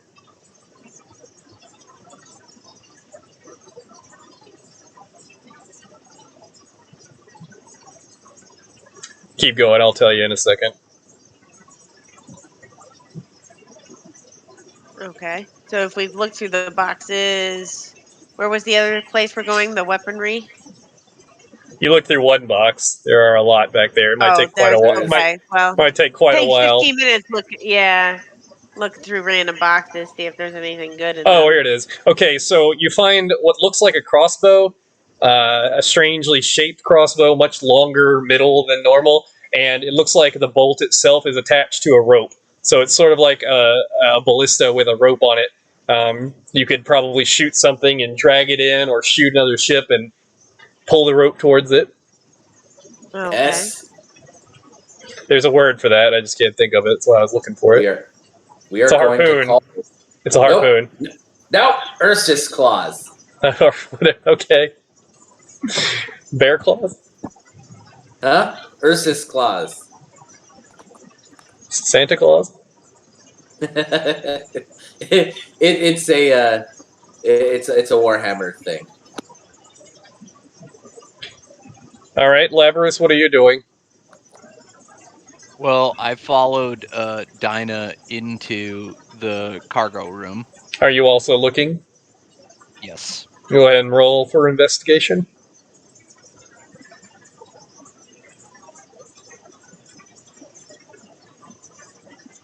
All right. He pokes around. Labrys pokes around with his stick. 12. I know. I had something here. Labrys pokes around with his stick through some of the cargo. He sees just a normal trunk-like container with a broken lock on it. And as he opens it up, he sees what looks like a suit of some sort, like a metal suit of armor, larger than it would fit him, but it's got a helmet on it with glass over the front. It looks like it would fit a normal-sized human. Interesting. It looks I old. poke the helmet with my stick. You hear a clink, but not a clink like metal, but more of a like plastic, but you wouldn't know what plastic is. So it's a strange metal.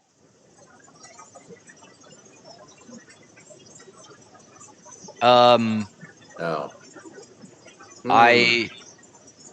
I'm gonna leave it here for now. I don't really have anything to carry this All right. suit. Now we'll Something that I would be able to wear, right? Because it's too small because I'm a size larger, or am I roughly the size of a man as well? You're Or a 6 human? feet, so you could try and wear it, but it doesn't look like it'd be very protective. It looks kind of weak. It's not metal itself. It's like some lesser material. Oh yeah, then not interested. Maybe there's a reason it exists, but it's unclear what it is. And then, as you guys are rummaging through, you do notice that there is a one container that seems to be attached to the wall itself, and it has the lines of power going up around it, but the lid is very tightly closed. There has to be a way to open it, but it's not clear how. This one stands out because it's attached to the ship itself rather than hanging freely. You said it's got some stuff on it, like engraved on it, or? So the lines of power, just like on the door, are reaching across the top and across the middle to make sort of a cross formation on this trunk attached to the plating of the ship itself. And the you can see a tiny little line where the top of it is closed. I kind of want to throw the crystal from the map in there. I think it's the gas tank, but I don't know. No. Not the gas tank. Not the gas tank. You're the gas tank. Gas tank? Yeah, you are the gas tank, Ian. Oh, okay. I'm gonna reach over and see if touching it in between the lines at the apex will open it. All right, you touch it, and since it's already powered, it cracks open just a bit, and you can see light pouring out from within. I can't force it up anymore. You can like try. brute strength. You trying to lift the lid? Yeah, try and lift the lid.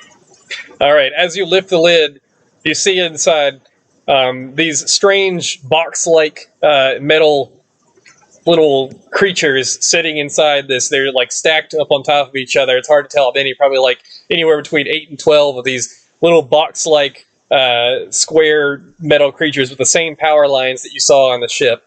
And they have 2 holes at the top of their square.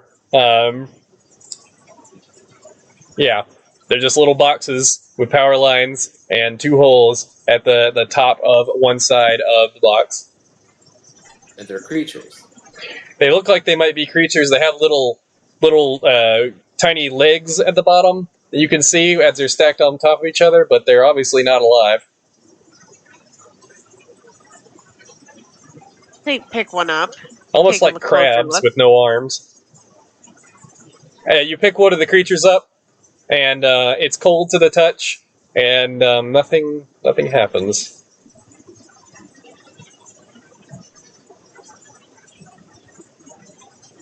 Looks like it's unpowered. The lines on it are still not lit up.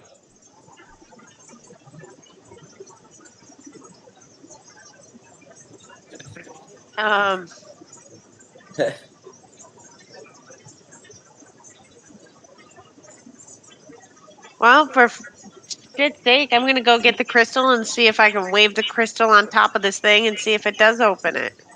All right, you walk into the map room, you dislodge the crystal, and you wave it across the top of this little box creature, and nothing happens. Can I put the little box creature in like the map? So can I put the crystal back on the thing and then throw the thing into the wavelength? You can always try. Is that what you do? Yeah, that's what I do. I throw the All little right. bug into the wavelength. You toss the box bug into the wavelength, it clatters to the ground, but as soon as it makes contact with one of the lines of power running across the ground, its lines light up and it comes to life. It begins clinking across the ground on tiny, mini infinite little legs that it's got below it, like a little spider. The tops of the holes on it start to poke out, and you see 2 little stalks of eyes looking around as it runs around the ship. It starts to run into the cargo bay. Chase after it and pick it and try and pick it back up. It is surprisingly agile for being so small, but you easily overtake it. As you pick it up off the deck, the power goes out and the lines slowly dim from the bottom to the top, and the creature goes inert again, pulling its little legs in, and its eye stalks go back in. So I'll mention to the boys. I'll say it out loud. I'll be like, wow, this creature looks alive when you give it some power. Do we let it run? What do we think it does? Is somebody else alive on this ship? It's a bug. I don't know about alive, but it can be powered. Infestation. There are quite a few of them in this little container. Yeah, there's 12 of them in there. Oh my goodness. Did you hear this shit, Lucas? I heard part of it, not all of it. I threw the bug came alive. It started scuttling. Yeah, Leverus, what you saw was her go into the map room with this little metal box creature thing, and then it comes scattering out with little eye stalks lit up, and she chased after it and then picked it up again. And picking it up turned it off. Okay. All right, so did you let it go again? I have not, because I don't know. Should I let it go again, and we should see where it goes and what it does? Yes. All right, put it down. You're in the map room. Yes. Well, I was, and now I ran out to chase after the bug. Oh. Yeah, the bug sure. scuttled, and I ran. Let's let it go. Okay, I'll put the bug down and let it go. All right, you set it down, and it lights up again. Its little eye stalks come out. It looks around, and then it begins scuttling off towards some of the cargo containers. It begins to drag small bits of random cloth that it sees on the ground and random metal debris off to one side, and it keeps pushing them. You see one of the holes on its head, the eye stalk goes down, and what comes out, a tiny little like arrow-like object comes out and begins to shoot fire onto what looks like a tiny crack on the side of the ship at the inner hull. Looks like it might be welding it. It's like sporadically goes between these two different objectives here of collecting the debris on the ground and fixing tiny little cracks in the hull, unable to do everything by itself. Lass, I think we should let all of them go. Agreed. So I'll reach over, grab all the 11 other little bots, and give them some power. As they continuously pick one up and put one down, Tracy, you feel more and more power getting drawn from you. And when they reach the entire 12, an entire spell slot is expended, but your ship is slowly getting the hull integrity fixed. The little creatures seem to work much better in tandem as they'll slide under big pieces of debris and then lift it up on all their legs and move it to one side, and they begin to organize the cargo hold to a much more aesthetically pleasing manner. Oh. No, I could just... I feel a lot of power being drained from me. I might not be able to keep this up for too much longer. Whatever you are doing. Okay, can we see what these bots are sort of clearing up?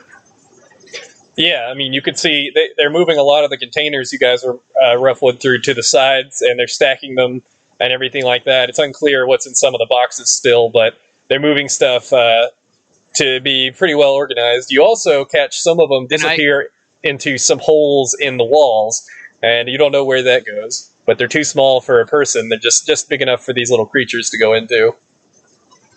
So Labrys gets super curious about these things. Can I make an investigation check on, or an Arcana check, I guess? All right, which one? Arcana. Well, all right. No, investigation. All right, go ahead. The purpose of this. Oh God. Well, guys are not rolling too great tonight. No, really tonight's been awful. What'd you roll? 5.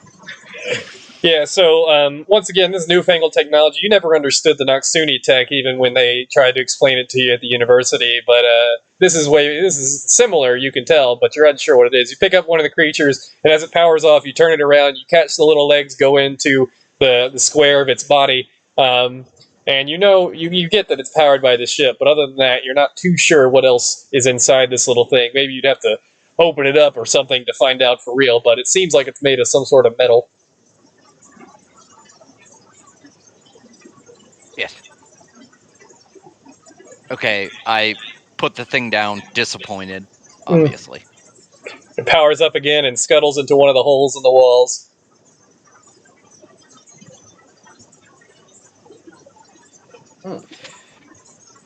So... Well, I guess as long as they're not doing anything, they don't sap any power, so that's great. Well, no, they're restoring the ship in a way.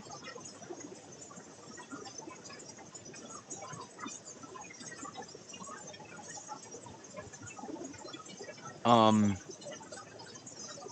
I really want to do an Arcana check now. Fuck. Or...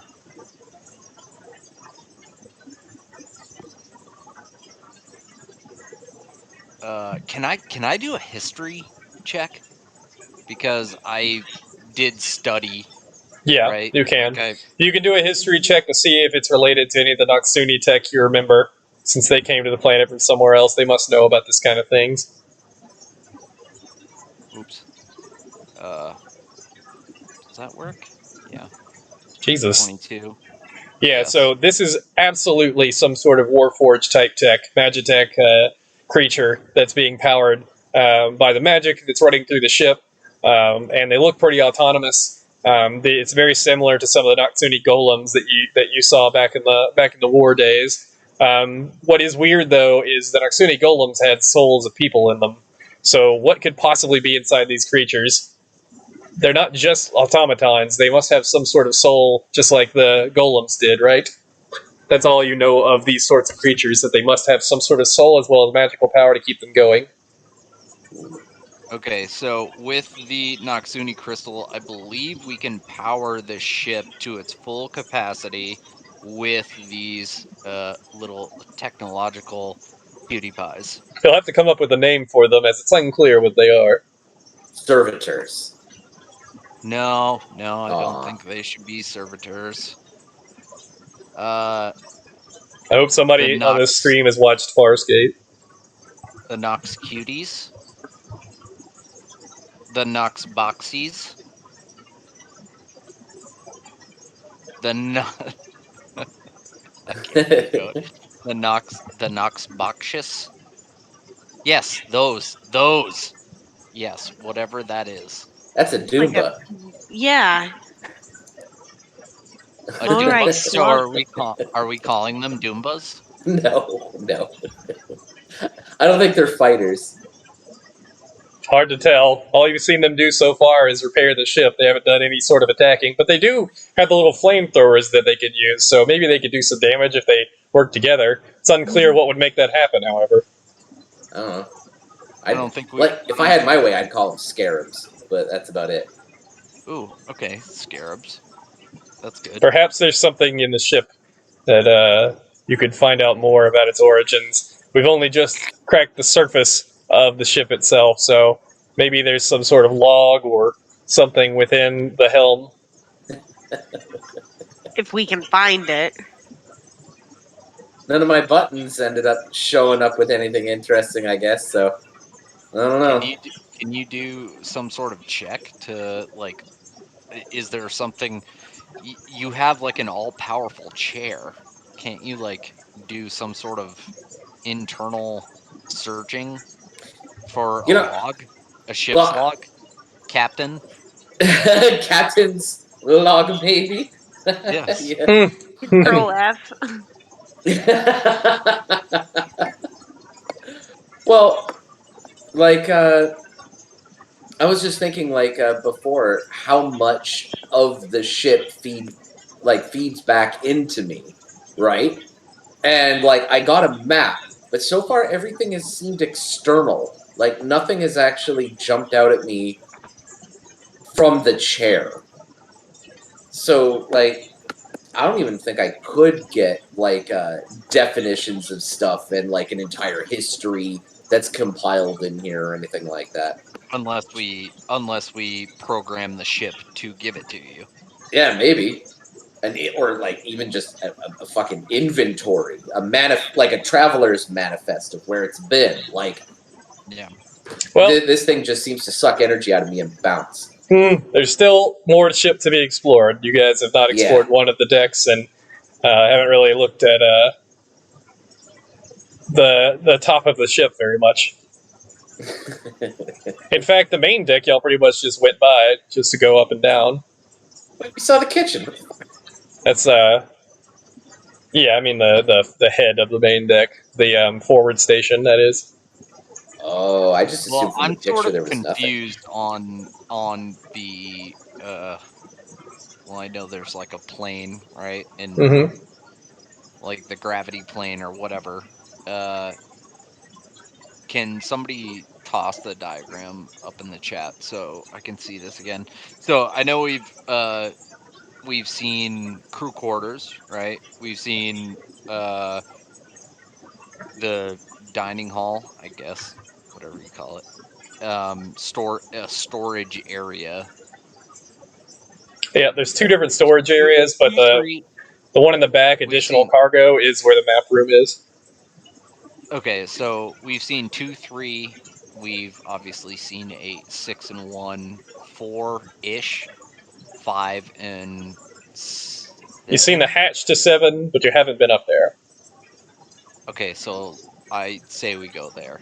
We haven't been. Yeah, you haven't been up in the weapons deck. We've definitely not been in the tail, if that's even a possibility. Yeah. We've been in the foredeck, Taylor? Yeah, the foredeck, the top part of this diagram here, that's where it's upside down. It's under the plane, and that's where the helm sits. He's in there right now. As soon as he got in the helm, it flipped around to look outwards from the head, and he's down there right now, still running the ship. You climb up the hatch to get into the main deck, and then gravity shifts back downwards. So that's where you guys are on the main deck. Yeah, and the main deck looks like a ship. Like there's no like control panels or anything. It's just a guardrail, and that's it. And then just Yeah, it looks like what a normal ship would be. Everything's internal. Of course, there is the other spot you'll have, but you haven't been to the galley yet, which is a large portion of the top of the ship. Okay. Oh fuck. Well, let's go back to 7, I guess, and then up.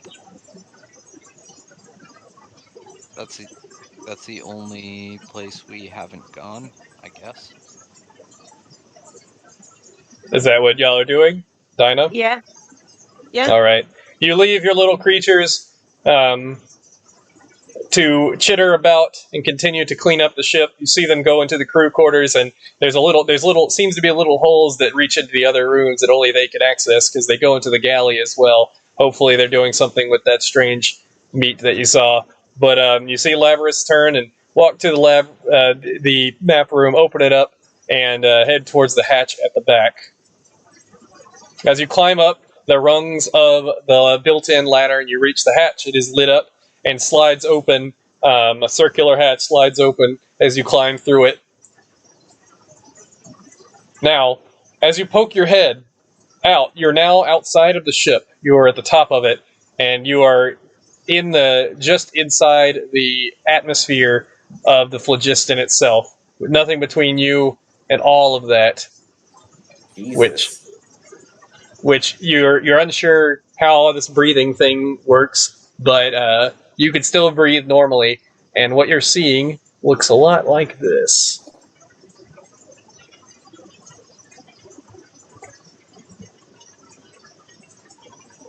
Truly a magnificent sight, the phlogiston.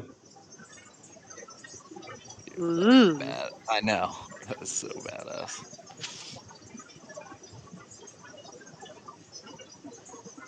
Exactly how I pictured it too. So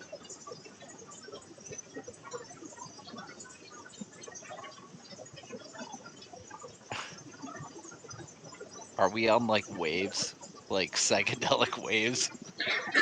So you're not. So right now, you guys are in the middle of all this, and it looks like just random, colorful smoke all around you. But you're slowly coming towards what looks like a tunnel in the smoke as you reach closer and closer to the river within the So phlogiston.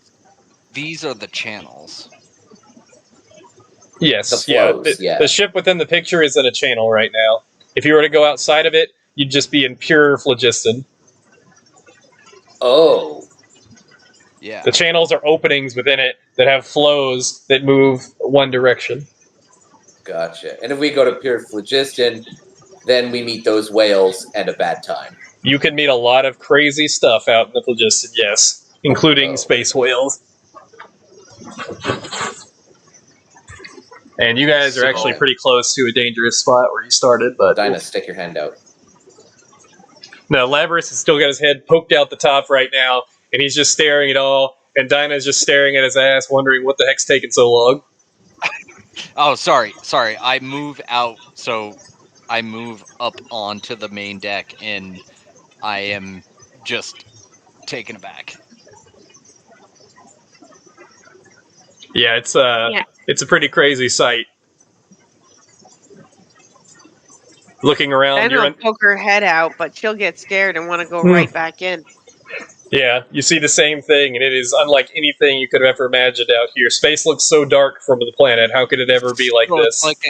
It's a completely capsizing wave, completely end over end. So the picture I sent, he's in a channel, but you guys are in like a little oval that's surrounding the ship itself of air. So you guys basically are in an oval where the phlogiston doesn't touch, but you can see where it hits and circles around you. You guys are moving like a pill through this multicolored inky smoke. So cool. As long as you have power, then the air bubble will continue to hold off the phlogiston. Who knows what happens if you were to actually touch it?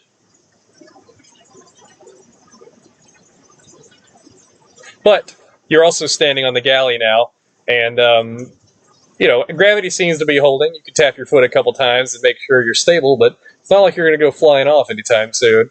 The galley is fairly large, pretty open area up here. There are spots under the wings on the diagram which you can walk as well. And if you turn around completely and turn towards the front of the ship, you see a massive ballista.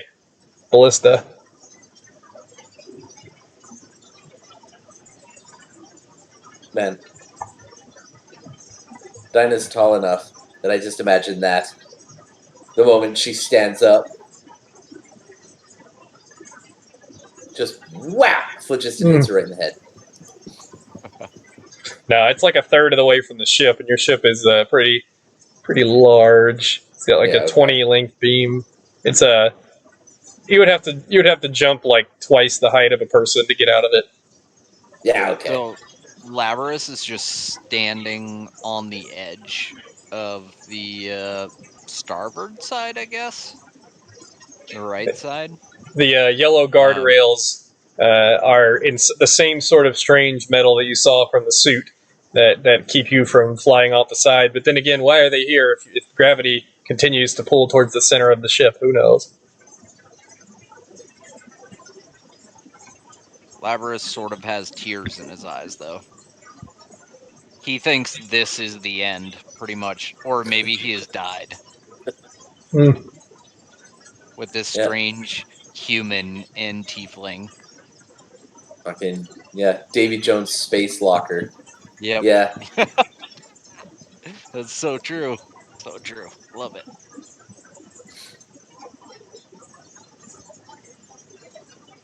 Man. Yeah, this might be a good spot to end.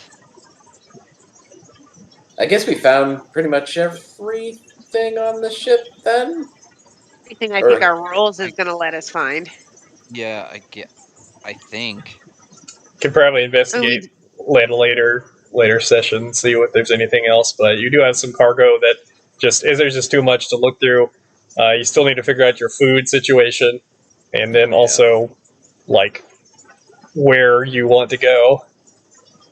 Or how do we even fight, right? Because there's the ship. See, yeah, like the this ship is crazy. Fights.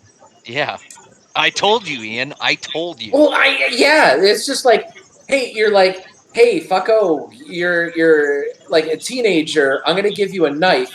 Go rob that dude. And you're like, I got you. I can play that. And now it's just like, hey, there's a big bug ship. You need to go in space before this planet explodes. Figure it out, dummy. And then just you go away, right? And then you just have. Yeah. You got to figure out. Welcome to D&D. It'll take some getting used to, because this is new and it's a conversion, so it's not all like old content from the official game or whatever. But I actually think you did really well. Though combat will combat's actually pretty fun because the ship's center of gravity is the center of the ship, so you can fight people all around the outside of the ship without worrying about falling off. You can run around the outside of the ship and still not fall. Oh my goodness. Wait. So are you saying we only stayed on one plane where we could have? There is an entire deck. The deck of the ship is not just the spot where you're standing on; it's the entire outside of it. So you guys could explore the whole circle, the cylinder of the ship, the tail as well. And there is a compartment in the tail too. There was. Oh my god, oh my god. Okay. I'm gonna look at the picture one more time just to. Yeah, because I didn't see that. Fucking. Well, I guess if you ignore the left-sided diagrams, you can see there's the landing gear underneath and the weapons deck up on top. Yeah. So how? So the landing gear are folded backwards, like they're like this when you're flying, like all the legs to all point backwards. The wings are fluttered out. When you do land, the legs come out and then the wings fold up under, and there's a spot in between the wings which the legs come out from to keep you stable on whatever you're landing on. And the wings fold up under in the shape of a ship hull. If you look at the other picture, to land you on the ocean or on the water sources. And you were right. Yeah, the wings are just phlogiston sails, Mm-hmm. basically. Yeah. Or wind sails, I guess, if you're going old school. But I There's don't think some this thing would need it. Cool there's as some fuck. crazy ships that exist. There's even an entire city on a big manta ray shaped ship, Citadel. Dude, and I mean, Hold on. Without spoiling anything, when battles commence, ships converge, and entities on those ships like do battle, or is it just If you guys get close enough to board or let them board, then they can certainly board. Remember, the gravity plane is based on the object itself. So if you can jump far enough and you're close enough, you can jump from one ship, and then the gravity will turn and land you on the other ship. So if you aim well even enough, if you're yeah. right next to them, you could jump, and then gravity will turn you and land on the other side. That's But- fucked up. That's a different level of fucking space pirates right there. You have a big ballista on the top, which is not as strong as the other two ships you could have got. It's a size that's what lower, but it's a medium-sized ballista up there that you can use. You could attach rope to it to catch ships and haul them towards you, or unattach the rope just to do some damage. Then you have to get another I know. bolt. you expect humans to be like, oh yeah, no, totally. I'm walking forward Mm. through this forest, and like regular D&D stuff to be like, oh yeah, I'm on like Yeah. the X axis of Z deck, and I'm gonna teleport over to like Well, It's gonna be nuts. it's a pretty standout module in the D&D world. There hasn't really been anything like it since, as far as D&D goes. So it's I'm very excited, unique. dude. This is cool. If you can put forth artwork like you did just now, that's enticing. It's sort of a cult classic in the D&D community, so a lot of art is out there for it. People draw a lot of stuff to try to bring it back to the foreground. Dude, like, it's so fucking weird. Like, if you want to like break your brain, take a ship, have a gravity plane, then take your ship, match it like across, Mhm. come towards it, and that's now what I'm you've got saying. two intersecting gravity Yeah. planes. The larger one wins out. So if your ship is right up next on the larger size ship, it's going to get pulled towards it if you get too close, and it's going to try to hit it basically and attach to it. And you'd have to push off by using power.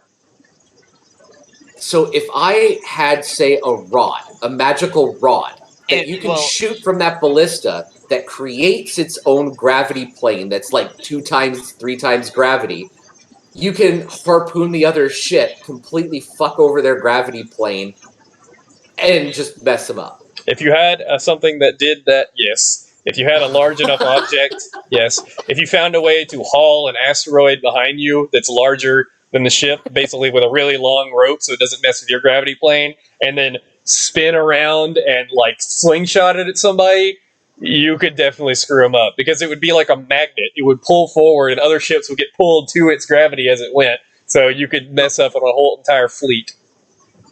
So the only D&D campaigns I've been had privilege enough to experience are where I am walking on a rock, right?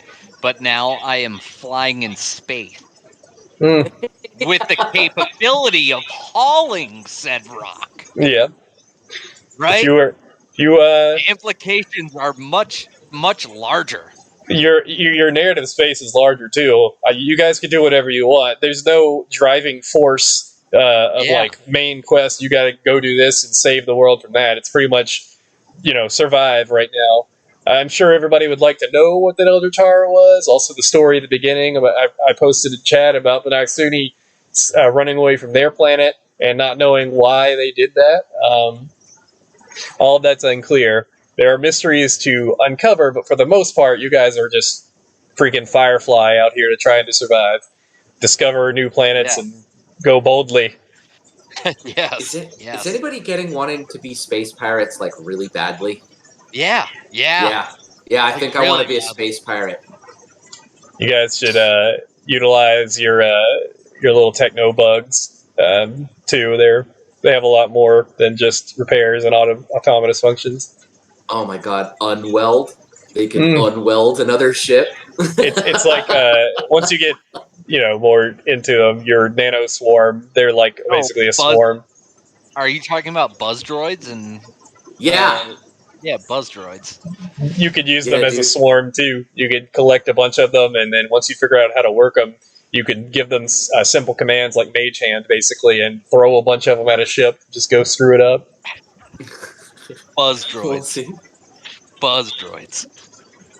Dude, like That's you awesome. could make I'm just thinking, like we could, even if we just kept this ship, people would look at that and go, "Yeah, that's a piece of shit." But you could completely outfit it with an extra dimensional fucking pocket where it's not even the same ship anymore, and it has like way crazier features. Oh, that's a thing in actual D&D. In one of the spaceports in actual Spelljammer, someone used a wish spell to create a big-ass portal that goes into the center of a big mountain hideaway on an actual planet of Tyrell. So that exists. And you can buy portal creation devices to put on your Spelljammer. All of this is canon that you can put on your Spelljammer to port directly to another place instead of just having to land. They're expensive. And the prices are all in that DM book. If you guys check through it, you can see a lot of stuff in there. But the prices, there are upgrades you can give to your ship and everything. I gave you a star chart already, but that's a pretty cheap one. And a sextant. But yeah, there's some crazy stuff you can buy. So I like this D&D way more than like walking on the ground in the forest. Yeah, dude. We just have to get used to the mechanics. Yeah. And if the capabilities are just it's so broad, and I don't know. Yeah, and we're starting from scratch. I think it's way more fun. Yeah. You can outfit more weapons. You can outfit more weapons just for your ballista, like a netting shot instead that pops open as it's going toward the ship, and then you can draw it back in. All that stuff. But first, you have to reach a port. You can actually get stuff. You can actually buy things. Yep. I want Grape Shot. It has chains around it, so you can rip out their sails. Well, chain shot and grape shot. Grape shot's like a shotgun but you don't have any cannons though. You just got the one ballista and then your little hand ballista that you found. And I want I want a gravity well and a repulsor. That's what I want. Gravity is going to be difficult to get outside of the natural phenomenon unless you find some super powerful magic. Fair enough. Because there are some spells in base D&D that have to change gravity, so that does exist, but they're like higher level. Right, so you would need like some ridiculous amount of power to like. Nah, dude. No. You take a ship, a cheap fucking ship. Let's say you've got enough money. You take a cheap ship,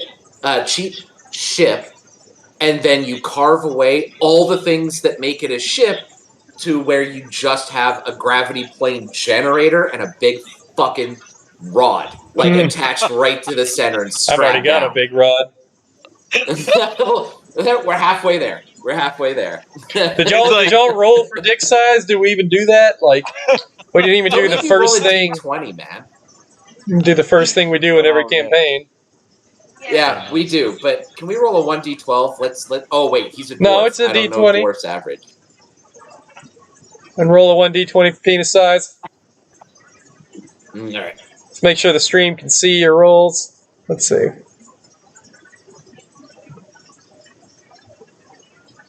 Oh no.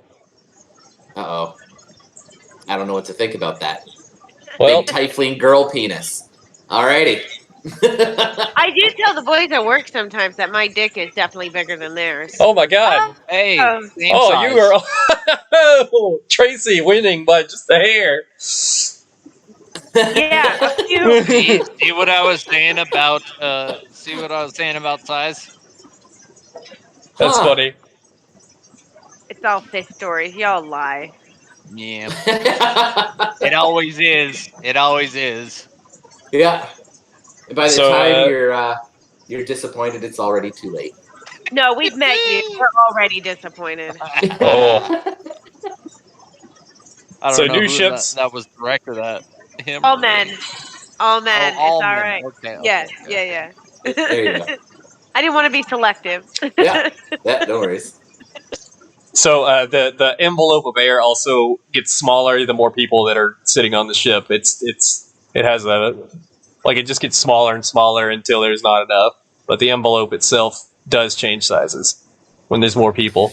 You guys are gonna have to get a crew to man some of the stuff to help shoot and there are in the book that I posted there are several jobs that can be filled, and when Ross plays he can take one of them, but Oh, that's you're gonna have to figure out who is doing what. Wait. Hold on. Can I ask a question right now? No. Yes.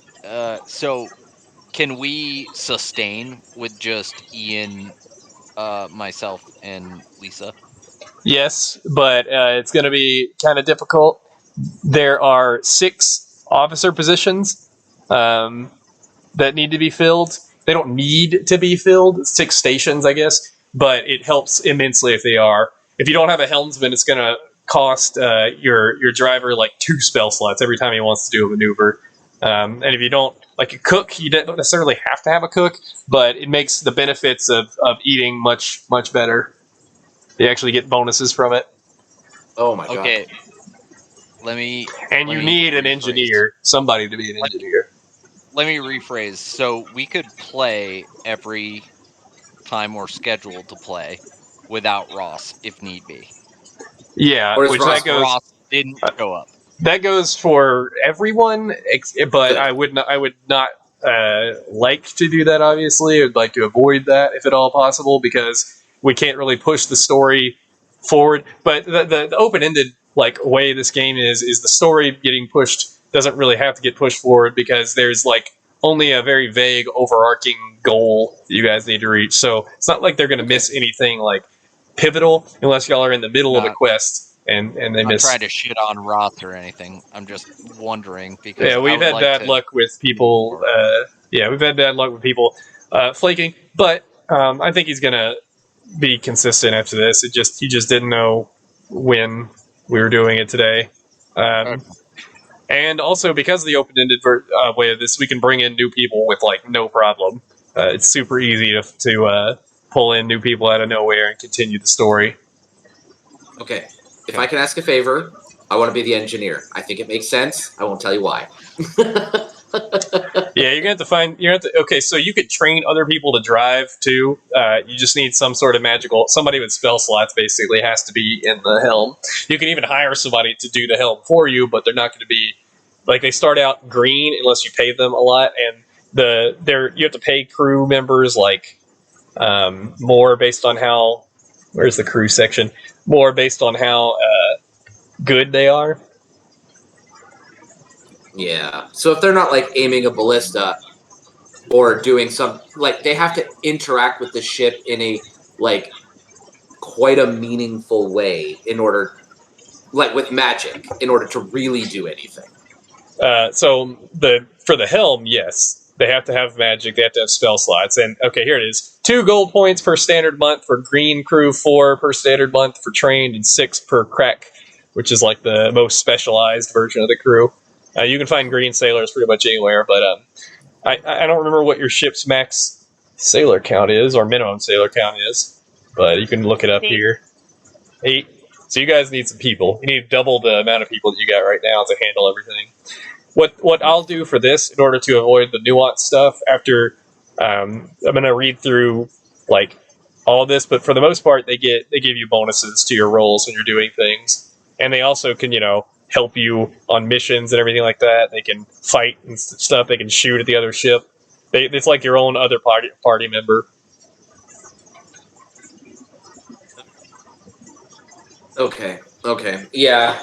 But if they have spell slots, they're going to be rarer and more Yeah, expensive. you're gonna have to find a pretty special person to fly your ship for you to be the helm. But freaking, Lucas could drive the helm. Even Dina could drive the helm if she has spell slots. I And do. Ross I is a know. warlock, so I know.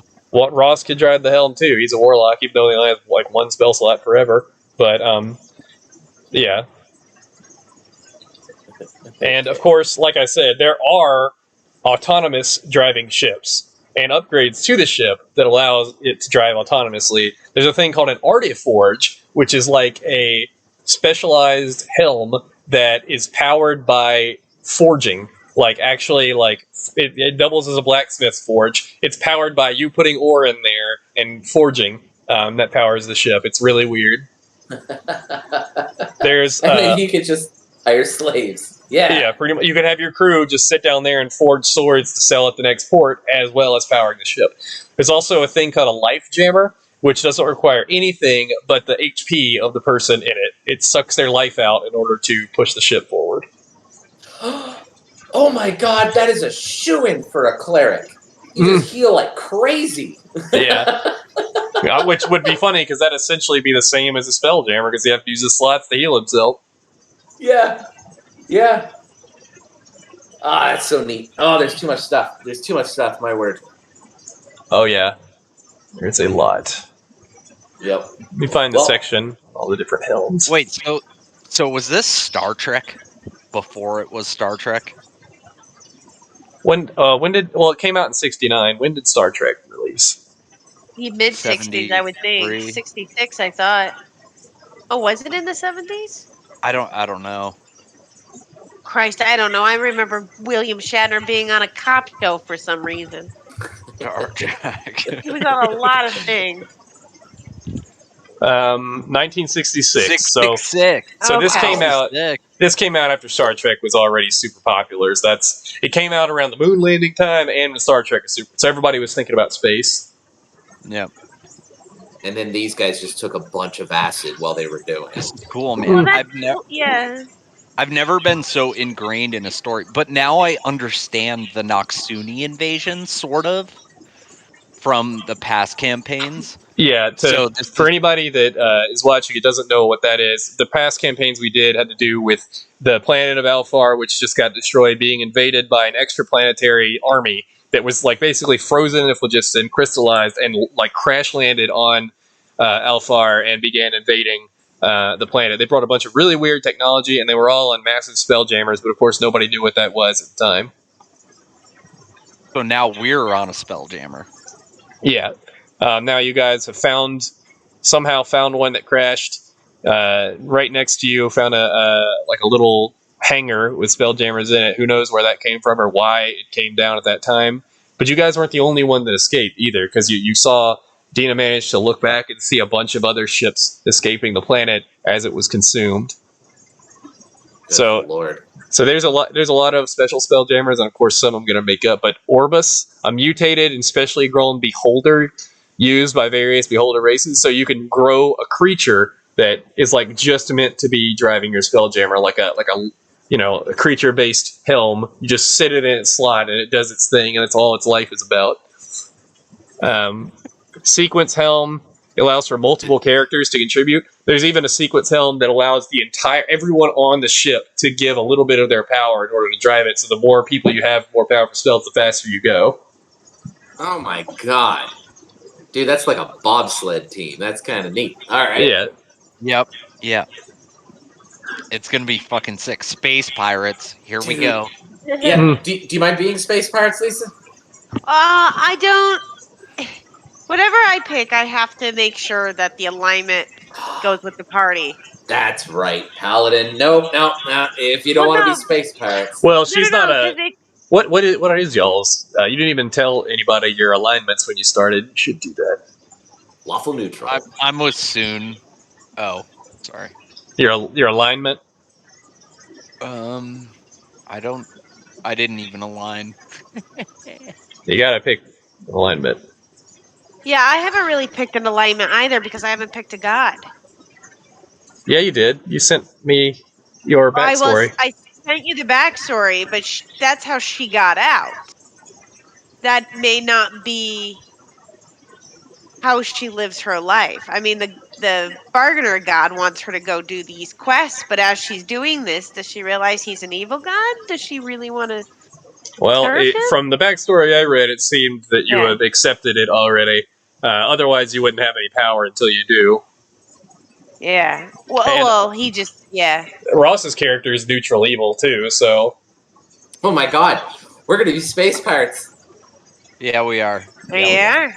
But just remember, if you're an evil alignment, it doesn't necessarily mean you just do the worst thing possible in every situation. It just means that you care more about yourself than other people. So you don't necessarily have to be just a terrible human being. You could just be out for number one.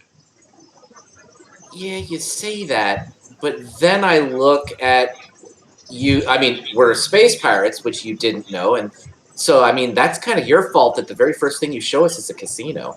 I think we're gonna do some Oceans 4 here.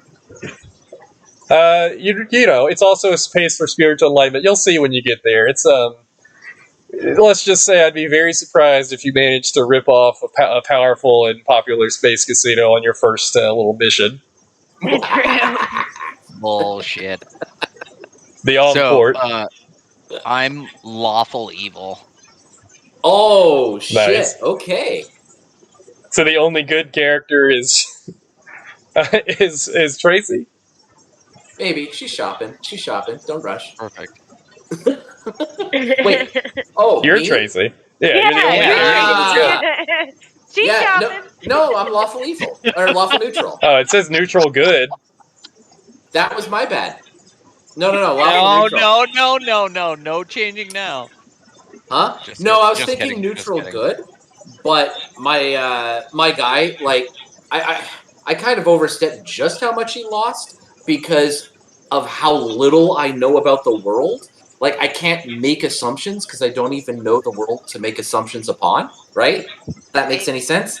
Like, good or evil doesn't really factor in if I'm not even aware of my own ethics. You know? Like, my own ethics right now don't even apply to me anymore because it's like I'm in a different world practically.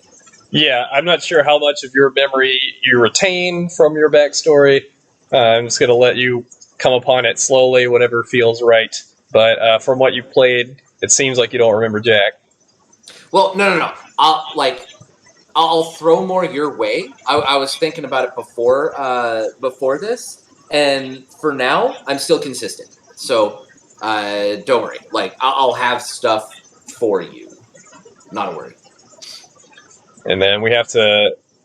So the weird thing about the backstories is, your planet's destroyed. So whatever happened in your past, it may not necessarily be anything about your future. You could change who you are, and I don't care if you change the alignment of your character through character growth. That's just part of it. Just because it says evil right now, that doesn't mean you're always going to be evil. Or just, you Lawful could neutral, but I know what you mean. Yeah, well, I'm just saying in general, like, if you guys are worried about being evil, you don't necessarily have to stay evil, but you do have to like make an effort somehow to have an event that changes your character, like come to a realization that maybe being evil isn't the best thing. Maybe you meet a nice little stowaway kid that you have to take care of, unfortunately, or else he's gonna die, and something inside you tells you that you need to protect this child. We'll see. Airlocked. You mean like Luke Skywalker? Yes. What? The chosen one? He wasn't a Chosen one? stowaway kid. Practically he was sent to Tatooine. Foisted He was upon some infertile parents. Yes. With just disgusting Tusken Raiders. Paladins are the Jedi Yes. of D&D. Yes. How Do you hear dare that? you, sir? So are Hexblade No, Warlocks. They're like the Sith. Wait, is that so Ross? much heresy. That's Ross. That's Yeah, Ross. he's a Warlock, but this is his first time, so I don't know if he'll go Hex. I've always wanted to do a Hexblade Warlock, but I never get to play, so yes, maybe he'll go a Hexblade and be a Sith Warrior. Wait, is this Ross's first time playing D&D? I have a hard time believing that. He's pretty aware of it because he has friends playing it, but I believe it is because I had to walk him through how to do some of the stuff, and I just send him like a character backstory to use as a template. But I mean, he's going to be good in the like. He'll get into it. I'm pretty sure he'll like it when he actually plays. We'll see how it goes. His character is wild. Let's say that compared to all y'all's, his character is wild. Weird. Okay. Can't wait. Well, he could like really notoriously fuck shit up too. Maybe any one of you could. first things first, you got to make sure your ship doesn't stop moving in the middle of the phlogiston because you're running low on crew spell slots. You're on a course straight to the next planet, which is going to take like 2 days to get to. Or the next cluster, right? Because they're not planets. Yeah, sphere. Whatever the they next are. sphere. Solar system, whatever. Yeah. Yeah. You're on I the don't way know to what the sphere sizes have to do with anything. So the sphere sizes in the map here, the smallest spheres are just single planets, and that's like Solus, which is right above Way. It's a tiny little thing. That's like a single planet. The medium-sized ones are like solar systems, and then the large-sized ones can encompass multiple solar systems depending on how big it is. Galaxy size? So because you're in the same galaxy right now. At least in my mind, you're in the same galaxy. Okay. Because galaxy is like so exponentially larger than a solar system that you would never be able to get anywhere if that was the case. I would have to do a lot of like gymnastics story wise to warrant you going from one galaxy to the next. Okay, so it's one star system from the next. Well, all the same relatively. galaxy, just different stars. Now you can go off the map too, because there's lines that lead off the map, uncharted territories and the outer realms and stuff like that, which nobody knows. But you have to study that map because there's little symbols here, and I'm pretty much following this because I like the map a lot as far as where things are. But mind flayers are everywhere. So they're called rivers. Mm-hmm. Apparently. Okay.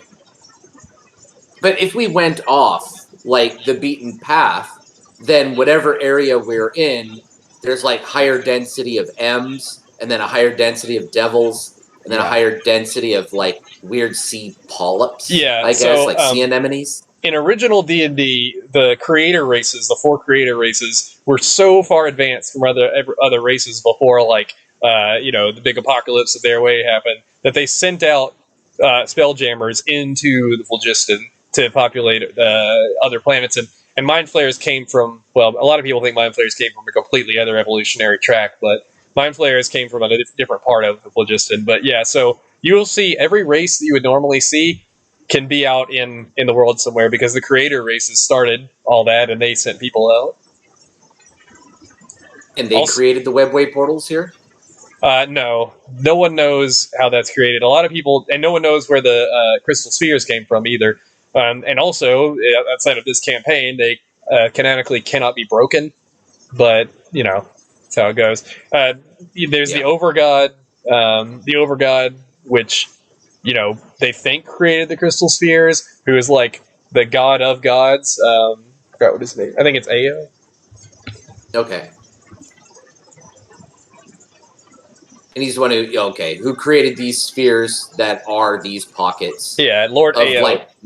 Okay. So it's assumed that he created them, but no one really knows. He's only come down to like the actual like mechanical world of D&D like 3 times in all of history, and recently the 3rd time was the beginning of 5e. So very recently. Holy shit. Okay, last question before I bounce though. Each of these squares, each of these like crystal spheres, or do they all have consistent regular physics within them, or can things get really fucky in them? So what's crazy is normally, and this is one of your inter-character stories that we'll go into. Normally, deities cannot exit the crystal sphere which they exist in originally. They can't leave it.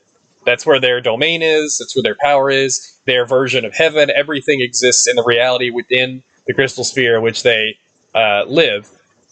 So if a deity was weird and unknowable, they could change reality within a sphere to be something completely different than what you're used to. So yeah, physics could go wild, but it's something you would very easily be able to tell. Since you're in a Spelljammer, you can fly alongside the sphere. You can look in. You could buy lifeboats, and you can get in a lifeboat and sort of peek your nose into a sphere and see if you're going to be safe in there too before you jump in. But yeah, it's just about discovery. You never know what you're going to find. It could be anything. Oh my god! I just don't recommend. I just don't recommend heading Pirate. northeast. Pirate. Yeah, dude. Like, I'm looking at Dreadmind and thinking, that's probably going to be our first Yeah, stop. yeah. I saw that too. And then, like, it's so cool. You could go into a sphere where evil has won. Like, evil worked, and everything in there is a void, just like where Yeah. we came from. I mean, the freaking Illithid domain is an entire example Well, of that. there's also Uncharted clusters yeah. as well. So The Illithid domain is where all the mind flayers live, and there's a lot of them up north. I just don't, and they're right next to the weird. That is death right there. That's like in. That's and like we're in a mind flare ship. Well, it has been influenced. There have been mind flayers on it at some point, but it's unclear whether it came from mind flayers. Although it's hard to discount the similarity between the Eldritch Horror that destroyed your planet and the similarity it has to what mind flayers look like. Oh, but the weird is simply nothing but, like, unphysics. You go in there, and it's just But we have gone. like I actually some have to sort look of up knowledge. what the weird is. Those skull and crossbones can't be good. Universal symbol of death, bro. Yeah, dude. Universal symbol of pirates, bro. That's right. True. Just saying. Dinah, chart a course. Like, and it even seems intentional that they put black polyps and black devils in there. And then I'm wondering, it's like, well, what's the difference there? Are they the weird versions of the monsters? And it's like, there's just too much. There's just too much. I could be here for like the next 12 hours just talking about potential and things like that. There's so much here. So the weird doesn't have any info that I can find, but apparently, if judging by the spell weird, it is it is like a place where entirely filled with absolute fear of every creature and darkness and evil that exists. It's basically like Phantasmal Killer, but an entire spanning of like multiple crystal spheres space. It's basically and you just died from that spell. Yeah, you can, and if you fail, if you get scared, you can. So it is a big death zone, but there looks like a little path through it. That's baller. I mean, if y'all are going that way, you're going to be pretty high level, because you'll have to pass through Illithid Domain too to get there, and Mind Flayers are the most technologically adept like creatures that exist. They've already got like a multiple sphere empire. They have nautiloid ships that that they can like literally teleport between different different universes or whatever. It's pretty terrifying. Yeah, they're set up. All right, well, Lucas, I definitely know has to go. Yeah, I'll talk to you guys later. All right, we'll see. Are we doing this bi-weekly or weekly? We're trying to do it bi-weekly, so a week after next. Okay. All right. Have a haircut next week. Good night. Night. 6:20. Bye.